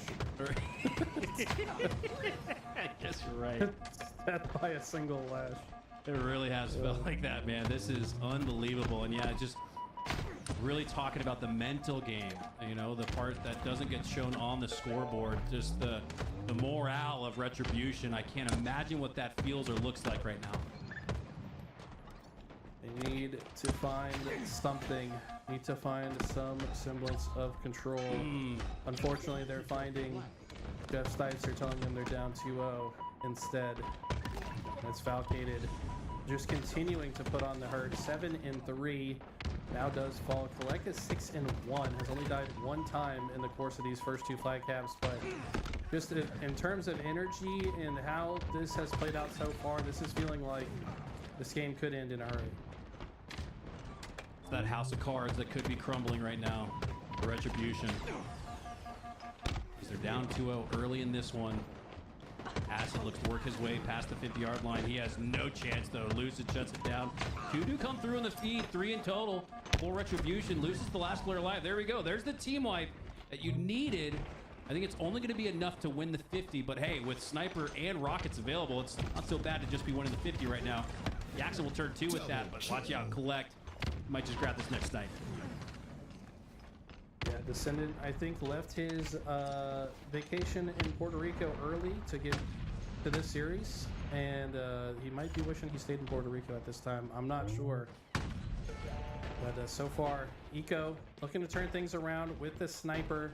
Elects to put it in the back pocket for now. Teammate has the flag out, but you can't make it all the way back unless you land a few more kills. Good bait there, good distraction. All the attention on Eco. Oh, Quigley! Oh, and if he got the jump shot, that would have been insane. Oh, nice use of the G-slide. Just that little bit of extra force keeps him alive. He was just 1 shot, and oh my God, that looked like the Halo 3 construct gap jump there as he scoots his way just a little bit faster than what's seemingly normal or routine here. And Eco, the old man, fast as ever, puts that in like 10 seconds. Is the Quigley the spark they need to get back into this? I mean, you see your teammate hit a Quigley and run a perfect flag. That's going to power you up. I feel like that can pull you out of a deep depression. So I'm really hoping that is the catalyst for Retribution to make this series more interesting. We'd like to see this one extend. And what a way to start it. If you're Eco, having not the greatest series, you know, coming off of a pretty rough game 3, has a huge play like that to get a flag cap, that's got to feel good. Battle for the 50 being contested once again. It started with that win for the 50 previously for Retribution that they were able to turn into their first cap. Yaxon staying alive on that 50-yard line. And you can see that wave. It's a parallel wave pushing through the middle of the map for Retribution. They seem to be playing much better together. They seem to all be on the same page. And despite that, they're down 2-1. But what I'm seeing is promising. Yeah, Acid needed to win that fight against Lucid, I think. As now Inconceivable, despite Jackson being in their base, are running another flag. They've got it all the way to the center of the map, taking heavy damage and have lost a few players. Penguin's going to keep the flag alive for now, but the spawning players have to land some kills, I think, before this one goes home. Collect. Grab the noob tube. Utilizing geometry and cover to stay alive. And all the while, you've got two trying to take him down. They were not looking across map at that flag run going in. So a 2-0 lead. That gap is found once again for Inconceivable. Up by 2 at the halfway mark. Great stick from the grave there from Penguin. Keeps things simple, but yeah, 6 minutes left now. Just 2 caps to go for Inconceivable if they win this by caps, or they can just play strong defensive game. Close out by virtue of time. New sniper is up. Collect's going to reroute. Try to get that into his possession. He's going to actually backtrack towards his base. If he can stay alive with this weapon and land a few headshots. Nice use of the strong side. Takes 1 or 2 less shots because of it. And gets back up to full shields a little bit faster because of that. Now he's back in the mix a little bit sooner than you would have anticipated. But he does not need to do much after Lucid finds the slay. He wins his biv. Collect rips the side of the dome off of one. And now he's got the reticle on the spawn of Jackson. Barely misses Eco there. They're all spawned on the elbow. They're in a trap. They better watch out because Inconceivable could absolutely go up 4-1 right here. They have every measure they need to extend this lead. Look at the heads-up awareness from Collect there. That he recognized my teammates are blocking both cave and elbow. Predicts the bottom mid spawn, drops on his head, and now predicts the back base spawn. I mean, this guy knows exactly where they're going to pop up next and put the hurt on them to the maximum. They might just pull a flag here. They have been on the death screen on repeat on the side of Retribution. Collect finally goes down, drops a few shots in that sniper. Jackson gonna eye that. He's gonna want to pick that up as he does. It's the reset as well. Close enough to being reset that he thinks it can reset to time. Well played decision there as it does get reset to time. All the while he's up on the map as opposed to back in his base. The flag's getting pulled once again. Jackson with the body shot, headshot cleanup. He's gonna pull out a contested flag here, but he's gotta hit a perfect frag onto Penguin, but Penguin too fast, too slippery, gets 2, might just get 3, and the re, and that could be game, that could be series. Someone's gotta grab the flag. Lucid's gonna get the kill first, and then start moving it. If you're on the side of Retribution, you've gotta just throw everything you have at stopping this flag. Looks like, so far, it is still likely for Inconceivable to close this one out. Penguin gonna die here, but spawning teammates should be able to get some grenades onto the returning flag. Acid's here. Can he get the return? He does. It's not enough to get the re, though. You've got to counter this, right? You've got to counter here. You've got to start putting some points back on the board. Oh my god. Penguin with the crouch strafe makes a miss and also gets the perfect kill there. Disgusting kill out of Penguin from a defensive stance. Collects. Using the map like a jungle gym to get the triple kill and should guarantee his team's ability to get these rockets. And I mean, the pressure has been relentless from Inconceivable. Collect with another one. I mean, it's just been like past the hot rock for Inconceivable. It's been falcated. You've seen Lucid. Penguin has had his incredible moments, and now Collect. I mean, there's just been moments of standout all-star level of play for each and every member for Inconceivable. And when they've needed to play most, they've gotten it every single time from at least one of these 4 members. You can't quite say the same for Retribution. Yeah, if I'm being completely honest, I expected more out of Retribution. It just feels like something is off in their camp right now. They're not making the plays we know they're capable of. And when there's this many talented players in the same lobby, it's really just who's playing better on that day, who's feeling themselves. who's feeling a little bit more confident, who's got more gas in the tank. And Retribution have just fallen fairly short in so many situations. As it happens again, this time it's Lucid with the triple. I feel I'm making an overkill. Oh, he wanted to line that one up. And that's a stylish way to close out the series. I mean, there's nothing they can do about this. Jackson might get the first kill, but I feel like it's just a matter of time. They should be able to ultimately get this flag on the stump. And Inconceivable with the 4-0 in style. How many overkills did Callus catch that series? There were a few, at least 2 or 3. Yeah, Descendant had one. Yeah, Descendant, Collect, and Lucid. So 3 overkills not only occurred in this series in just 4 games, but too.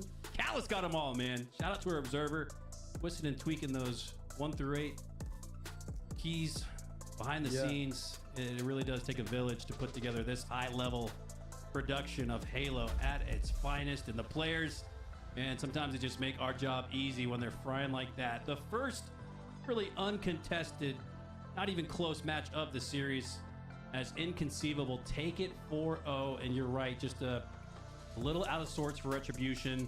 There was some oddball inefficiency at the least that I can recall, where they were just lacking efficiency. And again, we're talking about 5 to 10 seconds, but that's the difference.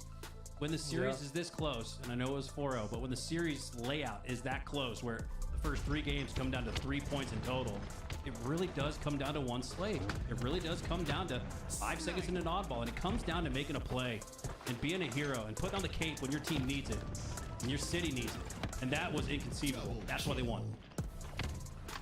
Yeah, I called somebody in chat was really upset for me calling somebody a superstar this game. It was Acid, but let's take a look at this quickly. I mean, they line up perfectly. Nico was happy to get one of them, but he was like, okay, sure, I'll take both. And then turn this into the one flag cap that Retribution got, by the way. It's crazy that that's what it took, right? The flag run was almost more impressive than the Quigley, though, to be completely honest. Like, 2 players eyeing him from the elbow, and he still runs it, hits that G slide perfectly, and then he hits like some kind of, I don't know, geometry slide. It wasn't a typical G slide, but he like hits a block of polygons that inched him a little bit further, and we thought maybe that was the spark. We talked about how sometimes your team just needs a hero, and we thought Eco was going to be that, but one is one time and one score is not enough when it goes to 5. As we see some more snipes here from Collect. It was just highlight reel after highlight reel in this one. Yeah, but what I was trying to get at is, yes, I called Acid a superstar. Maybe that's preemptive, but I think Acid is, when he's playing his best, like a top 10 player in the league. Like, this guy is he's that good. And maybe top 15. You know, of course, there's a lot of players in that conversation that are barely there, but I think Acid is a standout player. And yeah, maybe he's not a superstar with wins yet, but just watch, man. When this guy has his day, it will be very obvious to you. Maybe I should have put future superstar in that, but Superstar in the making. Guy's capable. Yeah, superstar in the making for sure. And then there's a superstar right now in Lucid. Yeah, exactly. I mean, my God. And pretty fitting that we fall into his highlight as he raids the channel. Lucid, thank you so much for bestowing your community upon LVT for the rest of the broadcast. We still got 1 series left in the day. Welcome everybody coming over from Lucid's crew. How about that first-hand POV? I can't imagine how fun that was to watch from his side. As Inconceivable take it 4-0. Up next, we got 1 final series of the day. Don't go anywhere. More Pro League. Presented by LVT and Shopify. Up next.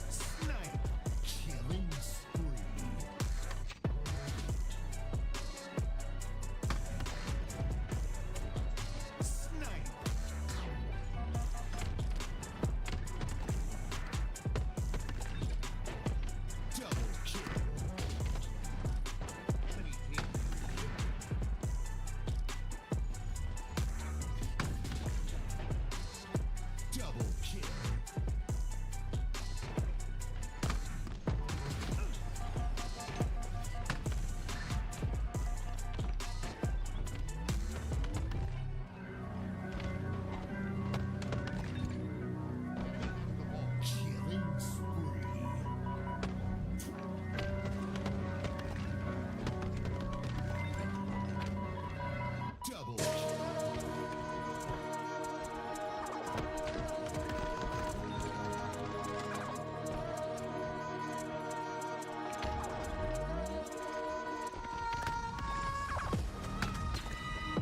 Double kill.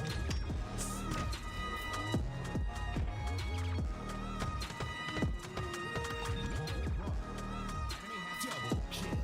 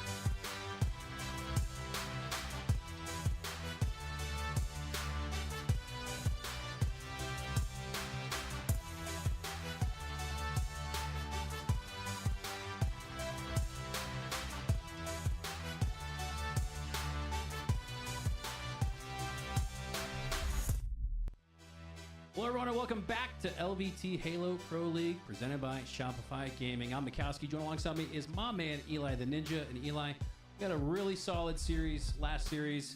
Didn't quite go the distance. It was a 4-0 sweep, but the games were close. What do you anticipate here between Shopify and Ascending Baseline? Shopify clearly head and shoulders the final boss of modern-day Halo. Going up against a scrappy Ascending Baseline team, what should we expect?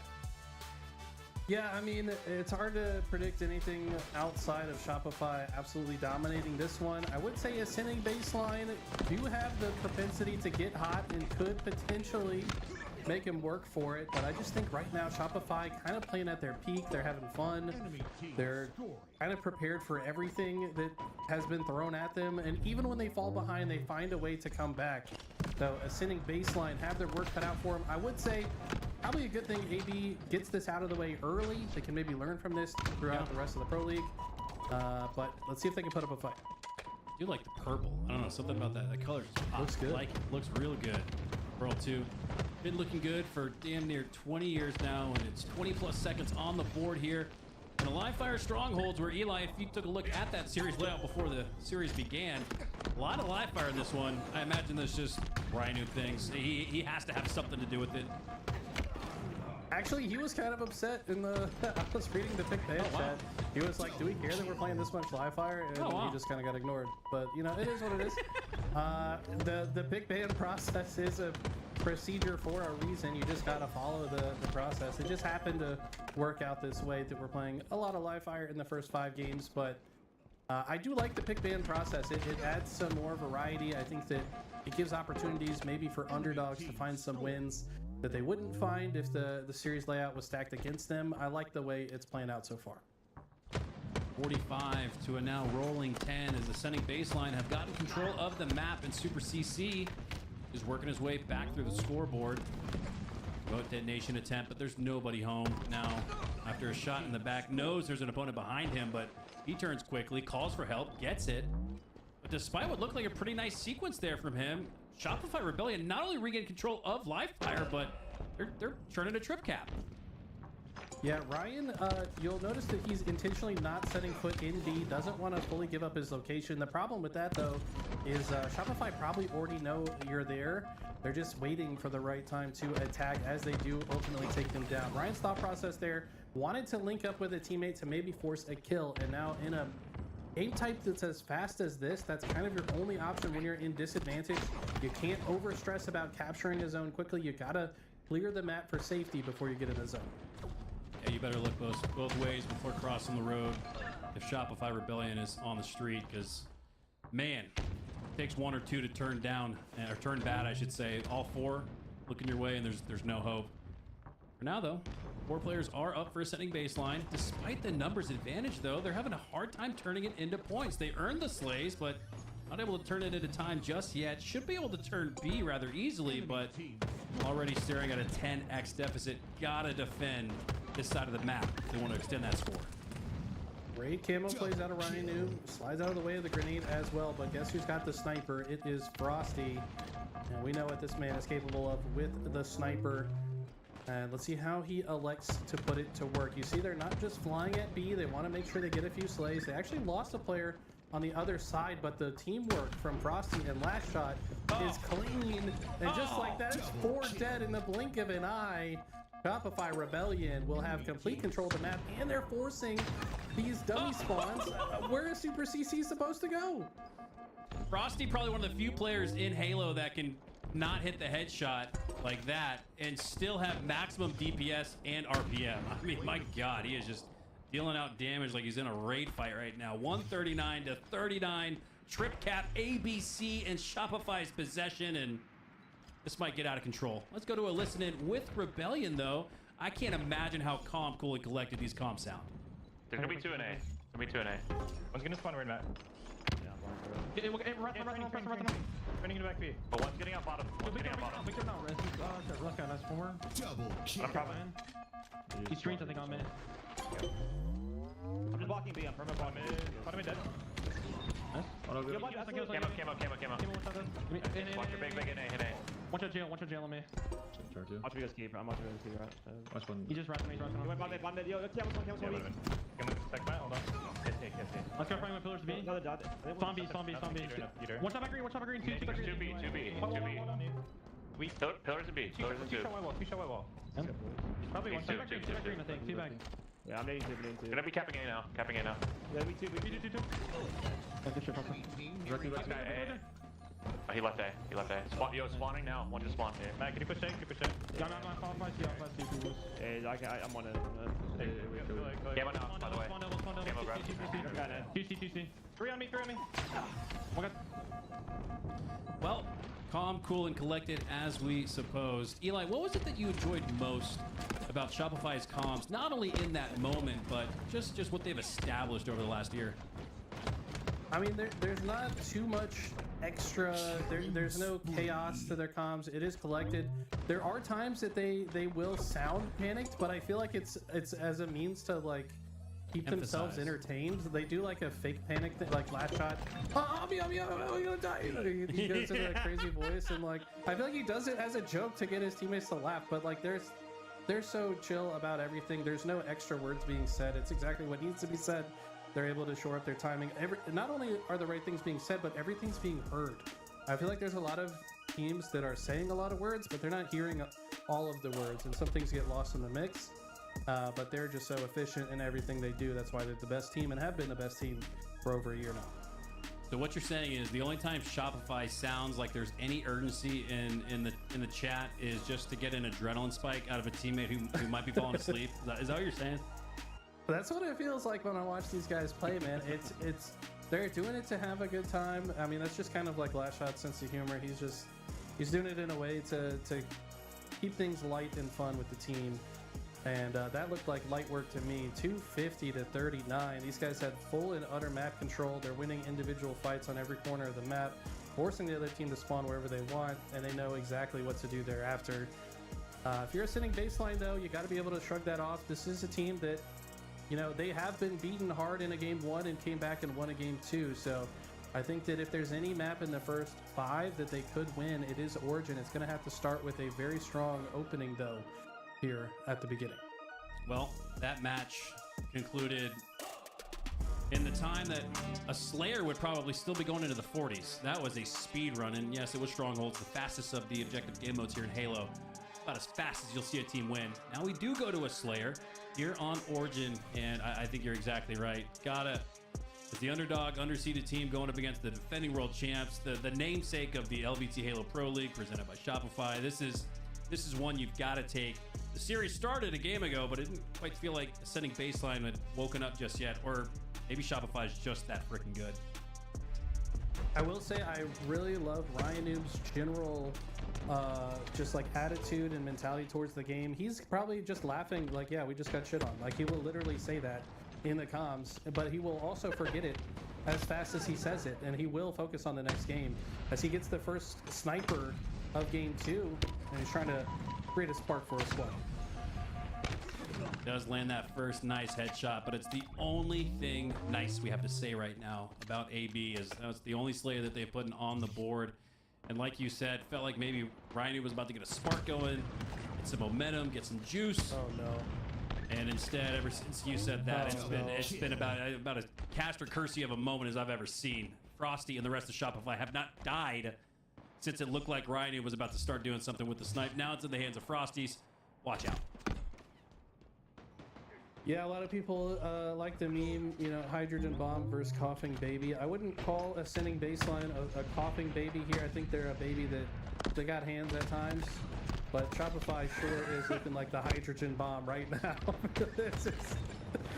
This is rough, man. I mean, it's gone from bad to worse. That's my co-caster needs to collect himself. I just thought about the time my baby hit me in the face, and I was like, I just got injured by a 14-month-old. So yeah, this might be the only damage we see from AB in this one is the likes of the hands of a 12-month-old. I mean, we know they're capable of more. I mean, Ryan just got done working a 60-hour shift. I don't know what he does for work, but that man is working hard. He's got a family. Shopify's been playing all day. I mean, let these guys warm up at the very least. There's a 12-kill lead so far. I like Ryan's positioning up here. He's actually doing quite a bit of work but his teammates need to capitalize off of this damage and move forward on the map. For what it's worth, in all seriousness, there is a pretty incredible roster on the side of Ascending Baseline. I think Tapping Buttons could make a claim he's the #1 player in Mexico.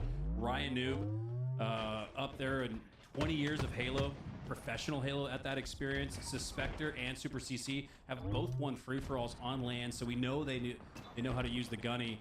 I really don't think it's more about Ascending Baseline playing poorly. It's just, this is Shopify. They're the best team in the world. As I say that, though, Ascending Baseline do get back to within 5, do get the rockets in their hands. You gotta find 2 with it, and instead, Ryan Noob, in what feels like 0.2 seconds, drops to the floor dead. Yeah, I will say this Ascending Baseline team is underrated, in my opinion. Just about any team in the league is going to look pretty rough when they play against Shopify, but this Ascending Baseline team has put up strong showings against very strong teams. They have been a bit up and down, though. I'd like to see them find their consistency and play their best all the time. They are keeping this game quite competitive. This is what we called for after game 1, for Ascending Baseline to fight back, and I would say they are absolutely still capable of winning this game. Ryan Noob not able to make the most of the rockets, but now he's got the snipe in his hands. One body shot. Ooh. Now the headshot. Are we sure Ryan Noob is going on 40 with the family? Because that was as quick as you'd see from the likes of Descendant, who's about 21. It's clean shot. I feel like Ryan is definitely an underrated sniper.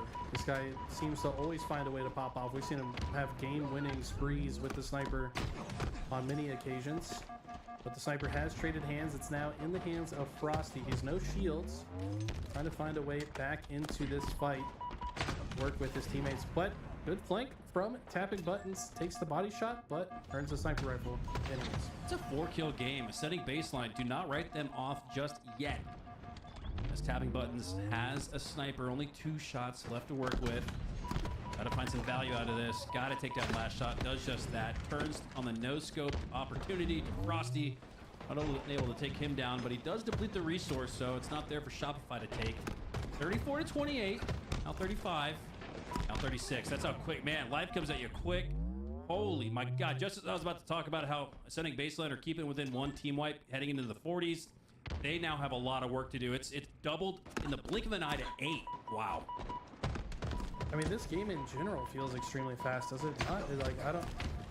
It feels like we're getting to the 40 kill mark faster than usual here. Yeah. Every time I look at the kill feed, it feels like Cycle is getting a double kill. Now a 10 kill lead. And if you're AB, gotta be mindful of last shot. He's at the top of the map. You can take him down quickly. You can then maybe earn some map space. They do a good job to push him back, but the problem is the rest of Shopify is flanking behind you. So what I called out as the vantage point you got to look at first, that's exactly what Shopify wanted them to do, and they flanked him in the process. Shopify are looking at 2 sub-6-minute matches to start the series. This is a straight out of the GDC, the Games Done, or GDQ, Games Done Quick Expo, because this is going fast and from bad to worse, as it was just moments ago within reach and right there for Ascending Baseline to score an upset, but now they're just looking to put a little bit more on the board, so it looks a little bit closer as the game wraps up. A few ugly rockets from Cycle, but it doesn't matter. It's just 3 more kills to go. AB have decent control of the snipe side, but not much more to write home about after that, and your time and space doesn't matter. If you lose the opening break piv, you can't use that positional advantage that you had if your first player is the one to die. So just like that, it should just be a matter of time for Shopify to close out these last 2 kills. Just as you say that, there it is. 50-39. Shopify are a well-oiled machine, and despite not being into games 4 or 5, in the latter part of the series, they're already in 7th gear, flying through the competition. 250-39, and then 50-39. They got Ascending Baseline wherever they want them. And going into the next game, Aqua CTF, I feel like Lashot's just going to start this game as quick as possible. Doesn't want them to have even time to talk about what went wrong, and there it is. Map's already loading. Don't even have time to figure it out. And last shot, 68% accuracy, 4,000 damage, Royal 2, 4,300, most in the lobby.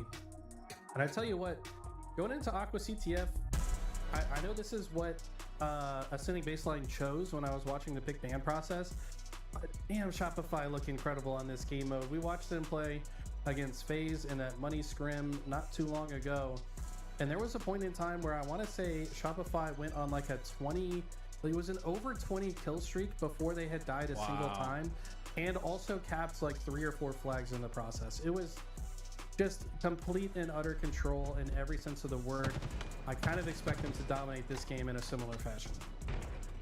Royal 2 ripping the battle rifle off the start, going for those long range opportunities now, moving in closer, switching to the bandit as tapping buttons dead to rights. Tapping button still pushing forward into the generator aggressively. He now drops now to bottom mid. Frosty with the camo, top mid. Watch out for that commando. My God, that was fast. Looking out towards the generator. Shopify just setting up their control and calling plays and executing at a perfect level. I mean, the discipline so far has been incredible on the side of Shopify. Like, even off that opening play we saw, Royal 2 is getting ran down in the car side. He just backs up, does damage to him, backs up, just knows that as long as I stay alive, my teammates will pick up the slack and we can ultimately get into a position to cap a flag. And just like that, they're 2 alive with 4 dead. Frosty, furthest up on the map, says, I'm the flag guy, pushes all the way in. Spawning teammates will take care of these players on both sides. And first flag has been pulled. You don't see the commando used as prominently as it once was before it was nerfed, but Frosty's using it like he didn't download the patch. As he now works his way into the middle of the map, flag already out, 2 down. Numbers advantage here for Shopify. Flag goes out though, so tapping button's gonna make it a little bit more difficult for Shopify. Put this first flag on the board. Frosty still with that commando, still maintaining this life. He's been alive for over a minute, pushing into 2, and average life. That's another stat. He hasn't died at all. So it is pushing 2 minutes there. There's a cast of curse for you, but 2 minutes, just about 2 minutes of lifetime. That's a stat that doesn't maybe get talked about enough. That is insane to be on the map, not only on the map that long, but dealing out damage the entire time. We've been talking about how good Shopify is, but honestly, Ascending Baseline looking like the more likely team to capture first. Never mind, once again, Caster Curse, as they went 3 dead. Royal 2, he's not going to just drop immediately, wants to clear some space before he goes for the return. Return does come through, but one thing I want to highlight as well about Shopify is they're so good at understanding what their job is in the moment based on their map positioning. And what I mean is, like, we saw Frosty was top mid when his flag got pulled. He just shot the revealer, the threat detector, at his own base, but then turned around and fought somebody else because he knew that it was more important for him to actually fight forwards and fight the players on the other side of the map. He didn't tunnel vision backwards toward his own base. He understood that he can just give information to his teammate with the threat seeker and then accomplish something else on the map. And that's what makes this team so efficient and so difficult to play against. Fairly easy score there for Shopify. Didn't see any contested shots coming through, not even from tapping buttons who had the camo lurking below. And Shopify were able to put that one in rather freely. And you just kind of worry at this point how big the snowball is going to roll down the mountain, how big it's going to get. For now, though, Shopify, 2 down. Ascending Baseline, 2 down. Last shot goes down as well, so Ascending Baseline might just get the re. Actually, this is really smart. Shopify go 4 down, so tapping buttons knows that that flag's going to get reset to time. His job, his objective is to get as far advanced on the map as possible. He's doing a great job of it. Yeah, he knows that flag will ultimately return. No need to waste your time and space there. He was, for a moment, the only player on the map, so just go ahead and apply some pressure to the spawning players. Your spawning teammates will fill in the roles behind you. Get to top center, and that's exactly what they've done. This is a good-looking run right now from Ascending Baseline. Ryan pulling the attention back into the blue base. Meanwhile, that flag reaches the 50-yard line. Frosty still trying to spot out Ryan Noob. Finally, he takes him down. You can tell that was his first objective, and now the dominoes are starting to fall. So too are Ascending Baseline. All 4 go down, despite a decent attempt there. Ascending Baseline did not get past the 50. Shopify's just so good at coming off spawn and doing the right thing instantly. Finding the perfect first pick that just becomes the first domino to fall before they get the rest of the kills. In a situation where AB probably would have scored that flag against almost any other team, Shopify just cut it down so quickly. AB, though, have done a good job of consistently getting Shopify 3 or 4 dead. They just need to find a flag pull and actually get a flag run out of one of these 3 or 4 deads. Yeah. Slay's still pretty even. Right now it's -5. So +5 advantage here for Shopify. They've turned that into 1. But it does feel like we've seen maybe toe-to-toe in the plays made category as Ascending Baseline are right there with them. And in the last couple minutes, they've extended beyond into Shopify's side of the map more often than it feels like Shopify has. Here's a great example of it. Ryan turning 2 from the bridge, eating good. And Ascending Baseline just got to turn this into something here. There's their opportunity. They get past the 50, which they were not able to do before, but there's a member of Shopify waiting in the generator. They do a good job taking down Royal 2, and this one is just moments away from being tied, but no, maybe it is not. There is no purple on your screen, and you can't overextend towards that when Shopify is just laying traps, going for the counter cap. They're going to get the re right at the goal line. And that's another example of playing perfectly in that situation. Last shot, and more often than not, you see him holding forward, but in that case, he had 2 teammates in front of him, so it was better for him to just chill bottom center and wait for the next player to appear on his screen. They navigate that situation perfectly. Now they're running a counter capture. Royal 2 with the triple kill Sticky, and he's gonna just stay here and make life difficult for these spawning players.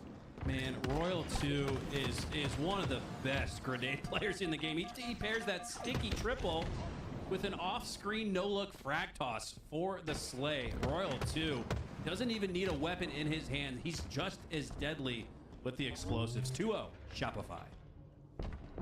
You got to say as well, Suspector, I think, got a little desperate to run that flag in as well. Had he just kind of like chucked the flag on the bar bridge and maybe played his life a little bit better. Maybe bought his time, you know, waited for teammates to come off spawn, isolate a couple of kills, then you run the flag in. You can't just desperate for these flag runs or even these flag recovers either. I feel like you've got to prioritize getting a few slays, especially against the like of Shopify.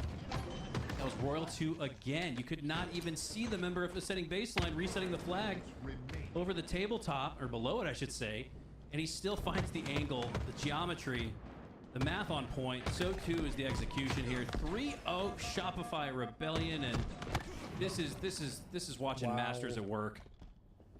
The fact that he gets a trade out of that situation is also insane. He had such a shield disadvantage there, and just easily gets a trade that's going to open the door for the flag to go out. Frosty says, my job now to just hold the car bridge, and then pushes in, and the flag actually gets stopped. Suspector was able to get the kills and throws the flag out. So 4th flag thwarted by a great play there from Suspector. Nice play from Suspector. And they turn it into points though. Ryan trying to stay alive. In the middle of the map, now working his way towards Shopify's side. Rust to stay alive. His teammate tapping buttons, takes down Royal 2. And again, here's another one of those examples, Eli, where things seem to be adding up for Ascending Baseline. Talk about playing well off the back foot. Even when Shopify get pushed up against the ropes, they come out swinging with haymakers. Every single time.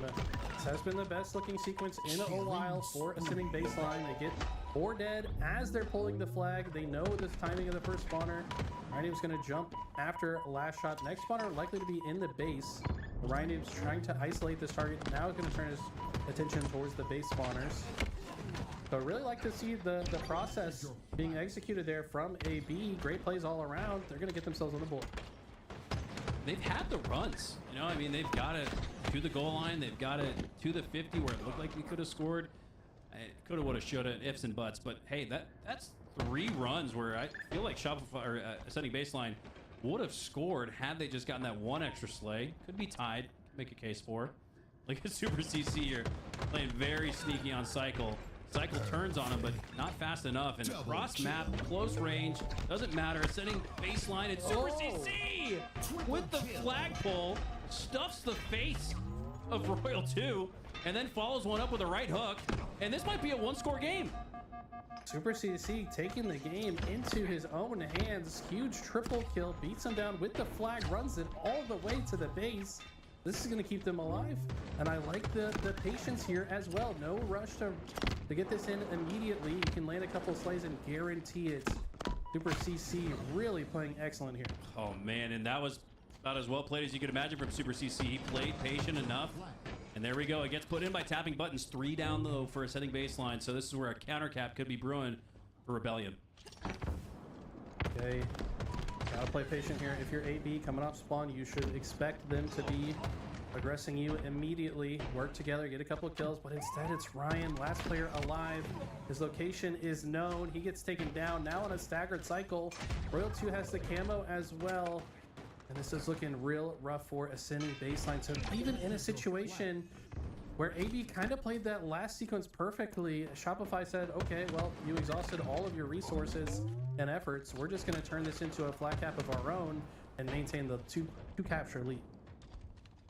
Just really goes to show how good Shopify is, because ascending baseline learned on the fly, missed out on a score opportunity because they overextended or tried to just bum rush to the cap point. There they played it perfectly, and Shopify still turned it into a counter cap, and they're about to double cap this here. 4 go down, the map is clear, the runway is 2 for Frosty to clear the 50, and this could be all she wrote here on Aqua CTF. Royal 2 looking to make sure this doesn't get reset, takes down tapping, the way he turns 2. Make sure to keep that flag alive so the counter resets.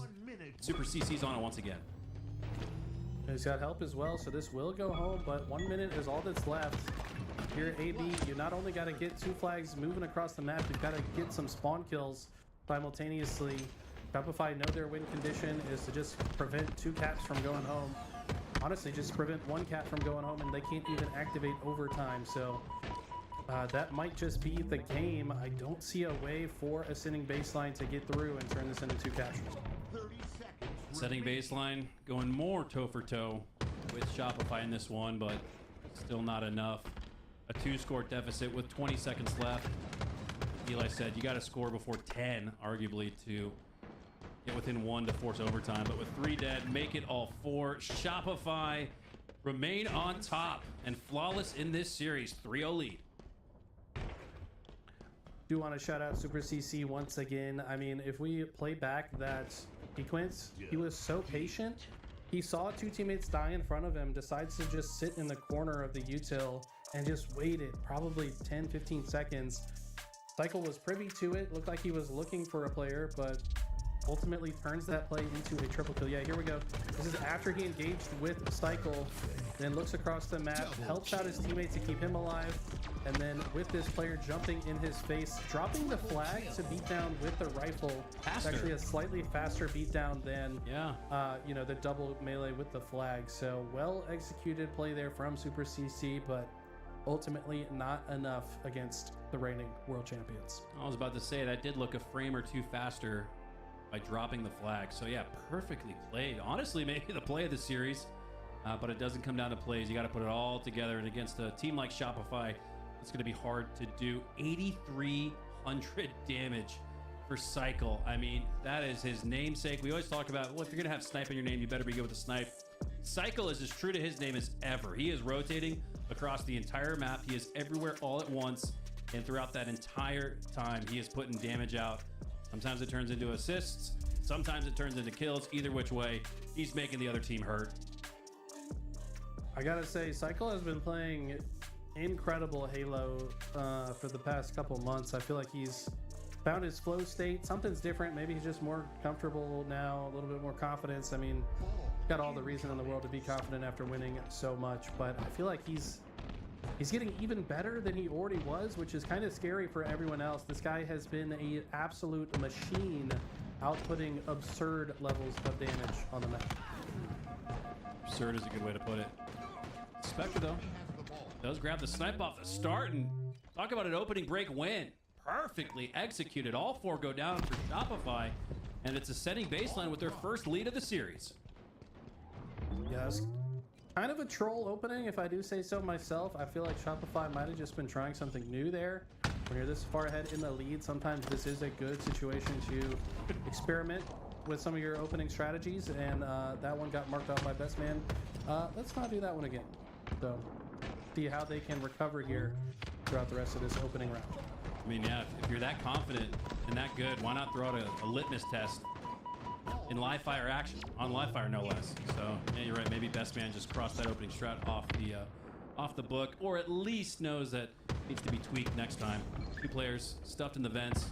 Cycle's going to continue to deal out damage. Now rotating the oddball. He's not going to pick it back up, but once again with that camo, he's going to want to maintain cloaked invisibility. Playing bodyguard to Frosty with the oddball. Thinks that the opponent is inside of A. They're in the garage door, but one did seem to flank and sneak through on the tunnel side. I think they're at the scoreboard now. Cycle goes down. Yeah, there's that scoreboard player, Super CC. Great positioning there, and fantastically timed at that. The shots match, and this is the best we've seen ascending baseline all series. Yeah, Suspector, I was a little concerned that he was moving too fast into the big door, but I didn't realize Super CC was already there. So it was a perfect play, reuniting with your teammate. Sometimes if somebody's already on the front line, you just have to connect with them to finish the play. And they're going to be rewarded with an oddball hold. Ryan, who's already applying pressure to the spawner. So this is the meta now. Your oddball players across the map from you, but you just hold forward and apply pressure to the spawners. And they can never get to your oddball players. So I love to see this from Ryan. Yeah, this has been fun to watch. We got ourselves a game. 24 and rolling, and that feels good to say for if you're an ascending baseline fan, because they are continuing to put their hurt down on Shopify here in round number 1. Ryan going for that patented insta-splode. He's got one more trick up his sleeve or in his bag in the form of the spiker. Earns the trade, and Super CC earning more time. That just goes to show you where Ryan traveled during that life. So he had the sticky grenades from being at B, and also the spike grenades from being on cuts. So he was every part of the map and had 4 sticky grenades in his pocket at one point, which, I mean, the man is going to find every way to kill you. Wow. And it is working. 4 dead again for Shopify. Sitting baseline in full control so far this round. At least for a moment, Eli, the round's not over yet. The game's not over as well. You got to win 2 out of 3. But at least for the first couple of minutes here, ascending baseline have looked just as good as Shopify has against them all throughout the series. This is a very impressive bounce back that we're seeing here from ascending baseline. You love to see this here from an underdog team that is making Shopify earn every single second. And you can see it on the scoreboard. They've only got 7 to 46. Ascending baseline really coming back. A great start, but I will say there's a lot of teams that have had good starts against Shopify. What's the hardest thing to do? Is have a good finish against Shopify. These guys find a way to lock in, correct whatever mistakes they've been making. They say, all right, let's stop trolling. And they find a way to get back into control. And that's exactly what we just witnessed. They have gotten several slays. They also forced a full 4 green side spawn. And let's see if they're able to put the punishment on these players, or if they maybe even elect to rotate this ball out. I think you're right, though, Eli. You bring up a good point. The best teams, that seems to be a characteristic and quality trait, is that they can press the lock-in button and then do it. However, though, 3 do go down there for Shopify, so while they were able to put 20 seconds on the board, sending baseline, maintaining now not only a double-up advantage, but a triple-up advantage at that, and every second you can acquire now just makes it easier and easier to maintain the lead, because you know Shopify is going to come on strong in the end.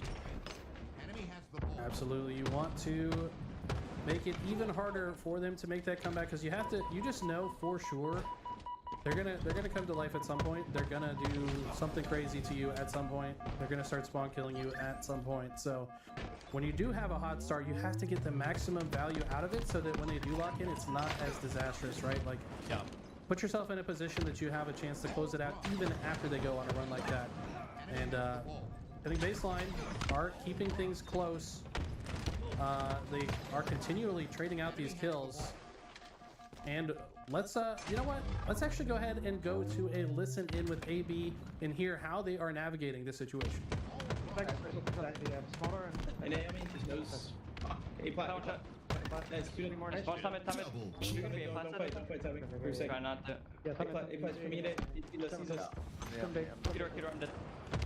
On screen, it's gonna be top mid, I bet. One that's me. That's 2 shots in there. Getting on bottom mid. Oh, shot burn! Hang on. Alright, yeah, wait. I'm 20. 2 screens. Double up. Fight over in 3 seconds. Fight over in 3 seconds. Wait, too early. 3, 2, 1 now. Spawn green. One's cuts. Snipe in 10. Okay, higher cuts. I'm gonna cut. Shut up. Nice. Spawn mid. One shot, nice. Push up, good. Yo, Joe, watch out, row 2. Two guys spawning green. Kill that. Two guys spawning green. Get that, nice. Two guys spawning green. I'm running. Green, yeah, me too. Back green on me. I have. Dead. Nice, Let's big go. go. He's dice on me. I died from the side. Snipe down us. He's dice. Nice, two shot. They're gonna spawn over side. Yeah. We're gonna have to play ball in 10 seconds. 8 flash. Snipe, watch out. You're gonna play ball. One slice. I'm playing it last second. Yeah, keep milking that shit. Wipe off. Kill it every. Still wipe off. Played it. Nice. Top 12 middle, seconds, guys. top middle going behind you. Alright, training weak. Training, sniping.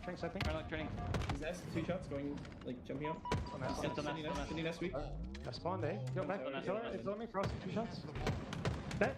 Nice. Nice. 2 shots. August alone. August weak. We're going in play. Last guy. Spawn him up. I'm going in there. I'll see this guy. 12 seconds, guys. Yeah, right. Dead. Nice, big go. You'll behind me. 10 seconds. I'm watching it. Yeah, he's there. Frosty weak. Watch it there, Frosty. Hey, play weak, row 2. We're gonna run in. Yeah, flying in row 2.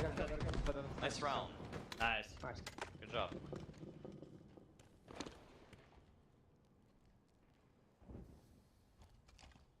Alright, go cut.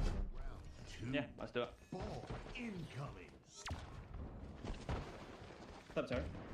Top tower, one shot. Yo, dice, nade, dice, top mid. 2 dice, I got nades. Nades on top. Camo 15. QT white box. He sticks me. One mud. Step down top mid, he's gonna QT4. Step down top mid, probably. Okay. Top tower, near combo. Dead. Alright, it's a really bad time to fight for 3 seconds. One time camo. Okay. I'm trying to get. I brought camo back. You're dead. I did cam, nothing left. There's nothing left. He could be top mid. Could be top mid.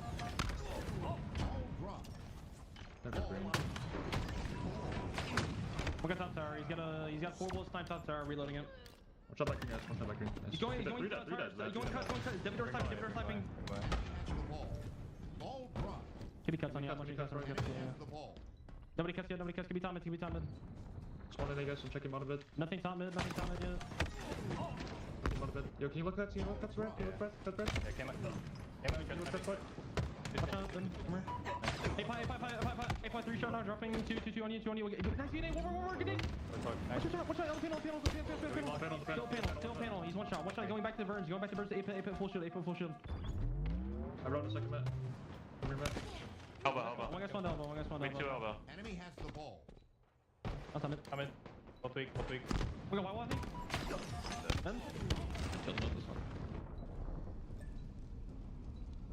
Confidence growing for Ascending Baseline as they take round number 1 against Shopify. Eli, there we heard from Shopify's listening some of those urgency comms from last shot, but I think they're true urgency callouts here. He doesn't want to. Granted, it would be 4-1, 4-2 series. Let's say if Ascending Baseline continues at this rate, but a guy like last shot, Shopify Rebellion, they want to sweep. They want to exert themselves. They want to prove time after time that they are unquestionably the best team. So, seen a little bit of urgency, hearing it in the comms as well, and I think that's for good reason. Ascending Baseline looked really good in round number 1, but man, talk about that lock-in button. Shopify seemed to have pressed it. Yeah, I think the concepts we hear when they get like that, it's honestly just a sign of respect. I mean, yeah, Shopify have been extremely dominant, but they understand the competition around them is very strong this year, and they don't take that lightly. They're not taking any of these teams lightly. Every single team that qualified for Pro League is a team that's capable of upsetting them in any given game. So they've got to lock in, and they've got to play their best if they want to continue on the streak that they've been on. And I think they're just showing their opponents some respect. Agreed, and this respect was earned, but not a single second earned here in round number 2. It's 52 uncontested for Shopify as Super CC had to have hurt audibly Frosty. Pulls up to the top. He takes him down, but goes down shortly after. Last shot now. Comms and all, snipe and all, has that in his hands, earns a body shot. Look how quickly he reroutes towards the middle of the map. Resets the reticle as well. His centering is perfect. The repulsor reaction is on point as well, and the no-scope barrel stuff The Spectre eats the dirt. Oh, talk about getting clothesline WWE style. Oh my god. I just did a backflip to the Shadow Realm as last shot played that perfectly while one shot. It unfortunately rotated into the spawning players of AB, so despite kind of getting world starred for a moment there, Ascending Baseline still maintained their confidence that they started this round with. Ryan Noob, sniper in hand, anticipating the push from B to the garage door. Didn't sense the timing. He looks to his right towards the middle. Now here it comes through the garage. Last shot's there. But he goes down.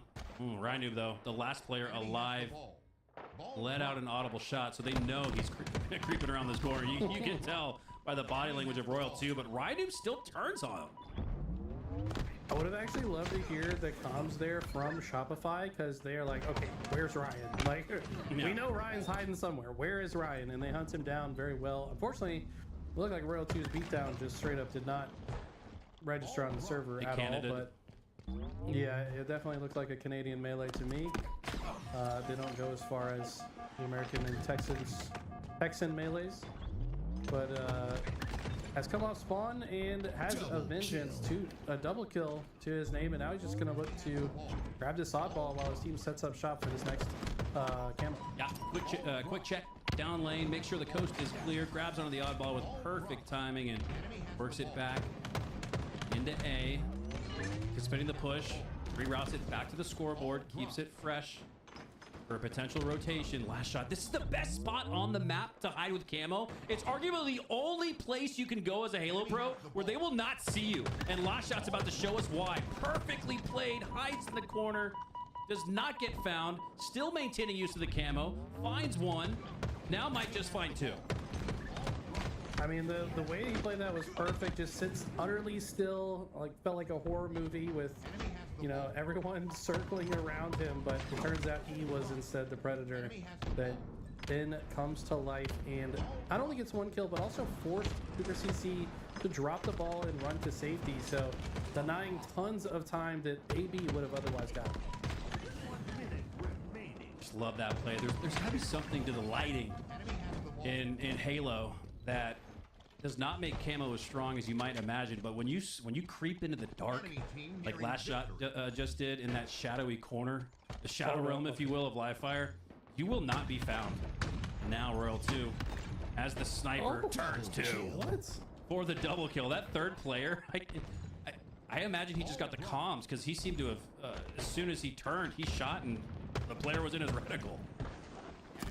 Yeah, I mean, that was robotic gameplay out of Royal 2, as it does appear Shopify have locked in for round 2 and win it in emphatic fashion. Yeah, first the patience there, the guy in the back, and then the quick scope onto, yeah, that guy definitely got called out because he was already weak. So I mean, Royal 2, perfect precision. Yeah, that did look like a, you know, all credit to Royal 2 and the quick scope and the insane shot, but that really felt comm based, and I think you're right. The fact that his opponent was weak, he just let it rip based on the comms. I mean, God, does that not point to how good Shopify are too, that they have the trust in each other to hear a call out and just shoot in that direction and earn the kill? I mean, I think it sounds a little faded because I'm pretty sure Royal 2 like saw the guy as well. I think the observer feed, when you're on higher ping like Royal 2, it's catching up a little bit to what his actual screen looked like. But I think you're correct. I mean, you're still going to look in the direction your teammate says with the level of trust that they have. But I do think his screen probably, it didn't look like he was blind firing the same way the observer looked. So if I got that right, it was a faded take for me, which I haven't heard you say in a long time. It's good to be back. But a faded take that was actually correct? Is hell frozen over? You get half a point. You got a B+. I'll take it. Tapping buttons will certainly take that back smack as well. Looked a little awkward. One of those shoulder side, and then you're in the back all of a sudden. But hey, it doesn't matter how you get it. Just get it if you're ascending baseline, because you are in the fight. You are in the series. If you can finally take a game, sure, it's a reverse sweep needed, but hey, man, 3-1 looks a lot better than 4-0. Ball incoming. I mean, honestly, they're looking quite good so far this round. Still keeping Shopify at 0. Also continuing to get kills. Daggering their spawns. Rotating the ball now. I mean, I feel like Shopify definitely falling into more traps than they usually do. They're dying on staggered timings in situations where they probably expect to be getting kills. But that's just even more power to the way Ascending Baseline has been playing this map and mode. They're catching Shopify off guard, and not many teams are doing that. 25-0 here for Ascending Baseline.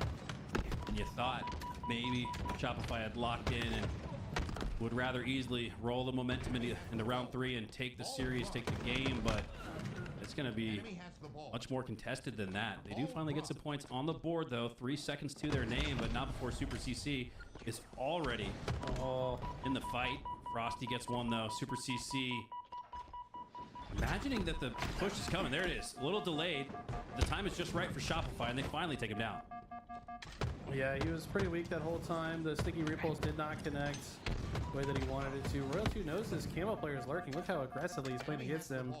Ryan is able to escape with his life, lives to see another day, and might just be the key they need to break this setup. Here we go, Rhino takes down one. In that moment, 3 down for Shopify. Wow, Steph Curry, like from the corner, turns and starts to run the other direction, knowing that the shot is pure.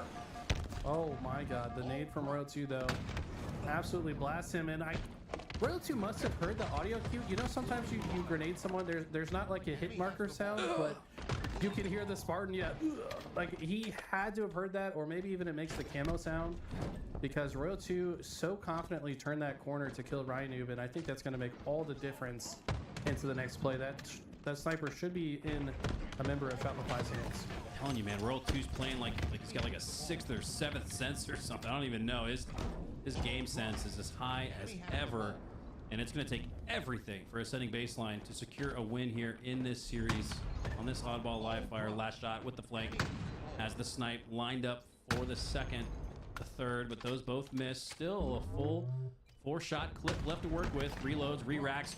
Man, that swipe was nasty. Connects on the second with the body shot as well. Last shot, he's not going to give up this snipe easily.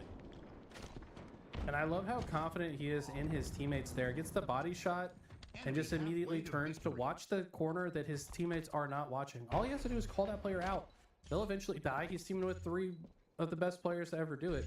So he can be more efficient with his time and just cover the blind spot of his team. And that's what makes this guy so dangerous. I mean, the trust that he has in his teammates, he's already one of the best, but I think when he plays with this specific group, he plays his absolute best. Yeah, you're right. Royal 2 and Frosty really have brought in the best out of Last Shot and Cycle. They just pair so well with each other. As tapping buttons. And Ascending Baseline were once up 30-0. The next 71 seconds went to Shopify, but Ascending Baseline do have control of the oddball right now. They're down by 30, and they put another 30 straight on the board. They're going to need to. CC love this play. Tries to hit the far right side of the play with his teammate covering the left. But unfortunately, it always feels like there's one more member of Shopify waiting for you. And how many overkills have we seen today? The Pro League is delivering. 4 kills to an overkill, and 4 overkills captured by our observer Callus today. That is absolutely nuts. I mean, you might have an entire 64 team bracket and not see 4 overkills on your screen. That's just in the 2 series that we casted. Yes, that's just in 2 series. Before us. Insane. Absolutely insane. As Shopify ultimately take the game, take the series. Ascending Baseline did do a good job, put up a good fight, and looked the best they had all series, but Shopify proved why they're not only the world champs, they're still the best in all of Halo. Yeah, and don't let this series fool you. I think there's still a pretty major gap between Shopify and everyone else. I think if anyone is close to Shopify right now, it's 4 of a kind. They have proven to be the only team to like consistently take games off them, but AB are gonna look much better against basically everyone else. I think that AB can actually, maybe take some games off 4 of a kind as well. I think they can take games and even win series against everybody else that's currently in the Pro League. So despite kind of getting cooked here, I think just about everyone's getting cooked by Shopify right now. they're going to keep growing from this, and they'll come back stronger for the next game. Yeah, you talk about being in a league of their own. There are some contenders in the mix. Four of a Kind, definitely one of them. I think what we saw today, though, Cloud9, a 4-2 series win over FaZe. Now, FaZe, I still see and still think that there's some rust they got to kick off. But man, for sure, if Cloud9 isn't a top 3 team, then I'm not on the mic right now. I really do think that Cloud9, in the moment, are a top 3 team and are creeping up into that tier of competition that could give Shopify a run for their money or even beat them in a best of 7. Yeah, I think the power rankings are going to continue to shift as the Pro League continues. You know, yeah, FaZe had a rough showing today. We know how capable they are. As long as they lock in and they care, I mean, that's the biggest thing, right? That's my concern. I hope that all members of that team are locked in and care about getting better and becoming the best versions of themselves. If that's the case, then I think that they can 100% become in the top 3 no matter what. But right now, I don't see them as a top 3 team. So it's going to be very interesting to see how things develop as we take a look at our results from day 1. Of course, 4 teams won today, 4 teams lost. We're going to be doing this just about every Sunday. I think there's a few breaks in the mix, but 8 hours of Halo every Sunday with all the best players in the world competing in every single Sunday. I mean, this is going to be a fun couple months. In best of 7s at that. I think that's important to know. Yeah. We get best of 7s all throughout the end of the year. We'll be taking this all the way up to October online, but it'll all culminate on LAN in Los Angeles at the Shopify Rebellion headquarters, and I cannot wait for that. There is still plenty of high-level LAN competition at that to enjoy in the year of grassroots that is year 5. Let's kind of break down real quick where we're at in the moment, Eli. Like I said, you see Cloud9, they're in the 4 spot. I really think that they would give Inconceivable a run for their money within that top 3 realm. I mean, how exciting! I'd say the top 4, and then you gotta include FaZe Clan, because at some point they're gonna start playing like world champs and MVPs like they are. So really, there are 5 teams that are in the mix, and then 6, 7, and 8. Let's talk about Mercenaries for a second. They had a phenomenal last chance qualifier last weekend where they won the whole thing, took down FaZe in the grand finals. Looked a little flat today, and I think that could be said for a lot of the teams that lost or just didn't look good in certain moments, that it just looked a little flat, looked a little out of sorts. I look back to that first series that we casted as maybe being one of those. But what are some of your other takeaways as we've seen all teams compete here in week 1? I mean, I really think that at this stage of the game, this is what, year 5 of Halo Infinite now at this point, year 4.5, I don't know what to even call it, but everybody is so good, man. Everybody understands how to play the game. There's some teams that just have natural chemistry a little bit better than others off the rip, but I think this is literally an any given Sunday type of league right now. I think that any of these teams can upset literally anyone else outside of maybe Shopify and 4 of a Kind. I think that those 2 are going to be the hardest to upset, but I think that every other team can beat every other team. It's like, it's going to be a highly competitive season. We're going to see some surprises that people don't expect, and I think that at the end of it, the 2 teams that drop out, it's going to be very close. It's probably going to come down to tiebreakers towards the end of this, because these teams are all so competitive. Only 6 teams can make it, but folks, we've got 6 weeks left of the LVT Halo Pro League presented by Shopify Rebellion as far as the online competition is concerned. For Eli the Ninja, Tools, and Why Not Be Casting on the mic, as well as Callus and Louis V Titan tweaking and twisting behind the scenes, producing and observing, twerking, as well as DSA for throwing down the hammer and adminning at the highest level. I'm Old Man Mikowski, thanking you guys so much for tuning into the first week of LVT Halo Pro League. We'll be right back at it next Sunday. We'll look forward to seeing you guys then. Until then, have a great rest of your weekend. See you soon.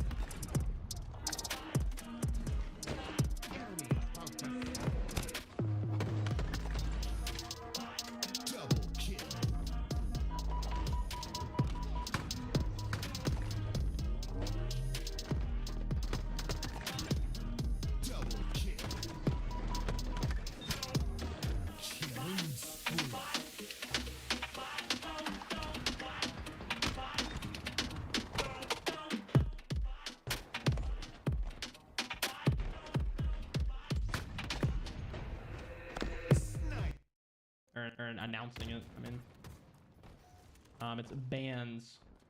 So essentially, it's the same way COD works. Whoa! LBT fucking raid, damn! Yo, my teammates are horrible. Yo, I'm down to make a team change, guys.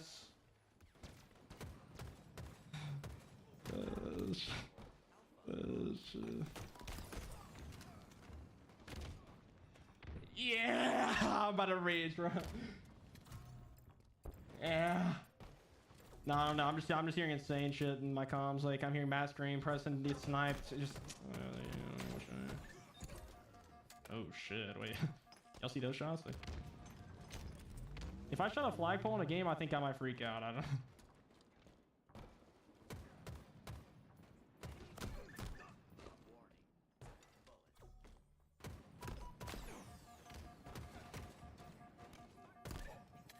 No, that's 4 done. Hey, WLVT, I appreciate you. Appreciate you, Mikowski. What's going on, homie? What's going on, Callis? How are you doing, everybody? How was today, chat? Talk to me. How was today? What we think about today? FaZe get upset by C9. What we think, man? What we think, man? Insane day for Halo, man. An insane day for Halo and the start of the Pro League. I mean, map picks and bans getting introduced. Kind of insane. A little insane day.